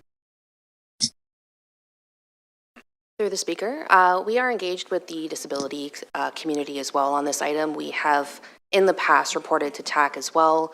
Right now we're convening a micromobility safety working group, which includes representatives from various accessibility advocacy groups, and they have seats at our table that will be convening later this month. Thank you. And I guess the second question I have is, if a store was found to be selling an e-scooter in the City of Toronto, what enforcement, if any, could the City of Toronto do? Through the Speaker, we don't have authority to regulate what is sold in storefronts. So there was nothing we could do, and we wouldn't even try to educate the store owner that these devices are illegal in the City of Toronto. That's correct, because they are able to use them on private property where permitted. Great, thank you. And is there any enforcement ability of the City of Toronto to ensure that if these are being sold, that they're being some sort of education booklet is being sold along with them on how to operate them safely, or just how they can and cannot be used in the City of Toronto? Through the Speaker, we have an information one-page guide on our city website to note what is and is not permitted in the City of Toronto and where they are and are not permitted to operate them. E-scooters would not be permitted on any public roads or sidewalks or trails across the city, and that's the extent of our information. Thank you. Do we have any data on the number of people that are injured from e-bikes or e-scooters, either the riding them or being hit by one? Generally, we have heard from various trauma centers in the City of Toronto that there is an increase. In the trauma centers, they have seen about a 200% increase of e-scooter injuries at sick kids. From last year, they had about a 60% increase in injuries from youth using these devices, and that is compared from all of 2024 till August of 2025. And do we know if those were riders or people that were on the sidewalk and just got hit by one? Through the Speaker, there's not a lot of clarity on that data. It's collected quite differently at hospitals, so these are just whoever arrived in emergency departments. Thank you. Those are all my questions.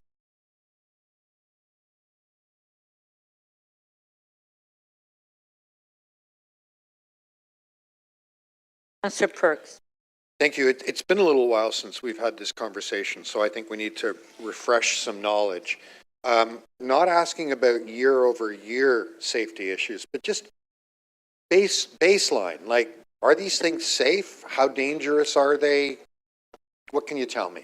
Well, we've through the Speaker, we've done a fair amount of research over the years, as you know, when we were approached related to scooter share programs. One of the things that's unique about Toronto's streets is that we have streetcar tracks that run up the middle, and so the gauge of tires on e-scooters, especially the kick scooters, is very problematic in terms of getting those tires caught. They also, we know, can go quite fast, and so I don't believe that most of them use the speed governors, and so they, when somebody does get impacted, when the wheels freeze up or what have you, they tend to get more significant injuries, and that's what we hear from the emergency rooms in addition to those numbers going up. So they travel quickly, they're a little unstable, and they're challenging on our roads because they have relatively small gauge tires, and as you know, our roads are probably not only far from smooth, but also they have the streetcar tracks that are running through them, so it creates some additional hazard.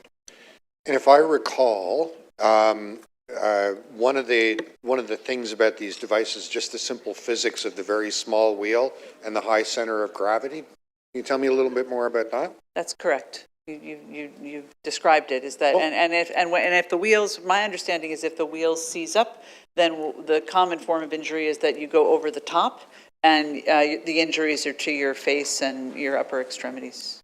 Okay.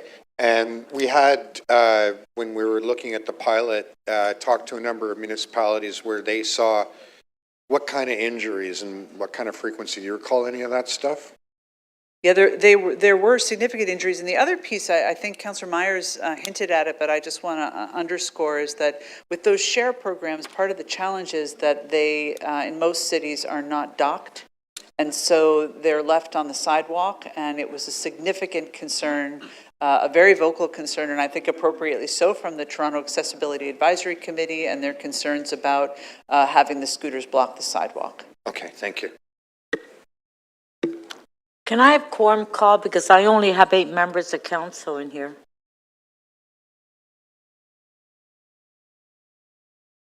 Quorum call, please.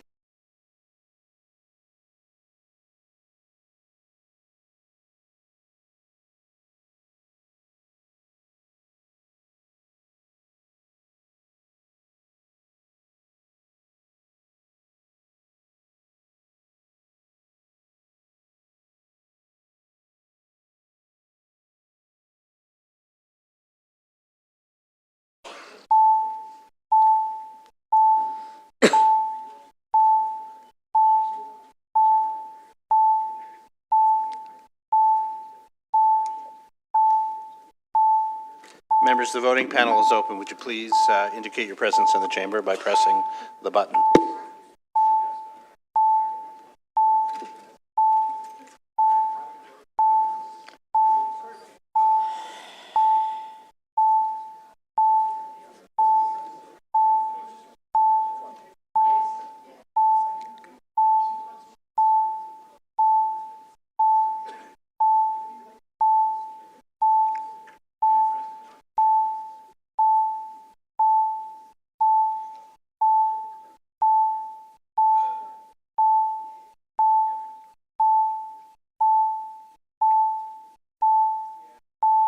It's important that members of council stay in their seats, because we don't have quorum in the council chambers. We do have quorum now. We only had 8 members. Councillor Carroll, Councillor Turners-Lynn, if you could please press your buttons.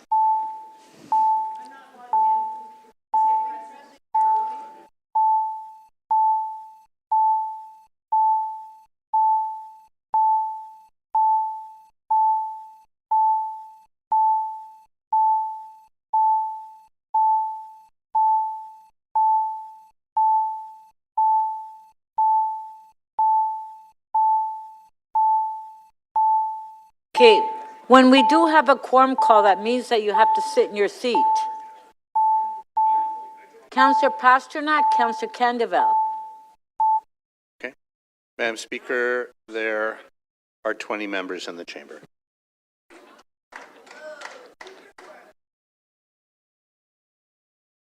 Okay.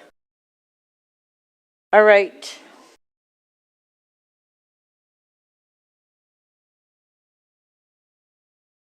Councillor Burnside, questions? Didn't get help.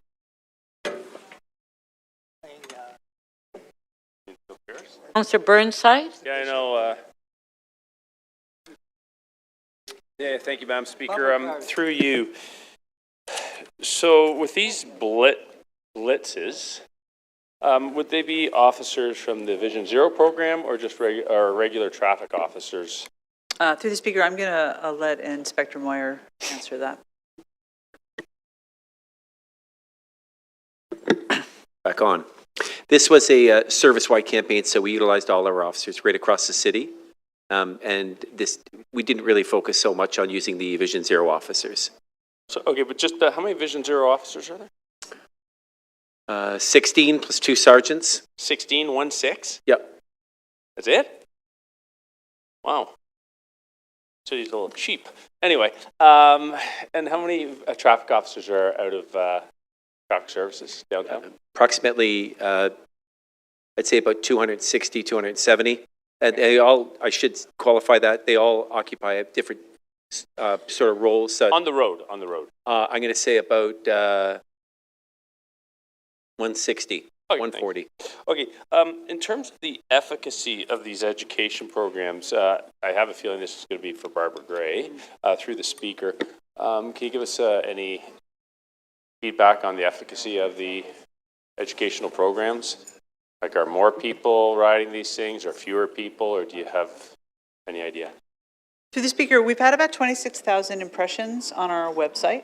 This is the very first one that we've done, and we believe that it has all the good makings of a good campaign. It's eye-catching, it's clear, it's got crisp messages, and we've tried to get it out through a number of channels. So we will, post-campaign, I believe it's in market till November, and post-campaign we will be doing some analytics with working with our partners in SPEC, and we'll be happy to bring those back to council. Okay, so these e-scooters, there are pilots going on right now. First of all, they're illegal, correct? Correct. Okay, so you come across someone who's riding an e-scooter that's illegal. There's an education program, but they're illegal. What's the education? Like, I'm trying to understand, like, if you can't ride them and they're riding them, like, what are you educating them about? Well, I think I'm trying to understand that connection. People are interested in riding them, so, and they're available for purchase. And so people are buying them, and as my colleague Charissa noted, that we don't really have any control over limiting people's purchase of e-scooters, so they are riding them. So we're trying to use a proactive approach of educating people about about what the risks are and the appropriate places if they are going to use some micromobility devices, like e-bikes, etc., are allowed on our roads. So trying to clarify where would the that. appropriate places for illegal scooters be? That's what I'm trying to understand. Like, You could ride them on private property. You could ride them on private property. up in their driveway? Yeah, rails maybe. I don't know. Sorry. I mean, I'm trying to say. No, I'm trying to say that we an education program about something that's illegal seems to be mind blowing. Anyway, thank you. And that's not directed at the police. It's directed at the city. I think there's a lot of things that people shouldn't do that they still want to do. And so I think a multi-pronged approach is about enforcement. I would say this is not the highest priority of enforcement, given all the other things that Toronto Police has to enforce. So working with them on some blitzes to really send that message has been, that's the approach that we've taken. But I also think that people are somewhat confused because micromobility has many, many factors, many pieces to it, right? So e-scooters and e-bikes and one wheels, there's all sorts of different pieces under the banner of micromobility. And so educating people about what they can and can't do will hopefully give them some more information about making good choices, because we do believe that the risk of injury So is then much getting more rid of their significant. e-scooters. Or just not riding them on the road. Okay. So then that leads me to one question. I think this is now for Inspector Moyer. When you do the education, is there a note of the person who is educated? So I'm riding for instance, and I know this is my last question, Madam Speaker. I'm riding my e-scooter along, and you tell me, hey, it's illegal. Is there a note that you've educated me? Because I would presume if you stop me again, obviously I wasn't I didn't understand the lesson. So there's no formal documentation. That was your last, Oh, I that know. was your last Yeah, question. thank you. I'm sorry? Yeah, it's my last question. Thank you. There's no formal documentation when it's an education piece, but one of the things that we do use, which gives us the sort of, I shouldn't say circumvent the system, but if there's a caution that's involved, that's your inroad to having a conversation, right? So we don't, if there's a caution and they violate the Highway Traffic Act, and we think there's reasonable opportunity to have a conversation versus a ticket, that becomes a caution. That is noted in our system. So I would know a week later that you've already had a caution, but it was a Highway Traffic Act caution. It wasn't just a general conversation that we had with you on the street. So, yes, and yeah, so that's it. You're welcome. Thank you. Members of council, this is getting very frustrating because members of council refuse to sit in their seats. We don't have quorum. I've already had a quorum call. As soon as we do the quorum call, everybody disappears and they're all over. So either you sit at your seat because we can't continue without a quorum. No, you haven't, but we don't have a quorum in the council chambers. Quorum call. And please sit at your seats. You don't press the button and then disappear. Either we pay attention or we just delete the whole item. Just like, yeah. We can adjourn the meeting. If councillors are not interested, let's just adjourn. Members, the voting or the roll call panel is open. Would you please press the button to indicate your presence? Either you're interested or you're not interested.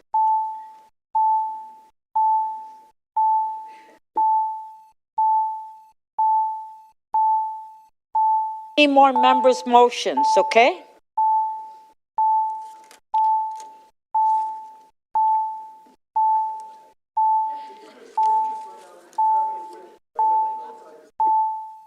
We can't be introducing members' motions when people are not even in the council chambers.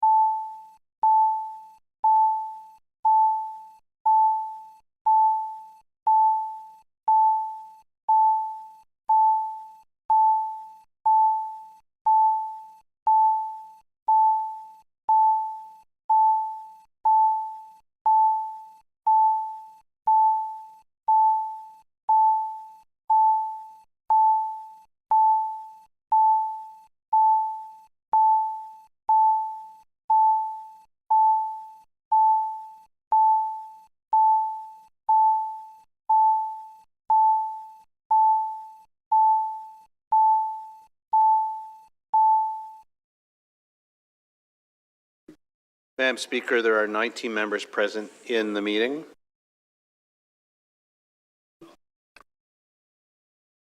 Okay, now, members of council, we need to be sitting in our seats. I can't have a quorum call every 5 minutes.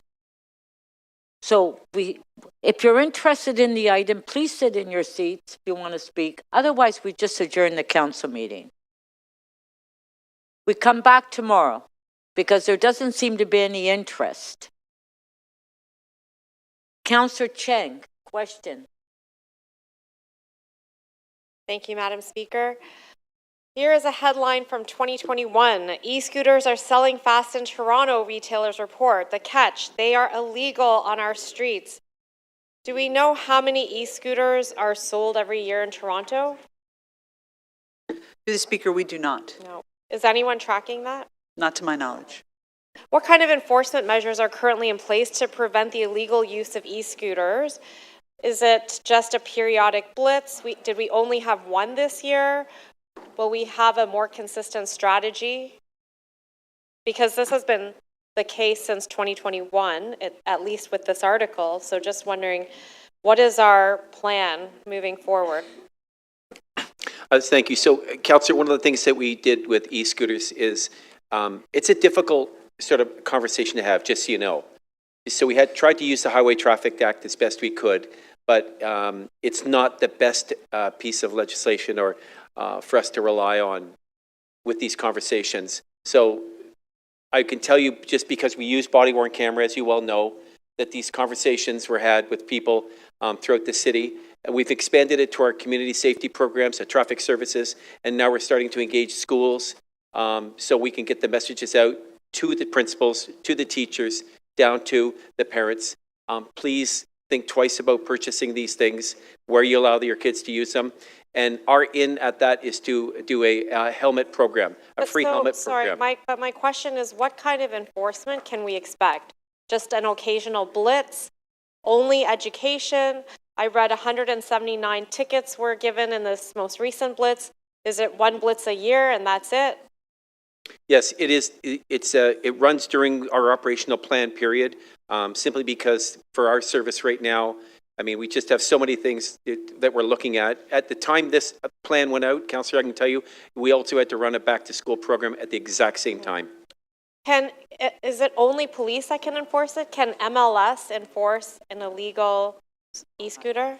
No, it's only the police that can do it. So in our conversations with Transportation Services, we've agreed to look at running another blitz in the new year, and possibly even two, and separate them from other priorities that might be going on with the Toronto Police Service, just so we can give some dedicated attention to this.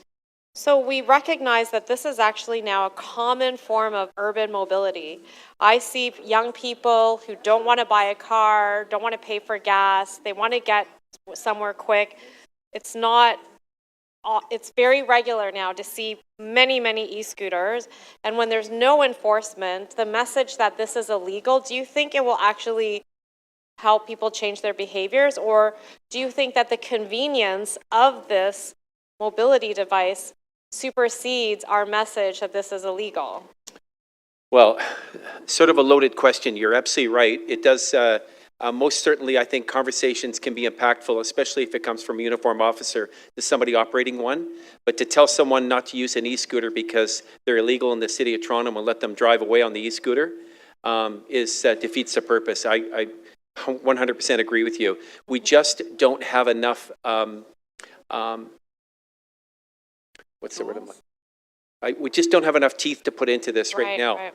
It's very, very difficult. So this is for transportation staff. Recognizing that intergovernmental collaboration is necessary for us to achieve some changes towards licensing, importing, insurance requirements.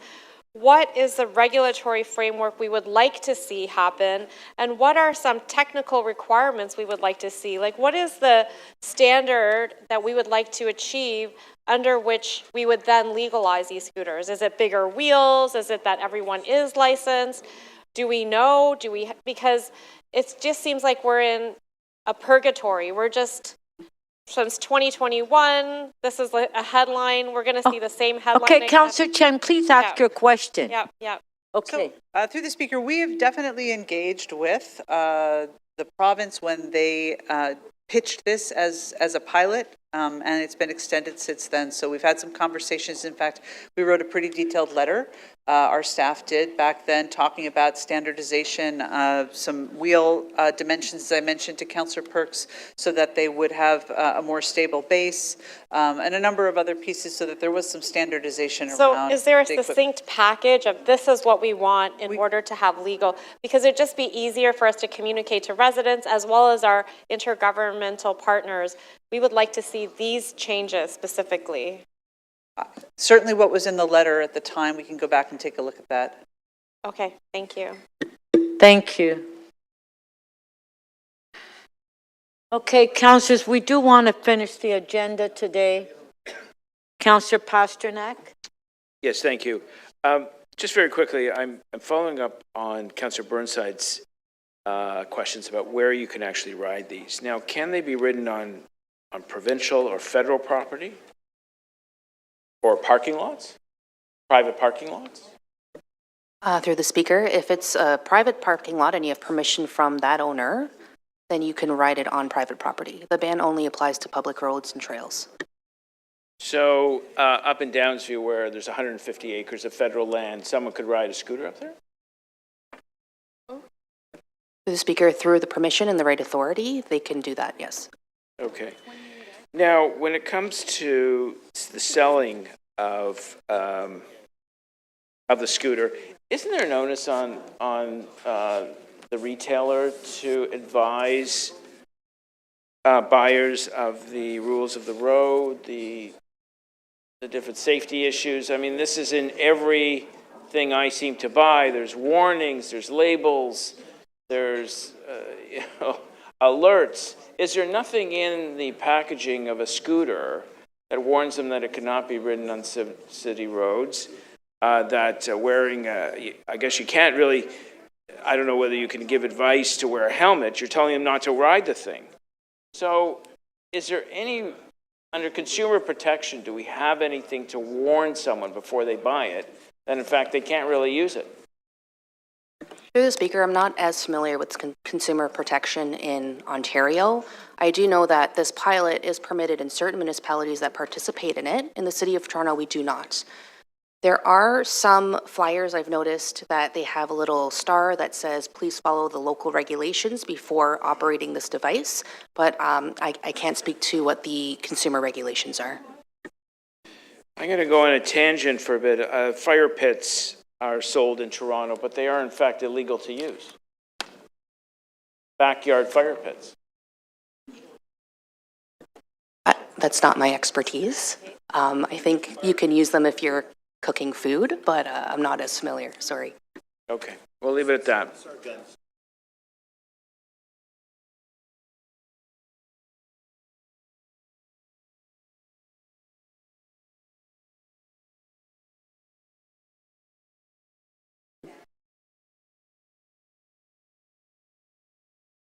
Councillor Fletcher, it's time for you to speak. Well, she's got her name up there.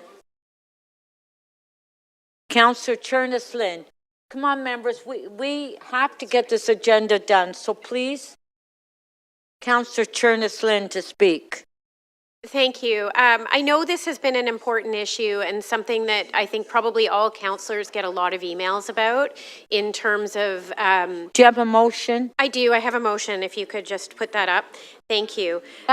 No, hold on. When you present a motion, you have to speak on the motion and then speak. Okay, thank you. Okay. So the motion that's before you, we have heard some questions today about how are we reaching the parents of young people. And so that's really what this motion is about. It's just to ask that that we share information on regulations and safety with school boards and other groups to reach parents directly, and just to insert that into part one of the original motion.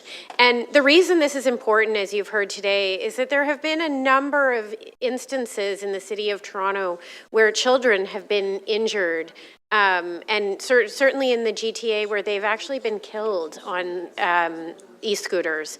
And so I think it's really incumbent on us to make sure that we're educating. And I seem to recall there was an article, I think it was in the Star in the summer, where a parent who lost a child on an e-scooter, they were killed in a collision with a vehicle, said, I wish I had known. I wish I knew that they were so dangerous. So I think it's really important that we think really seriously about how we're communicating about this. There are certainly challenges in terms of them being legal in other municipalities, but it really is about education. And I know there have been a number of questions about this today, so I hope that people will support this amendment. Thank you.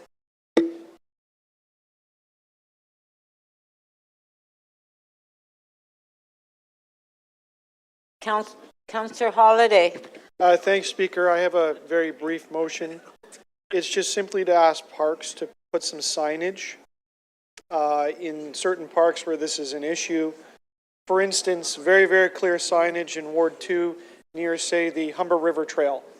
And this is just inspired by some recent complaints I received about, some electric kick scooters being operated on the park trails where there's a whole bunch of people around and it doesn't make any sense.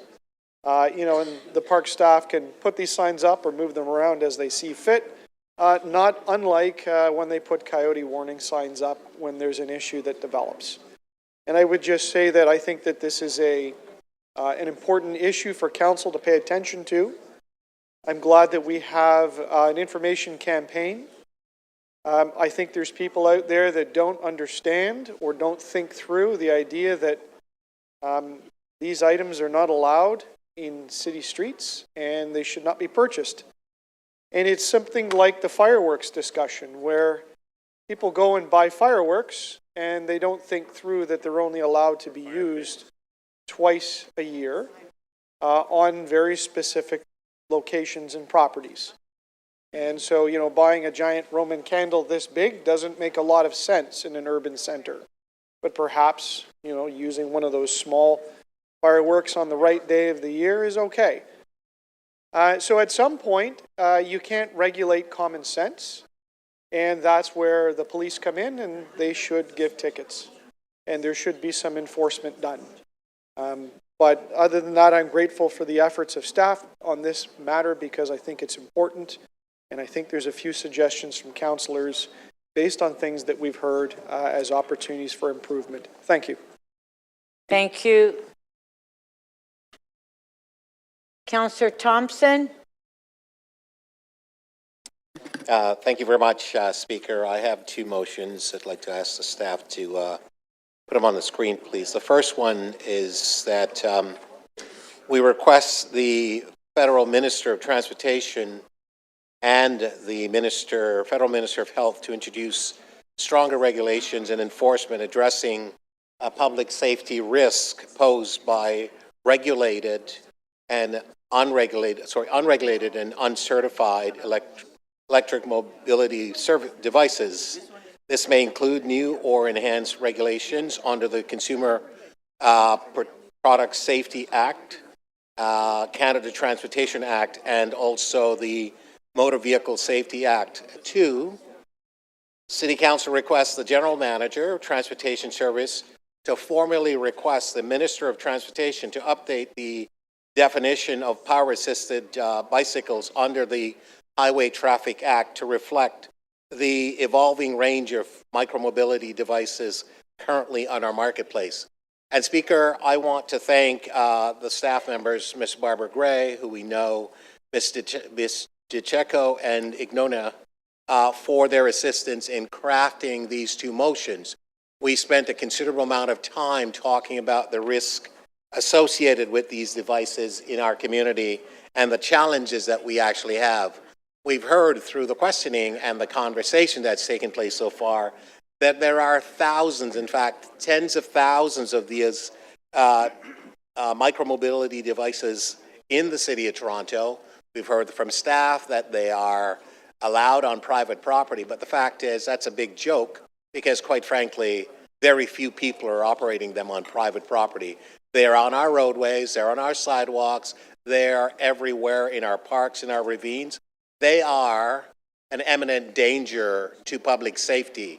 I have residents in my ward who have been affected by these devices, these vehicles that are being ridden around and so on, and it's causing a huge problem.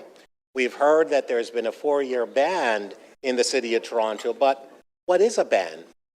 I mean, one would assume that you wouldn't have any of these devices in the city because they're banned. Well, no, actually, they're being sold. You can buy them from Amazon, you can buy them from retail stores in the City of Toronto, and then you can operate and utilize them wherever you are. I mean, I'm thankful to the police. Clearly, they try to do their best, but has been determined, and in fact, rightfully so. On the list of the 10 most prominent things that requires police work in the City of Toronto, these devices don't exist there. Because when they're fighting gun crimes and many other crimes that they have to fight, these aren't a priority. I get that. However, that there are many seniors in our community that are being impacted, many children are being impacted, and so on. You see young people whizzing around the City of Toronto on these devices that are banned and that are problematic. And so a big part of what I've discerned through my conversations with staff is that the regulatory aspect needs to be formalized and needs to be put in place. There's a health risk that's associated. Madam Speaker, I was in China, and I saw in China where they're all over the road. They're all over the place, quite frankly. At sidewalks, if a blind person or somebody disabled were walking, you would trip over them. And so I think it's important for us to get the regulations in place. The framework needs to be in. And so, Speaker, I ask that members support the motions that are in place. Thank you.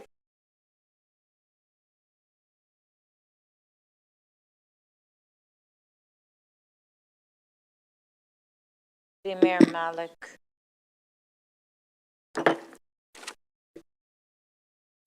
Thank you very much. I do have a motion. and it's an amendment to Section 3, just to add and consult with local councillors to identify new locations.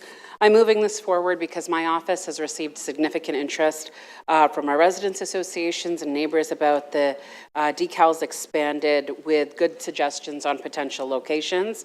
And there's been quite a bit of support for this aspect of the public education campaign, and my community members would like to see more in some of the hot spots in our neighborhoods. And because of the growing popularity of micromobility that we have shared in our discussion today, it's exciting and important in our city that we do have options about how to get around, and of course that the issues around compliance and legality are also being addressed at the same time as we are addressing the behaviors and the experience with these micro-mobility devices. I've really enjoyed seeing the expansion of the bike share program across the city and the introduction of the assisted e-bikes on them. Relied on them to get across the ward from one end to the other. And we have to make sure that all road users, including people who are using micromobility devices, pedestrians and drivers, know the rules of the road and the rules of our sidewalks. And my office has received a lot of concerns, like all of you have, about these devices, especially e-bikes and e-scooters on our busy sidewalks, and the safety threat that they face, they force, I guess, on the way that we share our roads is very real. And we've seen the consequences of that. And we have to keep doing the work to move this forward. And we do need the cooperation and the collaboration of every level of government in order to keep moving that forward. I'd like to thank my colleagues in the committee who have passed recommendations on the public education campaigns to make sure that the rules of the road are familiarized with as many people as possible, and that most of all, we're reinforcing those good habits. And I look forward to the continued work of the Micromobility Safety Working Group and a broad range of stakeholders who've been part of this discussion. And of course, this all feeds back into our work on Vision Zero to make sure that every single person who's getting across our city is able to get there safely. Thank you very much.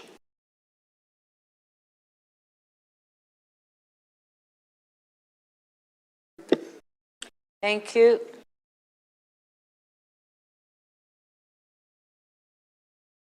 Councillor Burnside. Yeah, thank you, Madam Speaker. I do have a motion. I will keep my remarks brief because I know that no one really listens anyway. Okay, well, not necessarily to me, just to anybody. Like, there's three of us here. Everyone's talking, no one listens. But anyway, life will go on.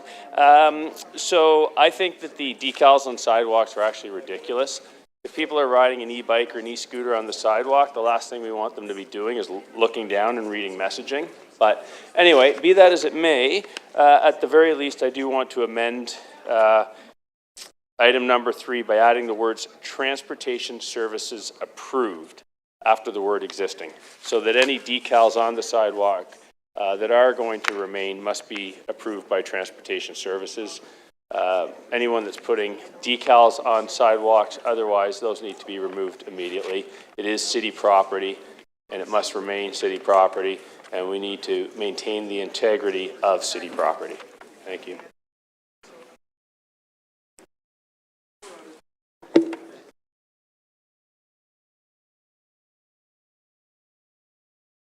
Councillor Cheng.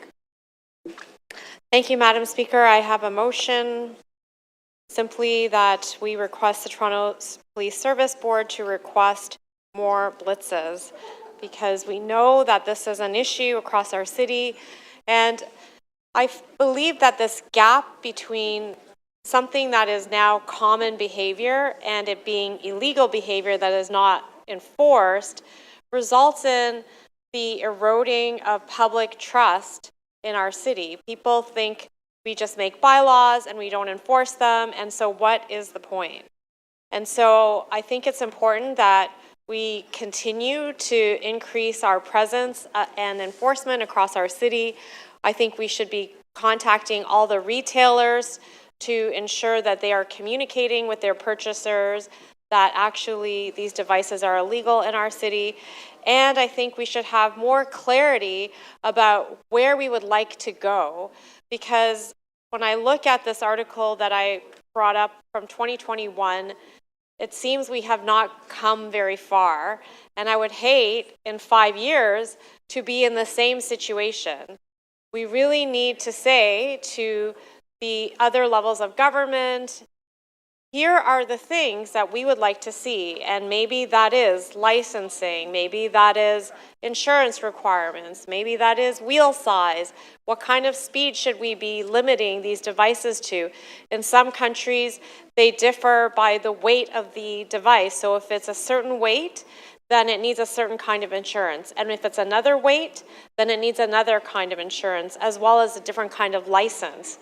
These are all very practical things that we can do to try to move the dial, because I'm not satisfied that us going through another micro-mobility discussion is actually moving the dial on the perception of reasonableness of this city.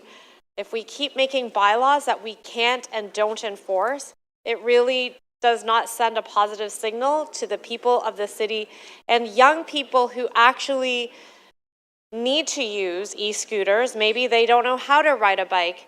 Maybe that is the fastest and cheapest way that they can get to work. By not giving them a legal pathway and not mapping out a legal pathway, we're actually leaving them in limbo as well. So I think we need to do better, and we need to chart a clear path towards the legal pathway to riding an e-scooter in Toronto, and I hope it's long before 5 years from now. Thank you. Thank you.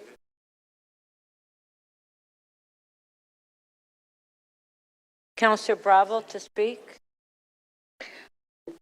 I just want to thank staff for the hard work on this almost impossible problem. The City of Toronto and no municipality can take on the liability of devices that are dangerous. By legalizing them, we would be liable. When someone hits a pothole and they end up in the hospital, that's something that we have to consider. It's grave, and there have been municipalities that have practically gone under because of the payments that they've had to make. This is an all-of-government problem. Earlier we adopted a member motion that I moved with amplifying what the fire chief, Jim Jessup, has been saying, was the batteries themselves are actually super dangerous. It's the greatest threat right now in terms of increase in numbers of fires. And we need the federal government to create regulations. Right now, there's nothing that is really set in terms of standards for what can be imported, what can be sold, and what can be purchased. That's a really important place to start. We need to have some provincial help on this. While it's really important to say that, yes, our residents are frustrated. I'm frustrated, even on a wide sidewalk like St. Clair. I have to duck scooters. The market has moved faster than regulation has. So I just want to make sure that we are clear that this level of government alone cannot solve this problem. And so continuing to do the work in this way is really crucial. And as Councillor Thompson has indicated, we need to increase our advocacy for a joint solution working with our partners. Thank you. Councillor Fletcher. Councillor Fletcher. Come on, you're the last speaker.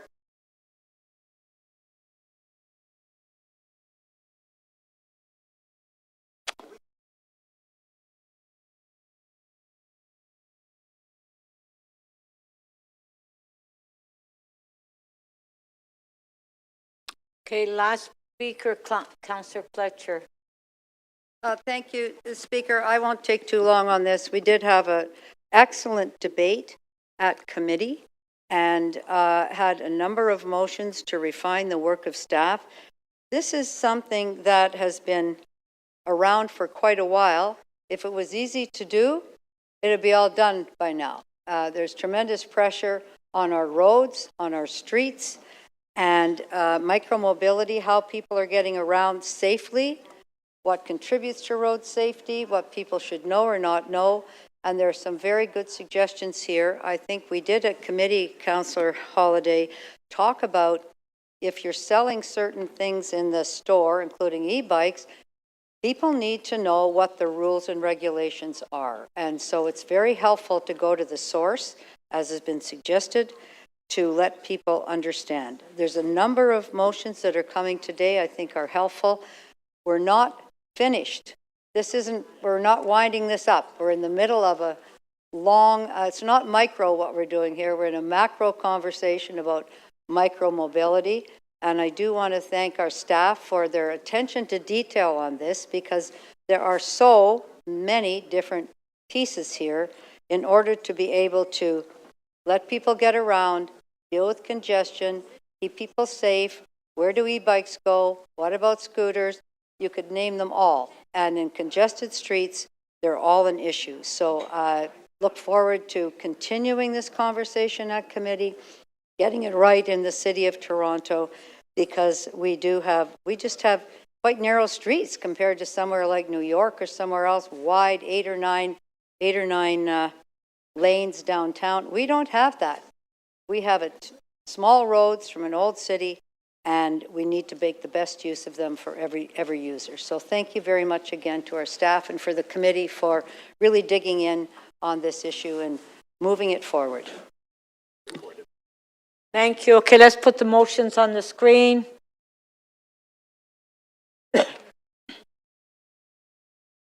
Motion 1 by Councillor Chernes Lynn. On favor? Carried. Motion 4 by Deputy Mayor Malik. On favor? Carried. Oh, okay, we'll put it on the screen.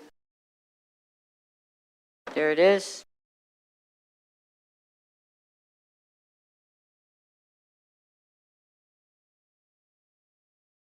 On favor? Carried. Motion 5.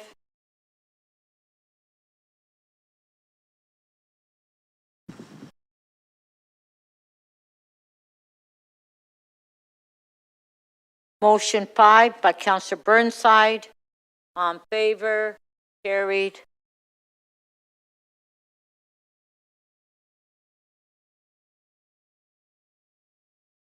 Motion 2 by Councillor Holiday. On favor? On favor? Carried.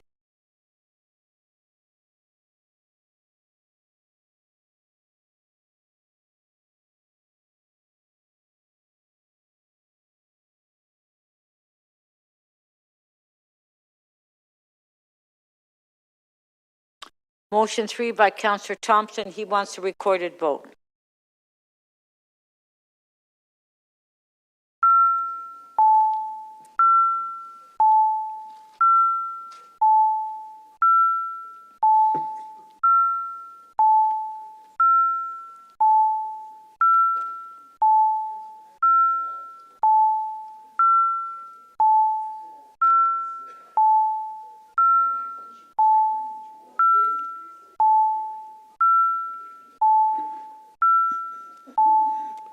Councillor Myers, are you present in the meeting?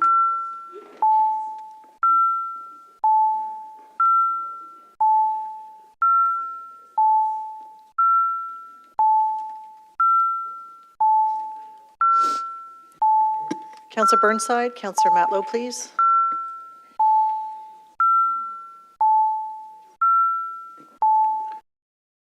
Motion 3 is adopted. The vote is unanimous, 23 in favor.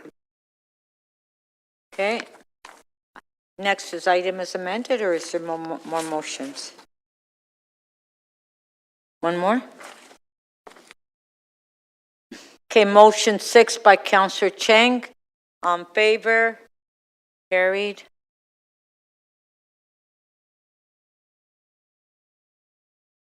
Item is amended. On favor? Carried. Thank you.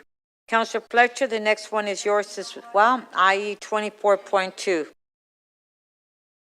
All morning, and finally, I had a chance to meet with Councillor Holiday, and we've come to the understanding of this motion. So I would just like to quick release that unless somebody's got a big deal. Yes? On a recorded vote. Okay, recorded vote. Thanks, Stephen.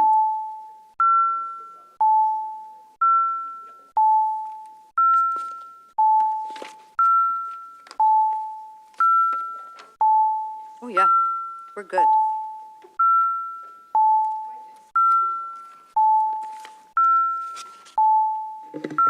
Councillor Bradford, please.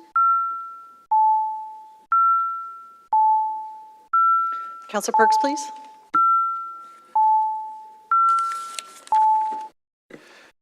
The item is adopted. The vote is 22-1. Okay. So Councillor Fletcher, the next one is yours as well, i.e. 24.10, tree maintenance. Sorry, yes, and Councillor Holiday did have questions, I believe, of staff, Speaker, so. Councillor Holiday, you have questions of staff? Councillor Holiday, do you? Okay.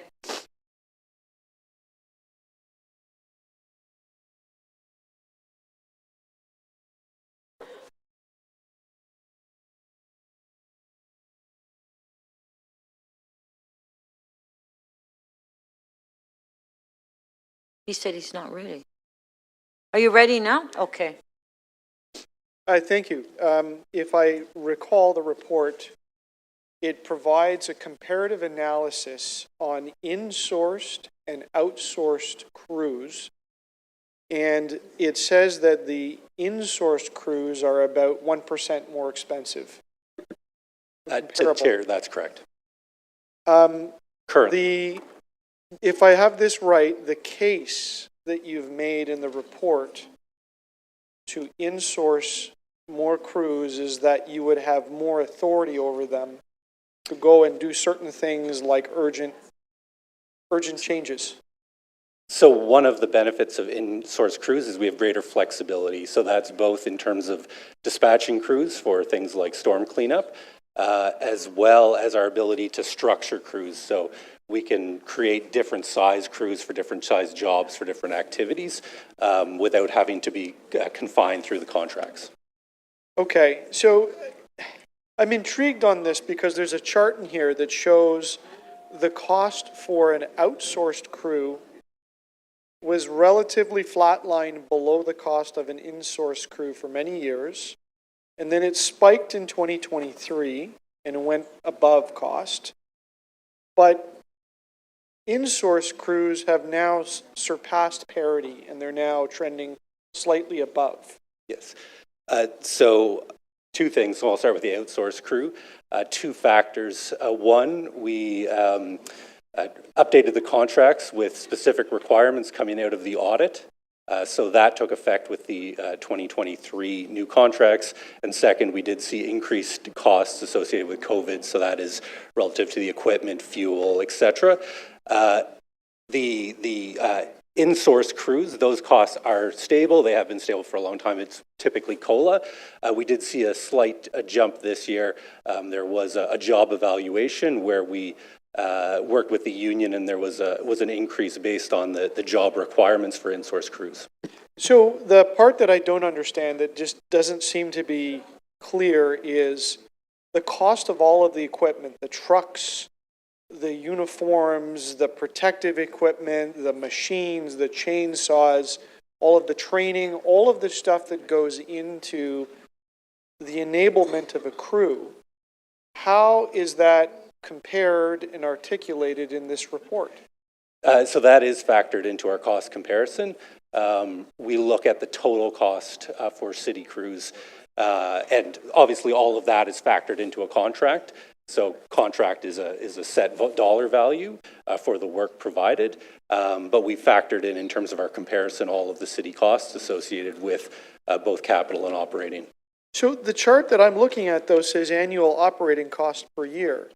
So are you telling me that the capital is built into that? So we have, so thinking about something like trucks, there is a capital cost when we buy it, but we contribute to a fleet reserve, which is an operating cost on an annual basis. So it gets looked at from the operating perspective, but it does factor in the cost of equipment, et cetera, associated with our crews. So all in, and that is the cost of the equipment, the purchase, the annual operating cost of the equipment, the trucks, all of the bits and pieces that cause this to be an apples to apples comparison. How do they compare? So all in, that is the 1% number. We've identified that when you look at all of those costs, those total numbers, it is a 1% difference, a higher cost. In 2025, again, we're comparing against current contracts and current costs for in-source crews. So the other thing that I wasn't clear on with this report was that you're taking a phased approach. You wanted to in-source a few crews, but what's the larger plan? So I think as it's outlined in the report, we are looking to get to a kind of a closer parity mix, about 50-50 in terms of our crew size or crew allocation. So we are, the longer plan still sees contracted crews being part of how we deliver our forestry operations, but looking for a more of an equal split between our outsourced and our insourced. Why equal? Sorry? Why equal? So there's other, once you get to a certain point in time, there then becomes other factors. We'd have to look at space allocations, et cetera. So we can do this within the existing footprint of our operation. And just remind us, the Auditor General's report, it applied to both in-sourced and outsourced contracts. There were issues on oversight, although they're not exactly the same on each. There were observations that were in the media with each, and there were details about the tracking and GPS systems that were applicable to each, were there not? So while I wasn't here, my understanding is the auditor's report focused on the outsourced That was crews, your last and question. the recommendations were to the outsourced crews. Thank you. That was your last question. Councillor Cheng, questions? Thank you. Through the chair. So in my community and across Toronto, we often see what some people call decapitated trees. So it's a tree that's been lopped off, the top has been lopped off, and that condition can remain sometimes for over a year as they're awaiting the chip grinding machine. And so my question is, will this staffing change include the addition of other equipment to support better service? And this condition of waiting over a year of a decapitated tree, will this help improve that context? Because it happens all the time. So this first step really focuses more on a little bit of the reallocation. We anticipate those crews will primarily provide additional support for pruning or general pruning, just based on the type of crews they hire. Some of the work that involves kind of removing stems and stumps, that is actually more specialized work. And for example, stumping we do primarily through contracts. We are doing a broader review right now that looks at all of our practices, our processes, and that will look at how we can improve upon those service timelines, reduce them, provide for quicker activities. And that will feed into both immediate changes we can make, but also as we look at our upcoming contracts. And when is the report supposed to come to council? So the review itself, the consultant work will wrap up, I think, in May of next year. We're looking at a report back to council in early 27. That being said, the outcome of the review can be implemented ahead of time. These changes won't require council approval. So based on the advice that we get, we're already starting to make changes in certain areas. We'll be updating our practices. So part of that report would update where we don't need council authority on what we're already doing. And if we do need council authority, we'd be seeking it at that time. So what is the staffing or investment pathway to improving or to reducing the number of decapitated trees in our public realm? So I think that'll be part of what the report tells us. I can't give that answer now, but it will tell us what type of resources we would need to be able to deal with both our existing backlog, but also address what we know is some of the concerns we have now around how long it takes to get to things. But we're also looking at how we can be more efficient just with existing resources. So it's a little bit of what can we do now to be better with existing resources, and then what else could we do if there were more resources available. But we might not know what those actual strategies are until 2027? So as I said, we'll finish in 2026. We'll start to implement, but we anticipate in the report back to council, just given there will be a pause at some point next year, would come in 2027. But, during that time, we can keep council updated on any changes we're making proactively that, again, don't require council direction. So there is a potential for improvement in 2026? Yes. And, Okay, I think continuous improvement is part of what we're doing. great. Thank you so much. Thank you.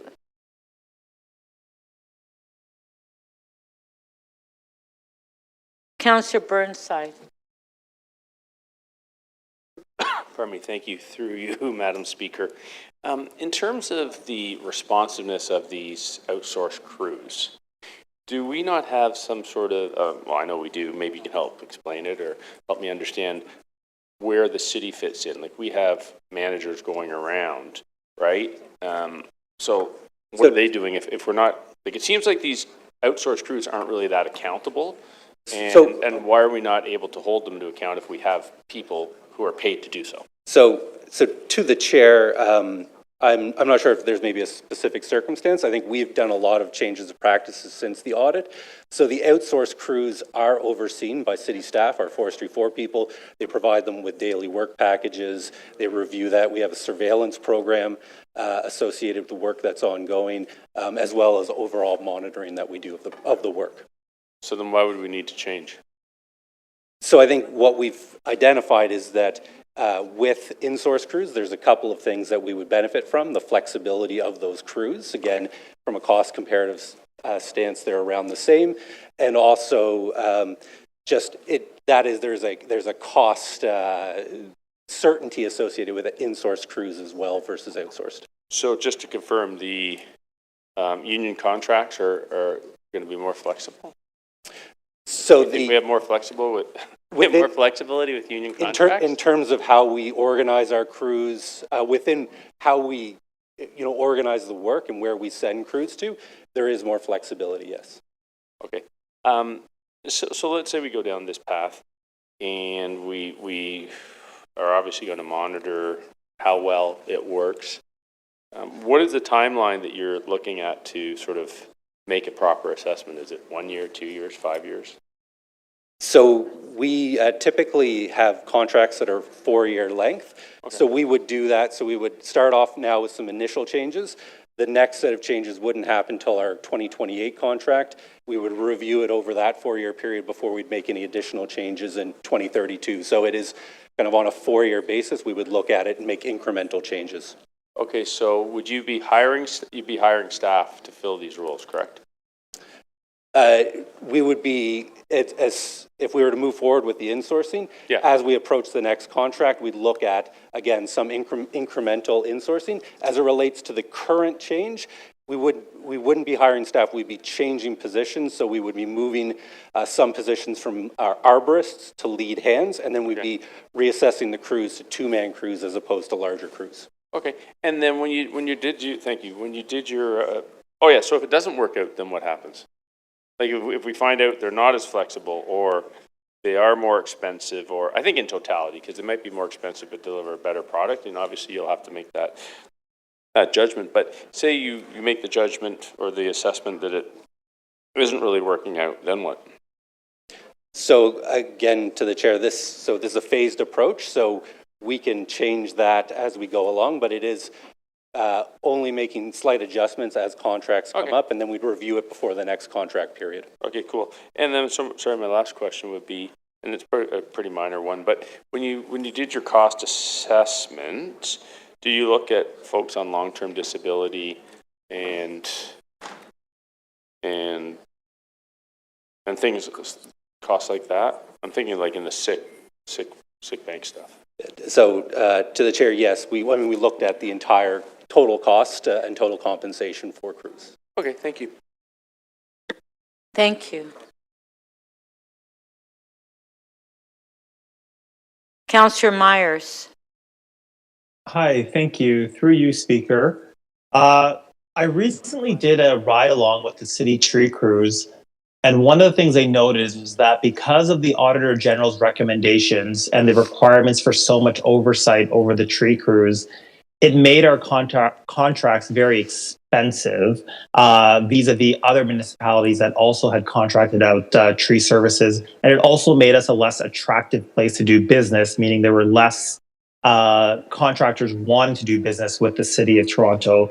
So my first question is, have we ever looked at whether or not the Auditor General's recommendations made sense from a cost-benefit analysis in terms of what we were getting versus what the additional expenses that they were incurring? So to the chair, this is the first contract following the Auditor General's assessment. So part of our review as we go into the next contract, we'll be looking at both the outputs from that contract, any challenges we had. We'll obviously be engaging with the sector around this, but at the same time, we will want to ensure that whatever outcomes we have and whatever contract we're entering into provides value for money for the citizens. Thank you. And do you have any context as to whether or not our tree maintenance contracts for private contractors are more restrictive vis-a-vis other municipalities? So I don't necessarily have insight into all the specific contract details of other municipalities. I would say ours are within the specific context of Toronto, as well as the recommendations that were accepted coming out of the auditor's reports. So they may be more restrictive from that perspective. But again, it was to address some of the issues that came up through those reviews. And do we know if other municipalities with contracted out services have seen similar spikes in the cost of their contracted out tree maintenance services? I don't have that information. We could look into that, and likely we'll look into some of those aspects as part of our work to the next contract, but I can't speak to that right now.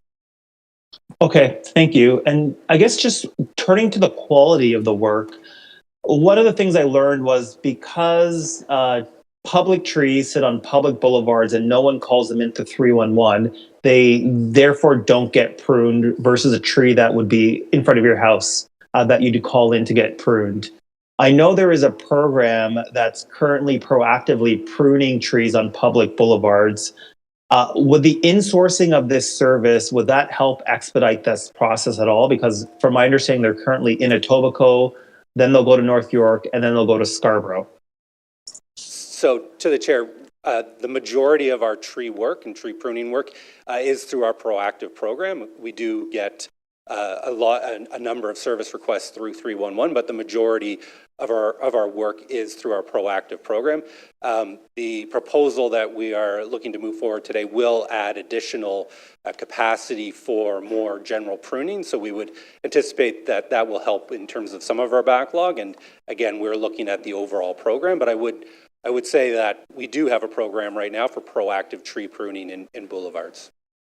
In boulevards, but it started in Etobicoke, and then it's going to move to North York, and then it will go to Scarborough, correct?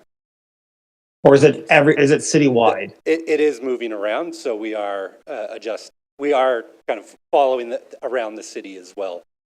You're correct. Do you have a sense as to when the proactive tree pruning will start in Scarborough? What year? I don't. I'll have to take that back, but I can follow up with information on where we're at in the cycle and when we'd be back in Scarborough. Thank you. And then final question, do you have a sense as to the backlog, how long the backlog is, and whether contracting in the services will help with lowering the backlog of cases?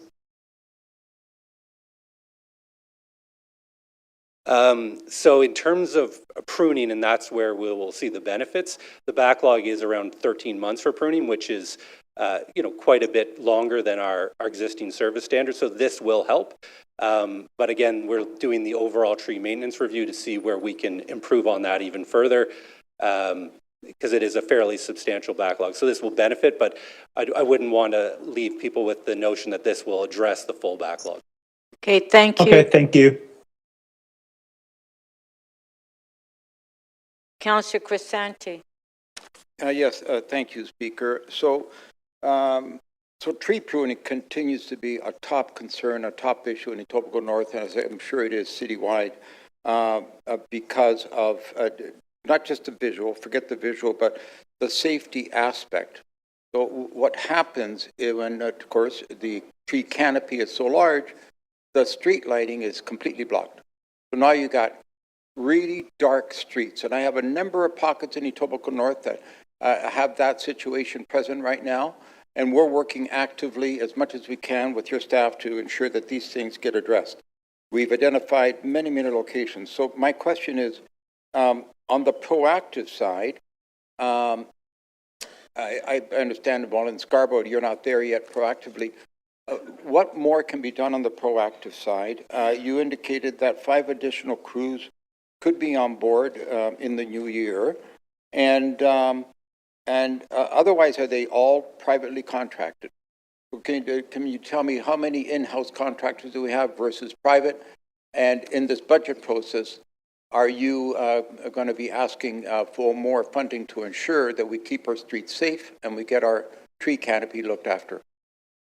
So right now we have approximately 24 city crews. Whether we have 24 operating at all times depends on vacancy. We are in the process of filling vacancies, and part of the recent compensation review, we're hopeful will address some of the vacancy challenges we've had.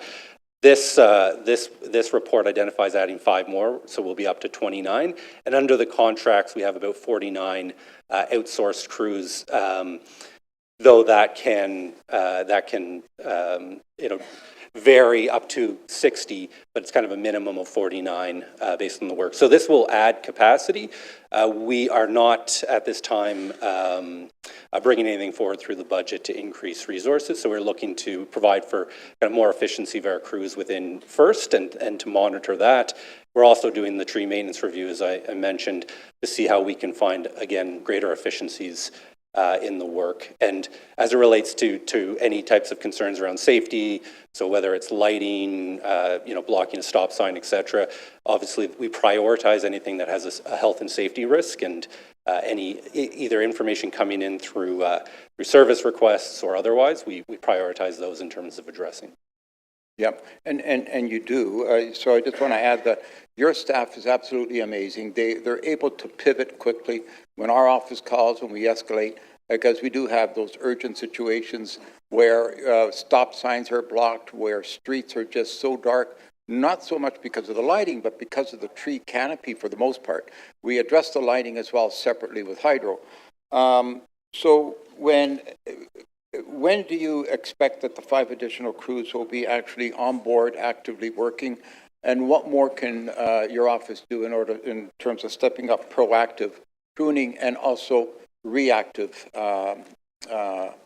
responses?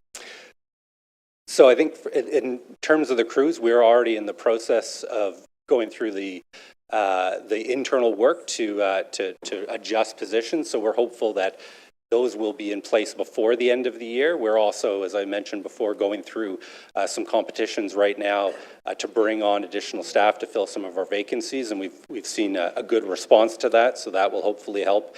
And I think in general, the tree review, we will be kind of continuously updating what we do when we find better ways to move quickly. But again, we look for feedback, whether it's from the public, your offices, et cetera, in terms of any risks, and then we can look to help to ensure we're addressing those risks as soon as possible within the broader proactive tree maintenance work that we do. But to keep our roads safe and well lit, and you may not have the answer to this question, but if you give me some idea, or have you thought about in this upcoming budget process, how much more you would need to shorten that backlog from 13 months maybe to 6 months? So I don't have an answer for you today, but I can look in and get back to you. That'll take a little bit of calculation, and at 13 to 6 months, I'm sure will require a fair amount of resources, and whether we could even get those resources in place is another question. But I can follow up with you with more information. Well, I can see the CFO smiling. I think he's all willing to cooperate and help you out. Okay, that was your last question. All right, thank you. Thank you.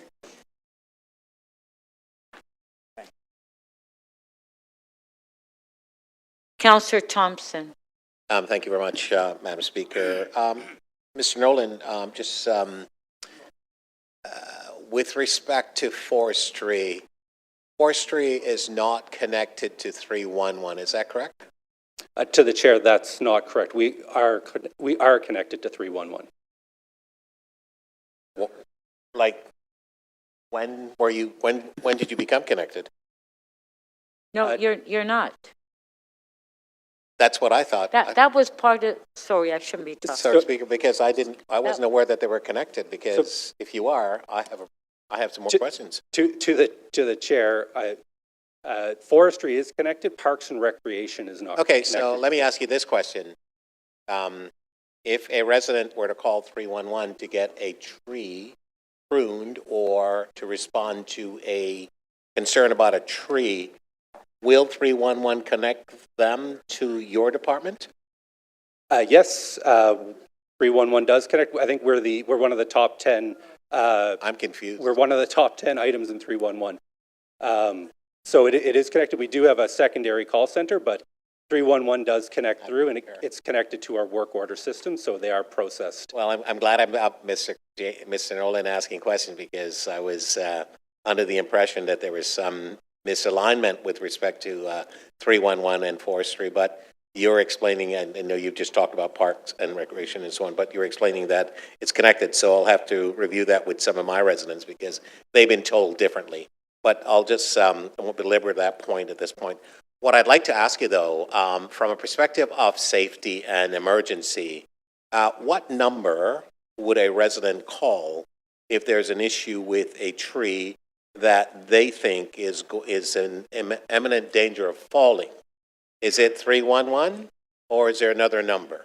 A resident should call 311. Right. Okay, so when they call 311, they're told, and I'll provide you with this information later, but they're told that 311 does not direct the call to forestry.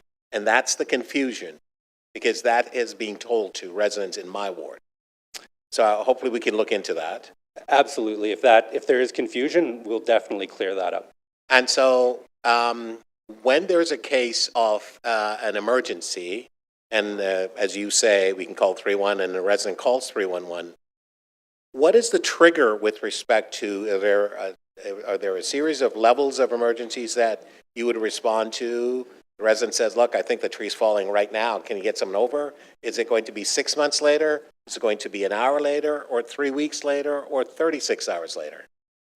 So for our storm cleanup, I'll use that as an example. It's a three-day service level, and typically we then triage based on the information we have. Our priority is dealing with any imminent risks to life, clearing out anything that's blocking roads that may impact access by emergency services. But we do triage, and then for kind of regular, we do have inspectors that go out, and if it's and this is both for public and private trees, right? And they will look at it, and they can issue kind of immediate work orders for action if it's an imminent risk. So I have a resident, or actually a business at 45 Nantucket. The last almost a year, they've been having some challenges getting someone to deal with a tree that they feel is going to fall.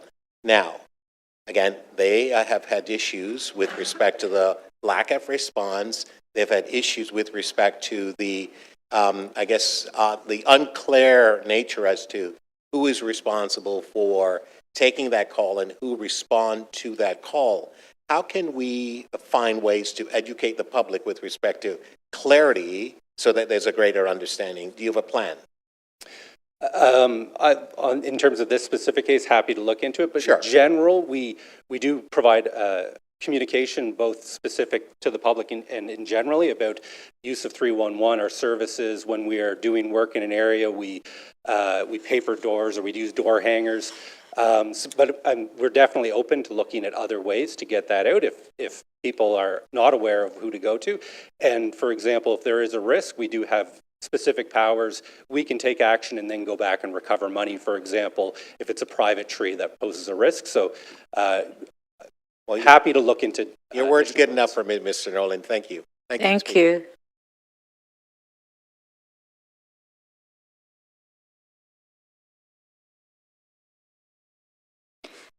Councillor Holiday to speak. Thank you, Speaker. So it's an interesting report. If you look at the trend lines of the costs of the two crews, the two types of crews, insourced and outsourced, they actually changed positions twice. And there's two things at play that affect that. There's a bunch of things, but two things that stand out to me. The first is a series of reports from the Auditor General and some reaction from the city's management to change the systems at which they oversee either the contracts or the crews, and they look at their work. The second thing that's of broader complication is COVID. And COVID affected the availability of workforce. It affected expectations of salaries and wages. It affected the availability and cost of equipment. And so these things flip twice in terms of their parity. But they're very close right now. And in fact, according to these trends lines, the costs have now increased on the in-source side so that they're slightly more expensive. Staff provided the rationale that effectively, I'm going to highly paraphrase to say, essentially they can boss the crews around more and get them out to the priorities. I understand, right? A little more flexibility when the workers report directly to you rather than an outside vendor. The concern that I have, though, of course, is that investing into an in-source crew means that you've got them for the long haul. And whether those parity lines flip again or begin to diverge and become much different, we don't know. We literally don't know. What we do know is that we'd have to take on the cost of the capital equipment, the cost of the investment, and a commitment to workers that are full-time. And I have some concerns with that. And I'm very uncomfortable with this report at this point in time because there isn't a lot of runway on those various trend curves. We also know that, boy, it's been a lot of work. And I do give credit to the management staff and everybody within the department that are doing a great job to try to improve forestry services in the city. And as some councillors have mentioned, you know, this is a pressing service concern for citizens. There's lots of trees out there, and lots of work that needs to be done, and sometimes it's even a situation of safety. But that productivity continues to evolve. And I am just not comfortable at this point to embark on a journey to suddenly change the mix and the ratio of the in-source to outsource. I understand this is sort of a first step, according to the department. But if you look at the recommendations, it is an endorsement of a whole series of steps. And I think there'd be a different conversation if the forestry department came to us and said, hey, you know, we'd like to hire a couple of more crews to increase our capacity. That's not what this report says. This report says that they're going to switch their model. They're going to decrease the amount of outsource and increase the amount of insource. And given the information that we've got in the limited time of questions and lots of questions that I have about the cost of capital and maintaining that capital over time and all of that equipment, I'm not comfortable with this. I would like to have seen a far stronger financial business case that explains why it's cheaper to do and why it's better to do and why, you know, this notion that you can have more flexibility with the crews actually matters and how that's monetized. Our job here is to scrutinize these decisions, and I think we should. And therefore, I have some doubts on this report. At this point in time, would prefer to have seen a little bit more runway before we made a decision. Thank you.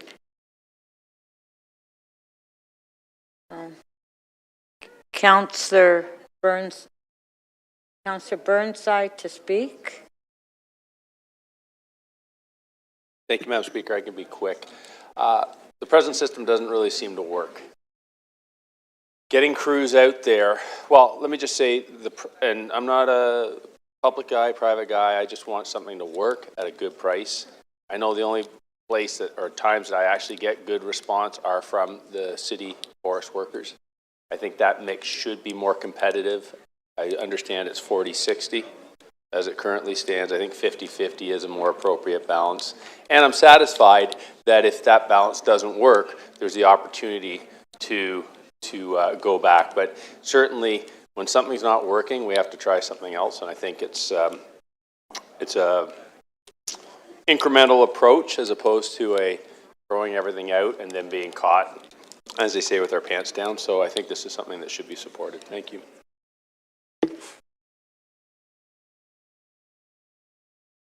Councillor Fletcher to speak.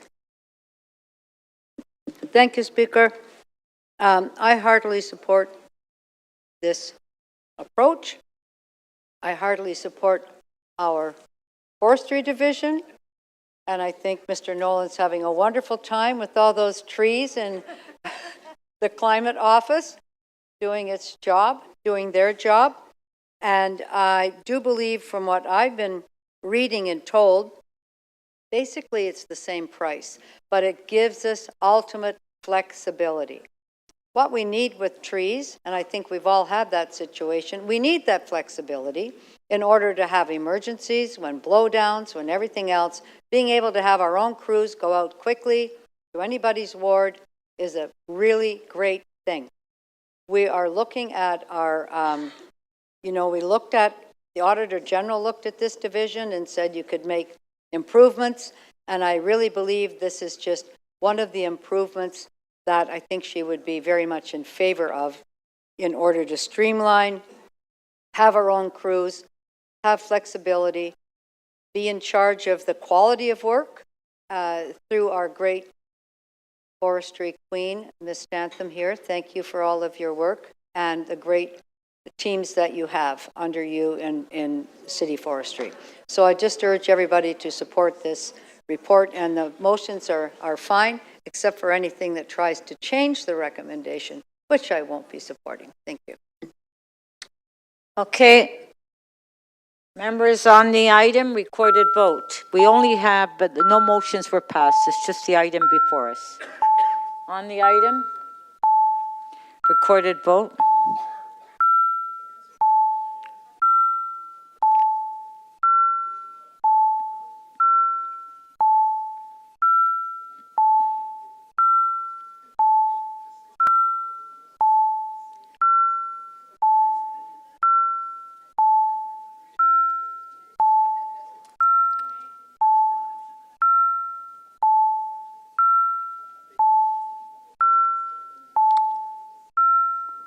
Mayor Chow, please.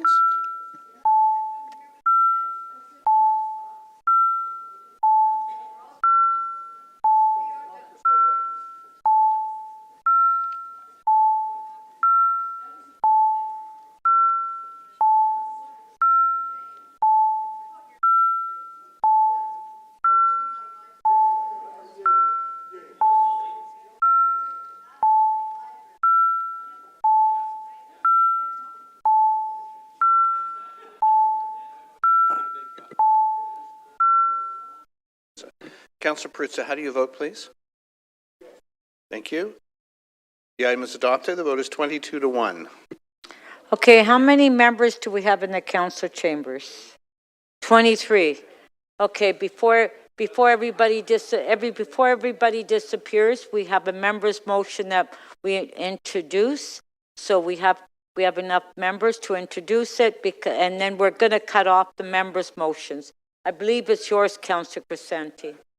Yes, it is, Speaker, and the urgency is... Okay, hold on. Wait till we put it on the screen. Yeah. Okay, there it is. Yeah, and so the urgency, Speaker, is that this is the last opportunity for applicants to get support from the city to apply for their funding, which closes, the date for that is October 16th. Okay. Thank you. On favor of introducing, and it will be circulated.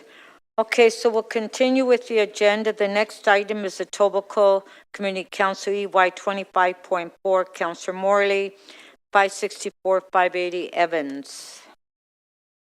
Speaker, this is just a quick one. I have a technical amendment from staff. I've worked with them and legal services as well as development review for the language. So I'll just ask clerks to throw that on the screen, and I'm happy to move that. Okay, Councillor Morley has the amendment on the screen. On favor? Carried. Item is amended. On favor? Carried. Thanks. Okay, Councillor Chang, you held down NY 26.6, 4949 Bathurst Street. Councillor Chang? So staff is still working on it as we speak over there, so. All right, so we'll continue. What about, is staff still working on NY 26.7? 27. Councillor Chang? Yes. Is staff working on 26.7 too? Well, which address is that? Hendon Avenue. No, Hendon, there is a motion attached to it. I'm happy to move that. It's here without a recommendation. So we're moving staff recommendation with the amendment. Okay, so we'll put it on the screen. Ban circulated there. Okay, Motion to amend. okay. There's the motion by Councillor Chang to amend NY 26.7. On the amendment? Okay. A very innocuous motion. Yep. This is here without a recommendation. Okay. Councillor Perks, you're okay with it? Yeah? Okay. On the amendment, on favor? Oh, that's the item. Okay. Now, the next one is Councillor Pasternak. It's here without a recommendation. NY 2618, 824 Shepherd. Councillor Pasternak? Yes, thank you, Madam Speaker. This is a rather lengthy amendment to a construction loading zone, and so with a combination of streets closures and other traffic management issues. It replaces, with the exception of it deletes 1 and 3 from what came up from North York Community Council, and we're replacing it with this motion, which covers all the issues that staff, the applicant, and the community were negotiating for. Okay, so it's on the screen. On favor? Carried. Thank you. The next item, G2541, improving the speed on Bathurst. 7 Bathurst, Councillor Sachs. You held the item down? To release it, and I'm still willing to release it. So I'm happy to release it.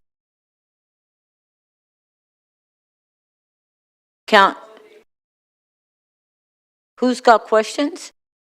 Okay, Councillor Holiday has questions.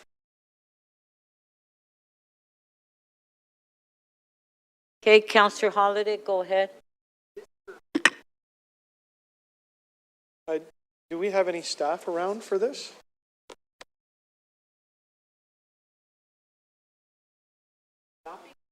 We have staff here. Yeah, but it's...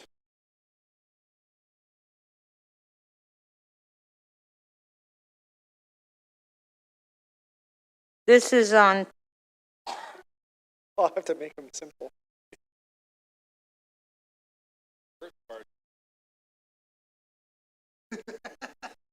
Okay, what? Sorry.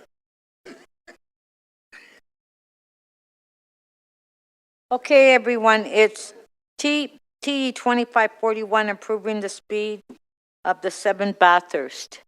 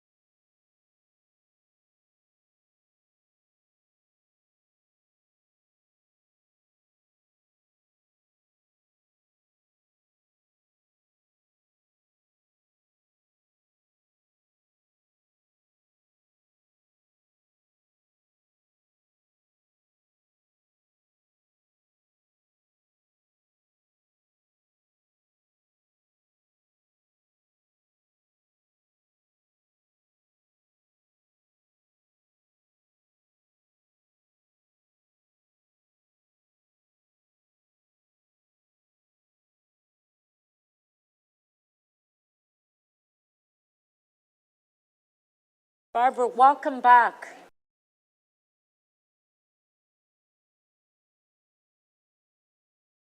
Okay, so we're at item T 25.1, improving, 41, improving the speed of the 7th Bathurst. There's questions. Councillor Holiday, questions. And then I believe Councillor Bradford had a question too. Thank you. So this is a package of regulatory changes that changes the behavior of the function of Bathurst Street between roughly Bloor and DuPont. Is that correct? Yes, that's correct. And so the major changes are the large implementation of no stopping on certain sides of Bathurst for significant portions of the workday and the weekend. Is that correct? Through the Speaker, that's correct. The report includes stopping prohibitions as well as turn restrictions. I'm under the impression that this is rather controversial among the people that live or work or own businesses along the stretch. And could staff explain how they were consulted on this and what that consultation led to and why this is a proposal before us if it is controversial? Thank you for the question, Councillor. Through the Speaker, this recommendation was a compromise that came through the engagement about the Rapid TO Bathurst Street project. There was a great deal of consultation that happened, including with the local councillors and several community meetings that were held. And rather than a recommendation of rapid bus lanes through this, priority bus lanes through this segment, a modified approach was what Executive Committee directed staff to work on in concert with the local councillor and area residents. So this is what was brought forward, which is a compromise from the original proposal that was consulted on. So this is not a planning question in the purest form, but perhaps you could help me with this. Under our planning policies, we look at transit routes and we give special status to different routes. Does the implementation of these regulatory changes change the status in the eyes of our planning policies of the Bathurst bus? For instance, I remember that 10 minutes or better service suddenly changed things on a route. Does this change that? The changes to Bathurst Street in this report don't change the status. It is still recommended as a priority surface transit route in the Surface Transit Network Plan, and updates to the official plan to reflect that are under currently review. I can't speak to the service planning standards, but TTC might be able to mention that.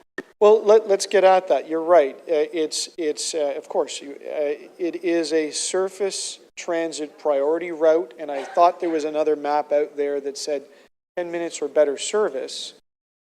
Does the success of meeting those goals hinge on the changes that are provided for under this proposal?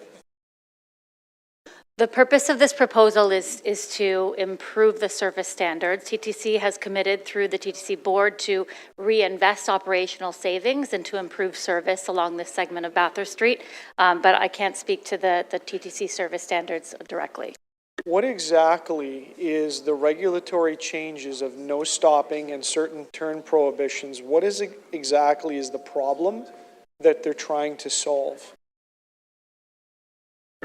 There are detailed descriptions of this in the report and were presented to Toronto and East York Community Council, but there are demonstrated operational delays on Bathurst Street in the travel times that are indicated for no stopping and turn restrictions to be in place.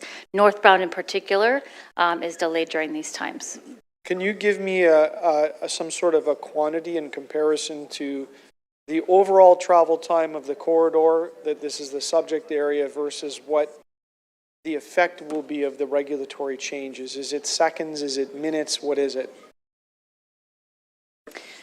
So the reliability issues indicate that the bus between St. Clair and Eglinton has travel times that vary between 6 to 9 minutes, and the average speed is only 18 kilometers. Between Davenport, and St. Clair. That segment has a more significant variability, 2.5 to 6.5 minutes. Average speed is only 10 kilometers. And the northbound travel time between Bloor and DuPont ranges from quite a bit, from 6 to 12. And those are that's a snapshot of weekdays between 3 and 4. So you can see that's one example of a significant What does reliability this do, problem. though? What does this produce against those travel times, right? You're removing no stopping, so how do those change? Is it a matter of seconds on 6 to 9 minutes, or is it suddenly going to be... That was your last question. Thank you. Thanks, Councillor. I understand the question. Apologies that I didn't get to that earlier. We don't have modeling specifically about what we can see out of these changes because, as we said earlier, it was a compromise solution. But we do plan to monitor ongoing and to be able to report back on how those improvements are improving service. But it stands to reason that having additional lane capacity for the bus to be moving when there would otherwise be parked cars in that space would provide better operational service. Thank you. Councillor Bradford. Thanks, Madam Speaker, through you. To staff. Want to talk about the consultation just a little bit. Did we do any new consultation with residents and businesses between the approval of other parts of the Rapid TO plan back in July and this report coming forward to Council today? I understand that local councillors did that in that time frame. Particular Councillor Sachs, I see her nodding her head. So there was engagement with her office on that matter. What about with staff, though? Not in the time frame between Executive Committee and the Toronto and East York Community Council. Okay. Are you, from a staff perspective, are you aware of a petition that was signed by nearly 4,000 residents and 80 businesses with concerns about this proposal?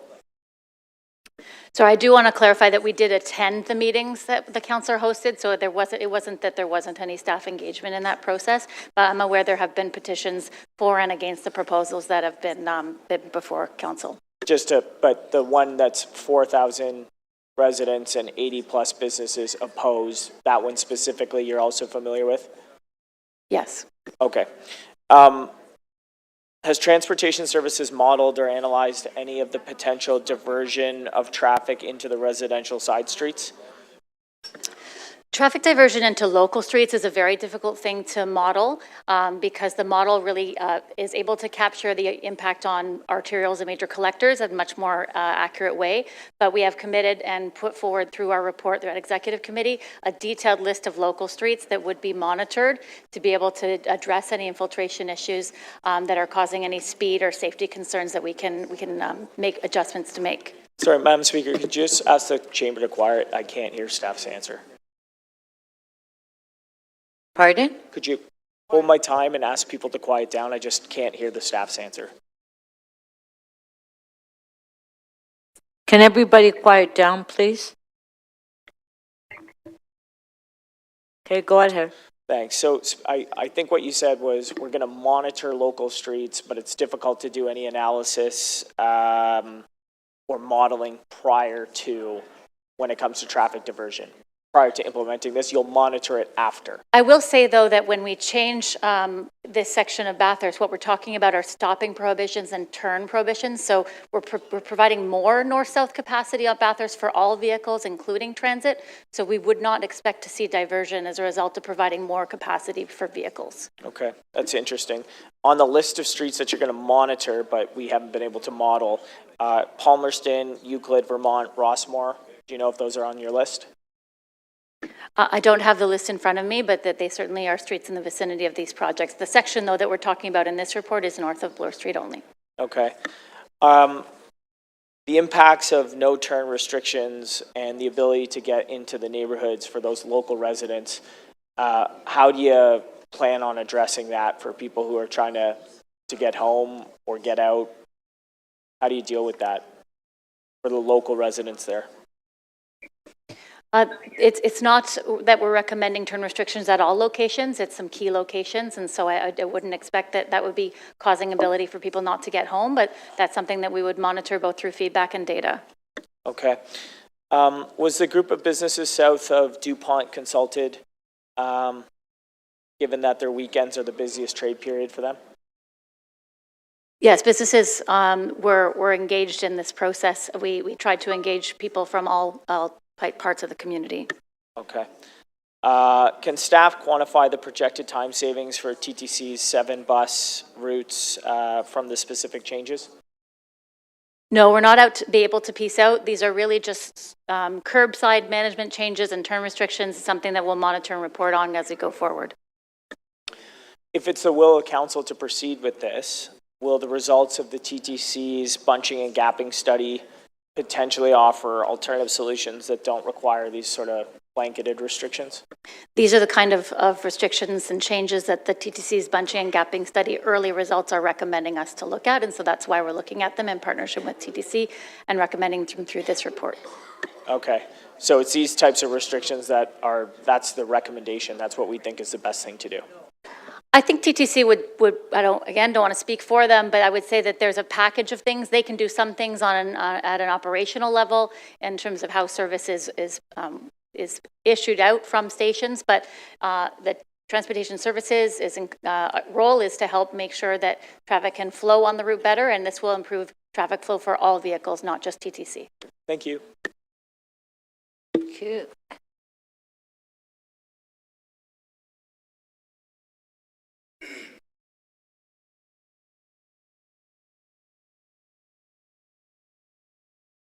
Councillor Holiday to speak?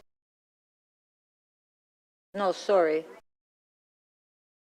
Councillor Sachs to speak. Okay, just one moment, please. Okay, go ahead. Thank you, Speaker, and thank you to staff.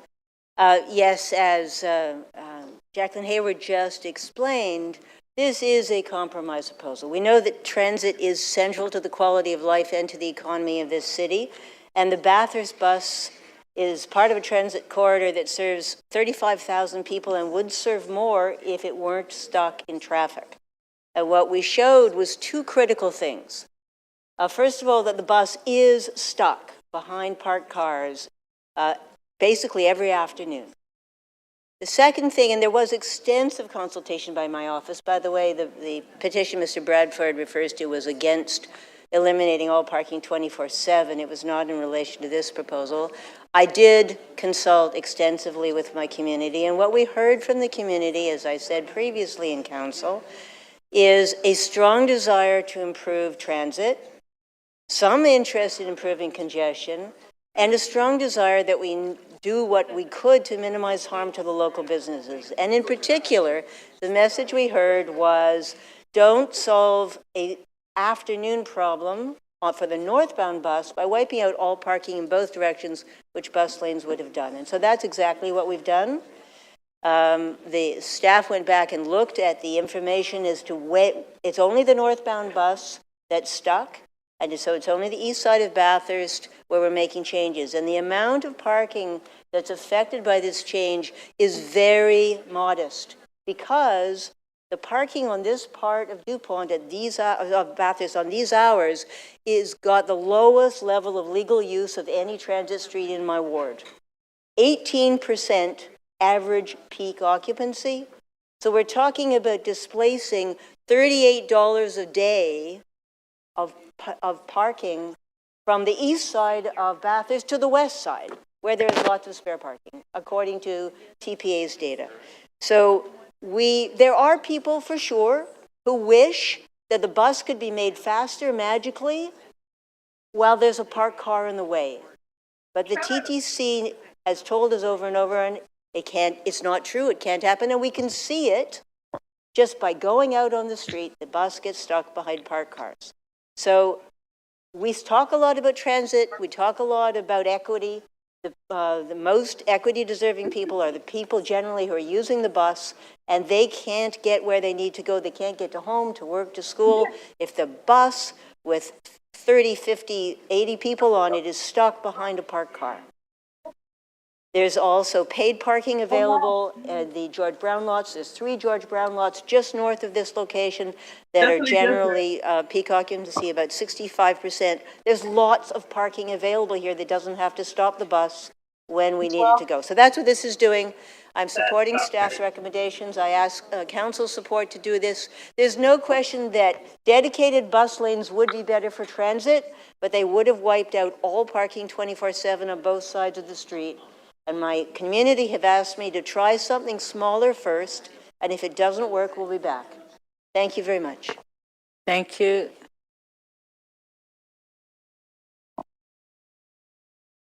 Councillor Holliday to speak.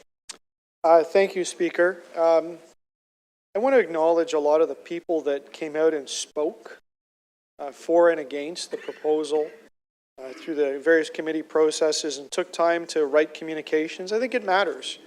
When councillors from other areas are going through the council agendas trying to make sense of everything, you know, one of the things that we do take notice is submissions from the public. And when there's quite a number of submissions, it attracts a lot of attention to the conversation. And, you know, I understand that there are still people that object to what has been brought forward for very, very important reasons. You know, this council pushes for things like improvements to transit and more housing, and often it's a discussion about a trade or a trade-off. In this case, there is parking and stopping. Stopping is important in the conversation that supports some of the local businesses in the area. These small businesses are what makes our city work. And, you know, I'm going through a lot right now in the west end of the city with redevelopments over time that take out many of the small retail stores, some of them the larger retail stores, but the businesses that create a complete community. So it's retailers, it's personal services, it might even be small office spaces, but, you know, this is the lifeblood of a successful city and community. And if we want to have walkable communities and things that we don't have to travel great distances to obtain retails and services and things that we need every day, well, then we need to have them around. So in this case, there's a couple of fine points in this. There was an unworkable proposal before, and it's been changed around to try to get the buses flowing through. But I note that it was created, or it was made into no stopping. And there's a big difference between no parking and no stopping. So removing the parking space during rush hour allows the cars to go through. But if you actually physically can't load and unload a passenger, a taxi or a rideshare person to get to one of these businesses or pick somebody up or to drop off a delivery that's critical, then the businesses begin to struggle and the location just doesn't work for them. And I think we shouldn't overlook those small details. You know, what is the difference between no parking and no stopping? It's that. And it means a very, very hearty ticket if you pull over to let somebody out during rush hour. And I think that's a problem. And I think we heard from these businesses through their communications, and we heard from residents through the communications that there were still problems. And, you know, I regret that this stuff has not been resolved because the cost is high. And as I said, we often do trades in these things, but the trade is something which, yes, perhaps some TTC riders will save some time through here. That's a good thing. I get it. I ride the bus as well. But at what cost? And the cost may be the success of some of these places. And I mean, look at the times. It's every day of the week, every day in the afternoon. And one would think that that is probably their peak busy time. So I wish there was something a little bit better in front of us, something that was more satisfactory to them. But this is a very challenging proposal and a challenging file that is clearly not okay with everyone.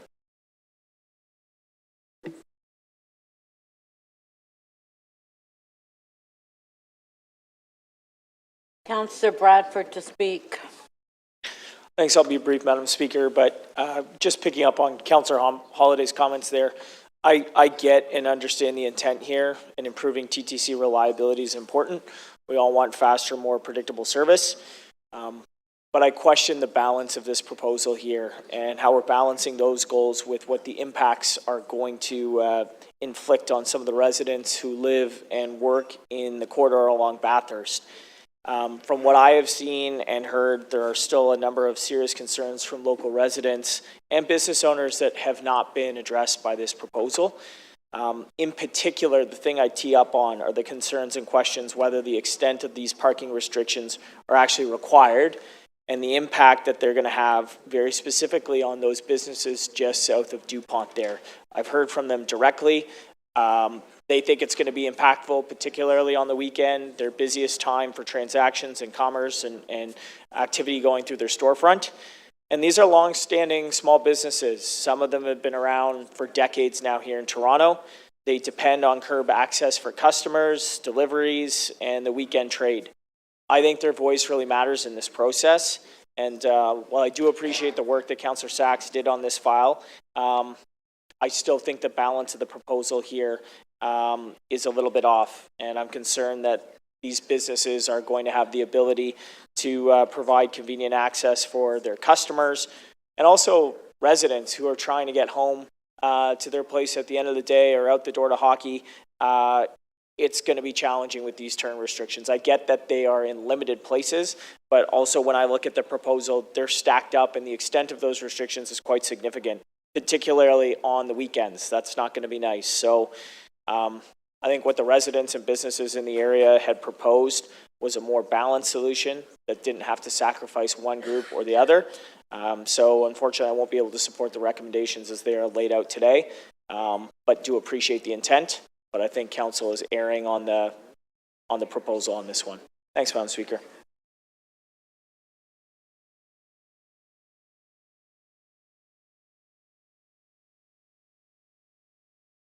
Councillor Coe. Yeah, listen, it's great to see the councillors in Etobicoke, councillors in the Danforth, so concerned about Bathurst Street. Representing Bathurst Street and having ridden on the Bathurst bus my whole life and being on Bathurst almost every day of my life to this day, I just have to tell you, when I'm on the Bathurst bus some days, I'm the only white guy on the bus. I'm the only white guy on the Dufferin bus. Who's speaking for all those Toronto citizens that in most cases have got minimum wage jobs? They're the ones working at the small businesses. They're the ones washing dishes.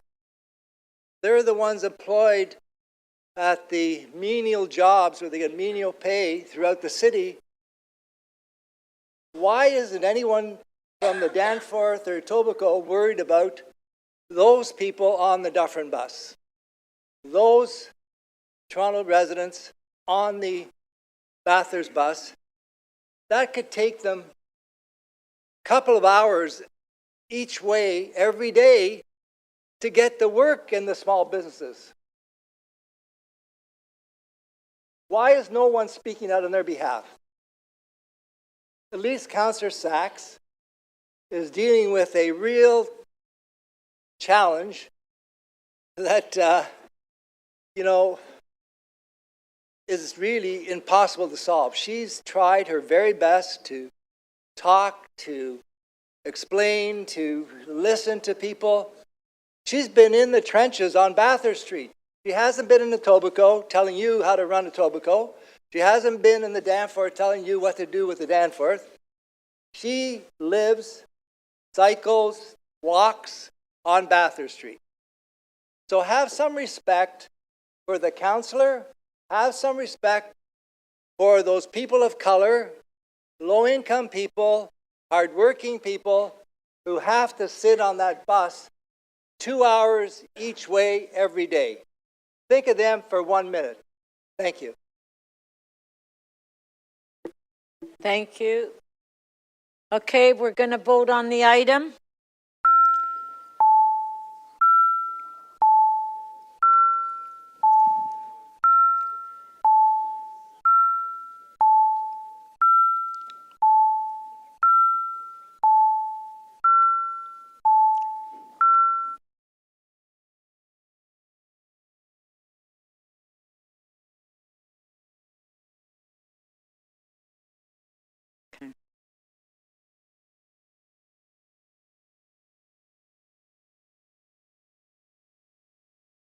Yeah, so we have T 25.41. Guess we'll have a recorded vote. Recorded vote.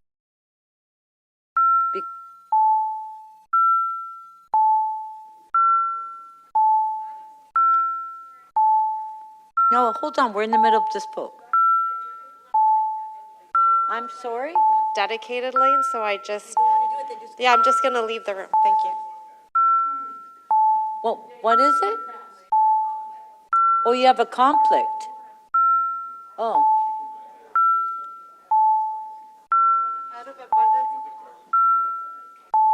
Okay.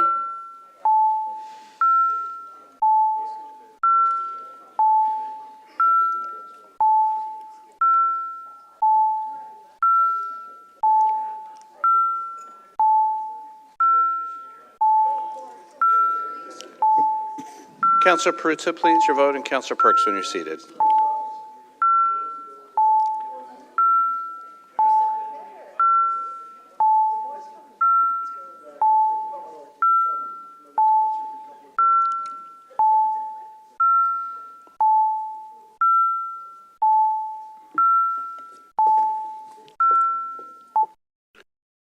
The item is adopted. The vote is 22-1. Madam Speaker, could I reopen that? I voted incorrectly. Thank you. You want to reopen? Okay. All in favor of reopening? Carried. Okay, let's, yeah, I was kind of surprised when I looked at the vote. I'm going, did we just waste a half hour? Okay, recorded vote.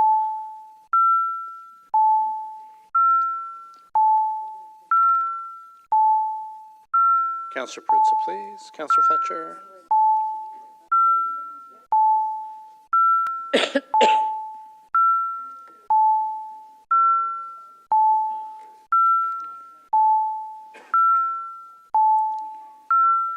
Councillor Pasternak and Councillor Mantis, please.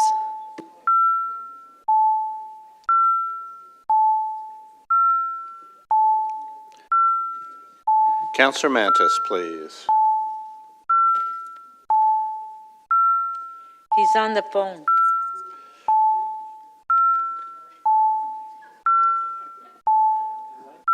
Third and last time, Councillor Mantis, please.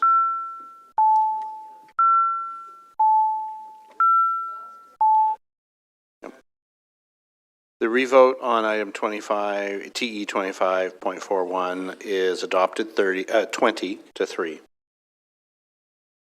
Councillor Pasternak, you made a mistake too?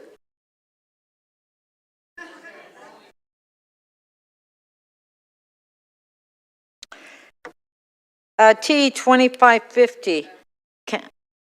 Okay, Mayor Chan.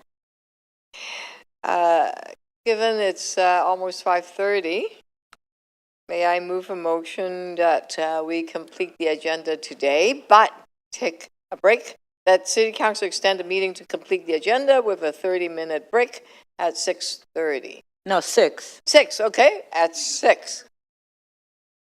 Okay? 6? Okay, Yeah, 6 and come back at 6:30. Okay, we return at 6:30. Okay. On favor? Carried. Okay, Paul, Councillor Fletcher, T 2550.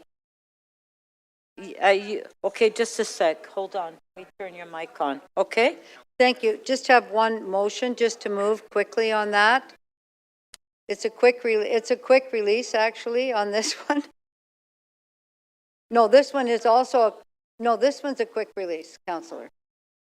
After speaking with my across the river ward mate, we have a slight amendment there, and that's to just report monthly to Toronto East York on the progress here and any issues there are traffic-wise. Does the staff have your motion? Yes, they do. Yes, they have it. They could put it up. Is that it on the screen? Oh, okay. No, it's coming now. Okay, can we put her motion on the screen?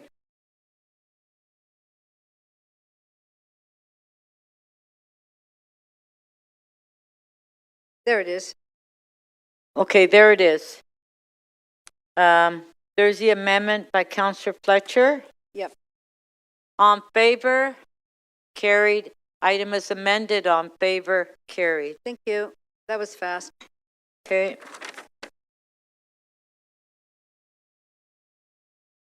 Councillor Counselor Cheng, you can come back in now. Okay.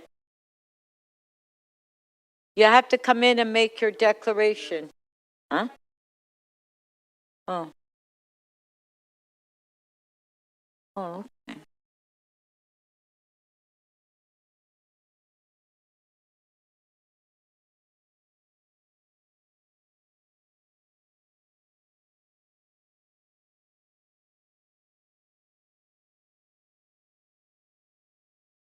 Okay, Counselor Cheng, we're at your item.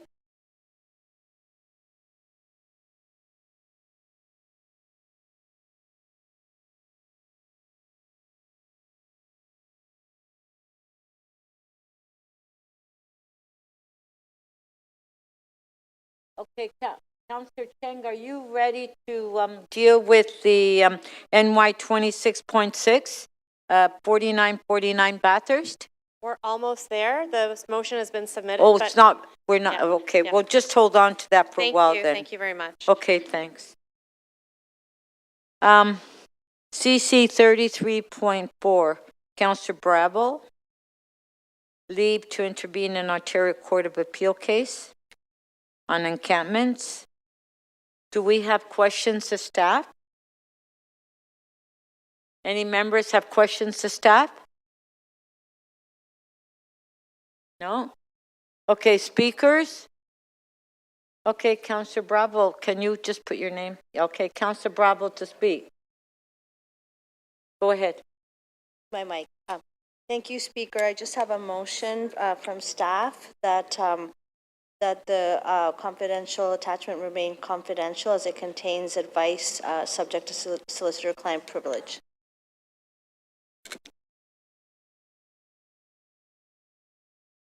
Okay, so there's the motion by Counselor Bravo. On favor? Carried. Yeah. Item is amended. On favor? Carried. Counselor Candeval, you held CC 33.7, which is 1552, 54, 62, 70, and 72 Kingston Road. Do you have questions to staff, Counselor Candeval? No, I can quick release. Okay, does anybody have any questions to staff on this item? No? Okay, Counselor Candeval, did you want to speak? No, just move the recommendation. Oh, so you're just releasing it? Yeah. Okay. On favor? Carried. CC 33.22, 2 Whitney Avenue and 135 Glen Road. Councillor Sachs, you held the item down. Do you have questions to staff? Councillor Sachs? Wait, you held the item down. I tried to quick release it, and I was told I'm happy to quick release it. Okay, so Councillor Sachs is releasing 2 Whitney Avenue and 135 Glen Road. Councillor Bradford have questions? Councillor Bradford, you have questions? Can you put your name on the screen, please? If you have questions.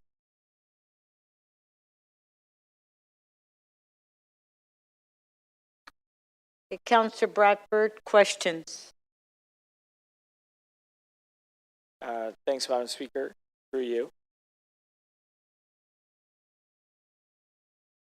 The staff here.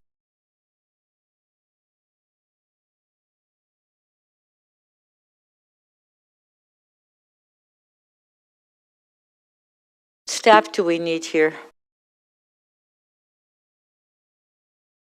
Okay. Here we go.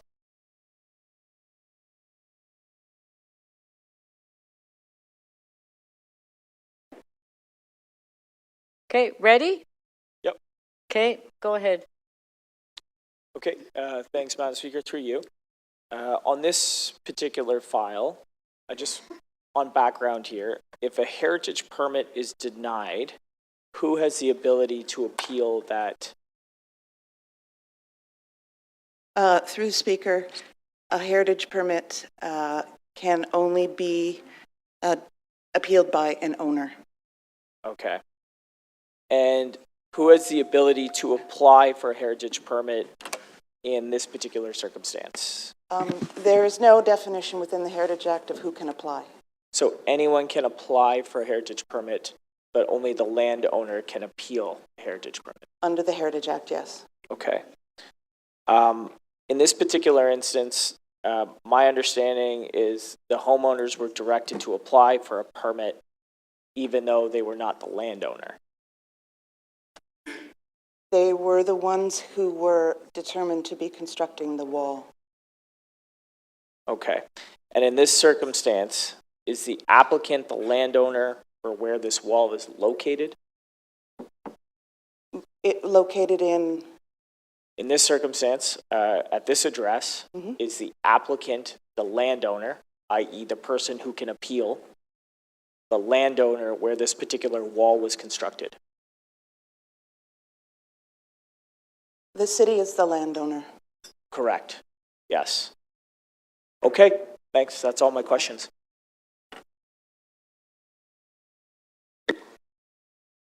Any further questions? Okay, Councillor Sachs, you're just releasing it?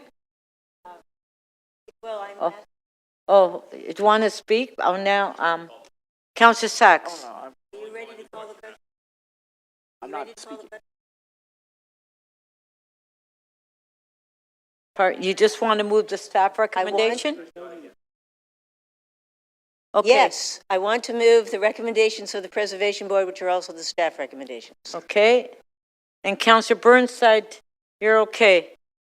All right. On the item, all in favor? Carried. Recorded vote, recorded vote. Oh. Councillor Holiday, you wanted to speak on this one? How come your name's up there and Councillor Candavel? Members, just stand by while we stage the vote. Okay, recorded vote.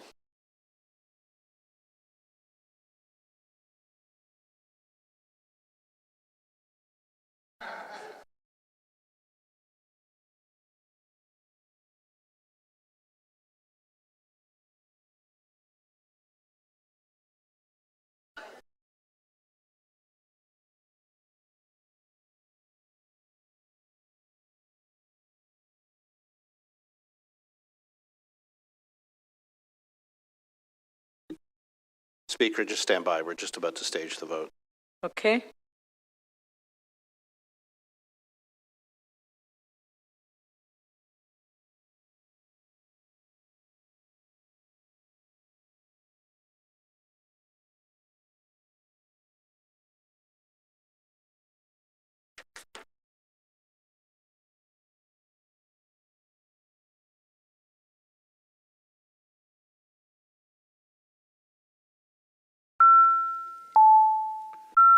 Voting panel is now open.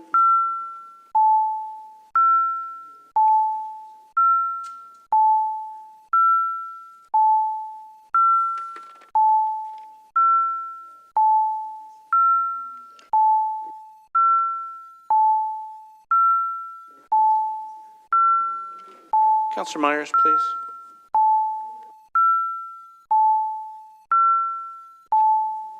Councillor Perruzza, please.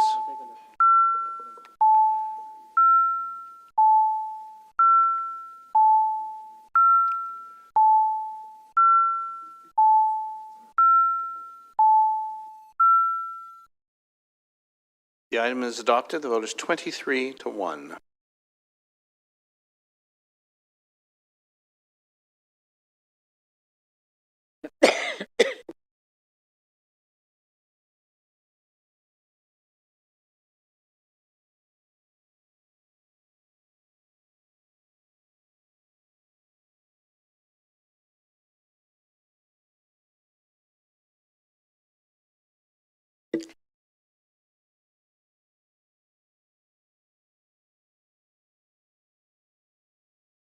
Okay.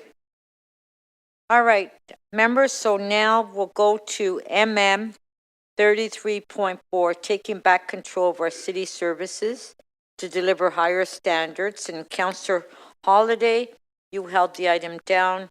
Do you have questions? Yes, thank you. Okay, so let's see what staff have to answer these questions. Could we just allow, hopefully, some human resources? Oh, they're there. Okay. People officer or their designate? Okay, can you put your name, Councillor Holiday, on the list, please? Yep.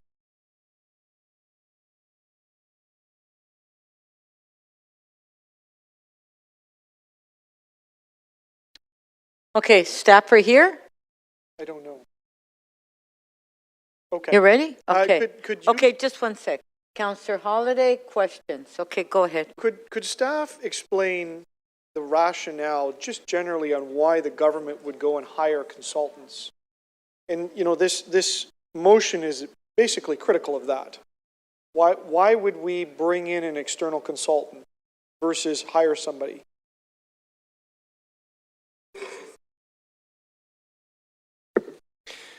To the speaker, so generally consultants will be used if we require specialized expertise or an independent perspective.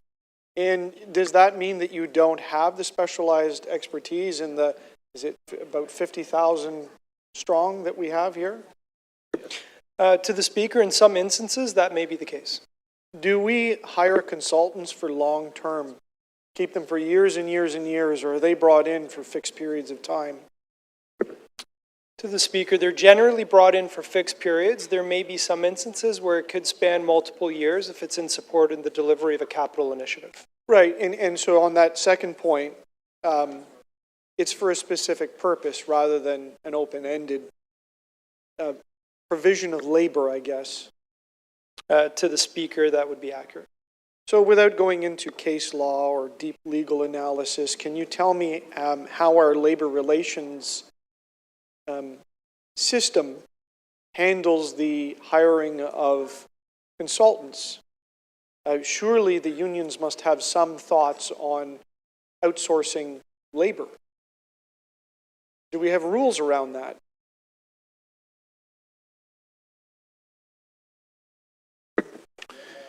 So, Speaker, in certain instances, yes, if we're looking to use consultants and contractors to deliver city services, and there isn't an agreement or the ability for that to be in place, and that could be in contravention of either a collective agreement or could be something that our workforce is in disagreement with. So I think, you know, I take what's here as really talking about that consulting work that quite frankly comes quite often through the procurement mechanisms to council, sometimes done under specific urgent situations and oftentimes done in the delivery of our services. So there's mechanisms in place to prevent the circumvention of hiring people on a permanent basis through successive consulting agreements. It's not a way to have an employee off the books, I guess. And this motion seems to be focusing on something else. That's the same way that you read it, do you not? So, Speaker, yes, consultants are not a way that we go about having outside organizations or companies deliver city services to Torontonians. So, do you not think about internal resources first before just hiring somebody? Yes, we do. Yeah, so there's a process. You don't go and spend more money without confirming that you cannot do this. Oh, absolutely not. So where do you think the motion will bring us? If it says go and check that you're using internal resources, look for opportunities to insource. I mean, what are the risks? Why would I endorse this as a member of council? If you're obtaining outside consulting services for very discrete purposes that you just explained to me in the couple of minutes that we had with this. So I will say this is really reinforces what our approaches are, which is before we go out and contract services out, it's do we need that to happen? Do we have the people that are here to do it? Is there an exigent circumstance or urgent need for us to do it, in which case we couldn't hire those people in? So we look at this as a way, this just further strengthens, quite frankly, the approach that we take on a regular basis.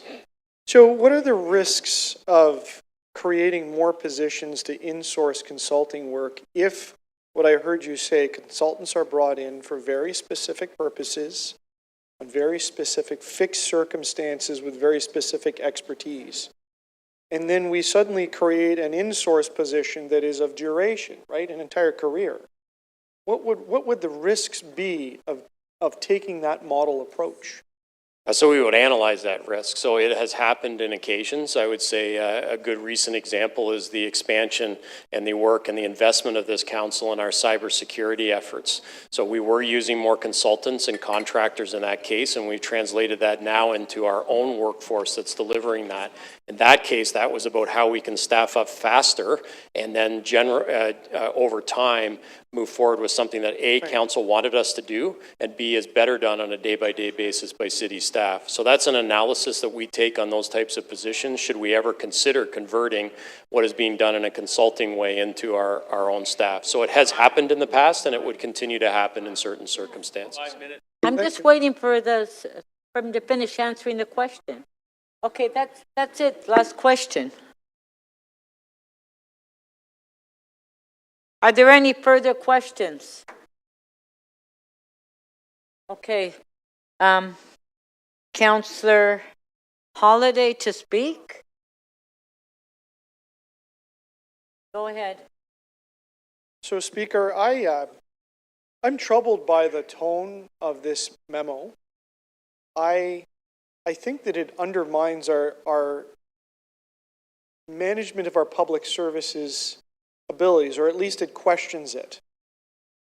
You know, it seems to imply that, you know, it's inefficient to go out and bring in specialized expertise, or that there's a better model to acquire someone on a permanent basis with very specialized knowledge and not solve for the equation of keeping that person's knowledge permanent over time.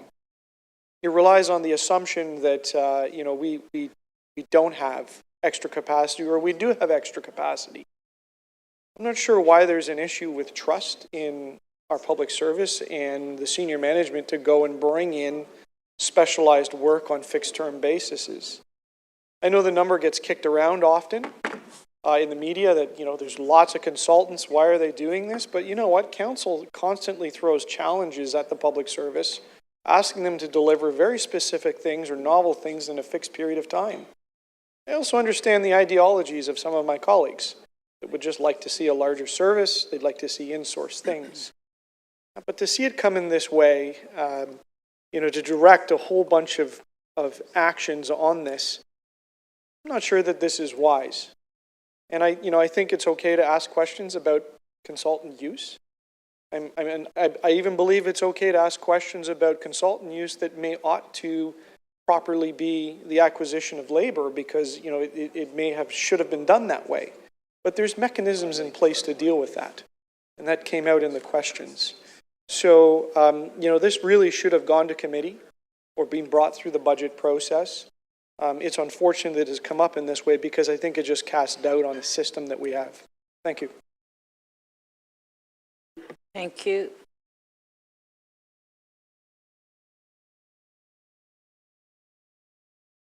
Oh, Councillor Burnside, did you take your name off?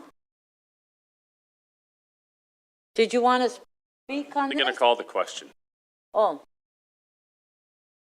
Okay. Okay. On the item, recorded vote.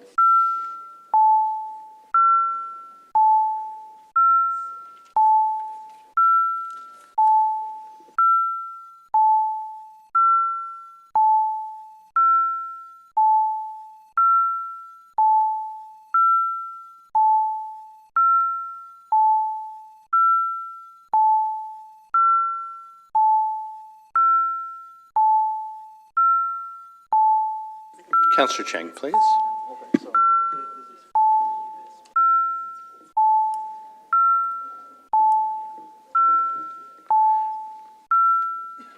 Councillor Myers, are you present in the meeting?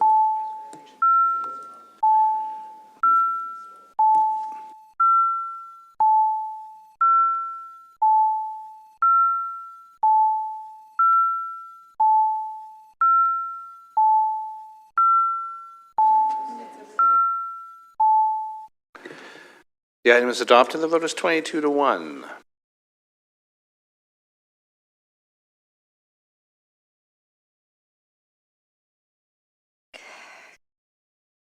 Counselor Fletcher?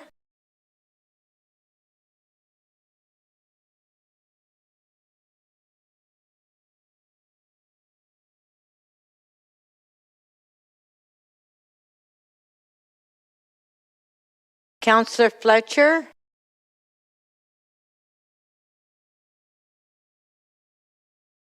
Can you go get her?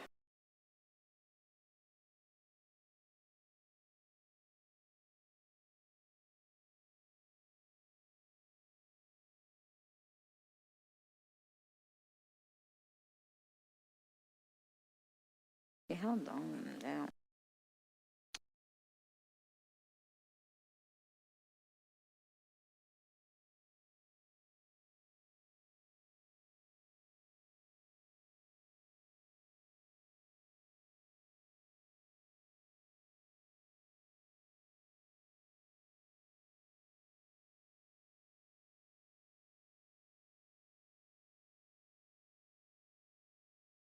Counselor Fletcher, we're at MM 3314. Exploring a new off-leash dog park. Okay, just one sec. Okay. I'm going to just question staff on Okay. whoever is here for off-leash. Do we have staff here? Yeah? Great. Okay, there we are. So just having, there's been so many different criteria over the years for off-leash areas, and including public health has been involved, all these different things. What is the current process to establish an off-leash area? Is it simple? Are we bringing in public health? Do you have a special unit that then looks at all the criteria and in the past has actually said no? Or have we streamlined this to be a much easier process? Speaker, we have streamlined the process. Currently, new dog parks are considered as part of our capital program and part of our capital budget process. And the number of hoops that one has to jump through in order to, I don't mean that literally like a dog show, but Councillor Carroll does. She's seeing super dogs as I'm speaking. The number of hoops that you have to jump through, have you diminished those compared to previous years where we had pea gravel, we had all these requirements where public health had to come in and say you can't do this, and it was really a very difficult process for off-leash areas? Speaker, yes, we have, Councillor. You will recall that you had to have a certain number of people to get together an association, to do an application form, et cetera, to go through a review process. That has all been reduced in terms of the number of steps, and it has all been streamlined. But it's not the people, it's actually the parks process, which was onerous and not very dog-friendly. Let me put it like that. Speaker, you are correct. So that's changed. We've managed to fix that. Okay. We have, yeah. Thank you. And then as far as if there's going to be an off-leash in a not city-owned property, this is hydro, let's just talk about non-city-owned property. Is that an MOU? Can that be, taken away at a certain time? What are all the parameters for something of that kind? So, Speaker, we'd explore the feasibility with Hydro One on this through their site conditions, and if it was deemed feasible, we'd look to put it into the master services agreement that we have with Hydro One. There's a helicopter, Speaker. Please close my tongue. Can you hear that? I can't hear you because of the helicopter. Sorry. Going to sick kids. Speaker. Sorry, you're working with Hydro, you go to Hydro, and is that all done through the partnership office, or is that done through Parks? It's going to be, is Parks going to operate this or not? Who operates it? It would be done through Parks, Speaker. But it's done through the partnership office. Correct.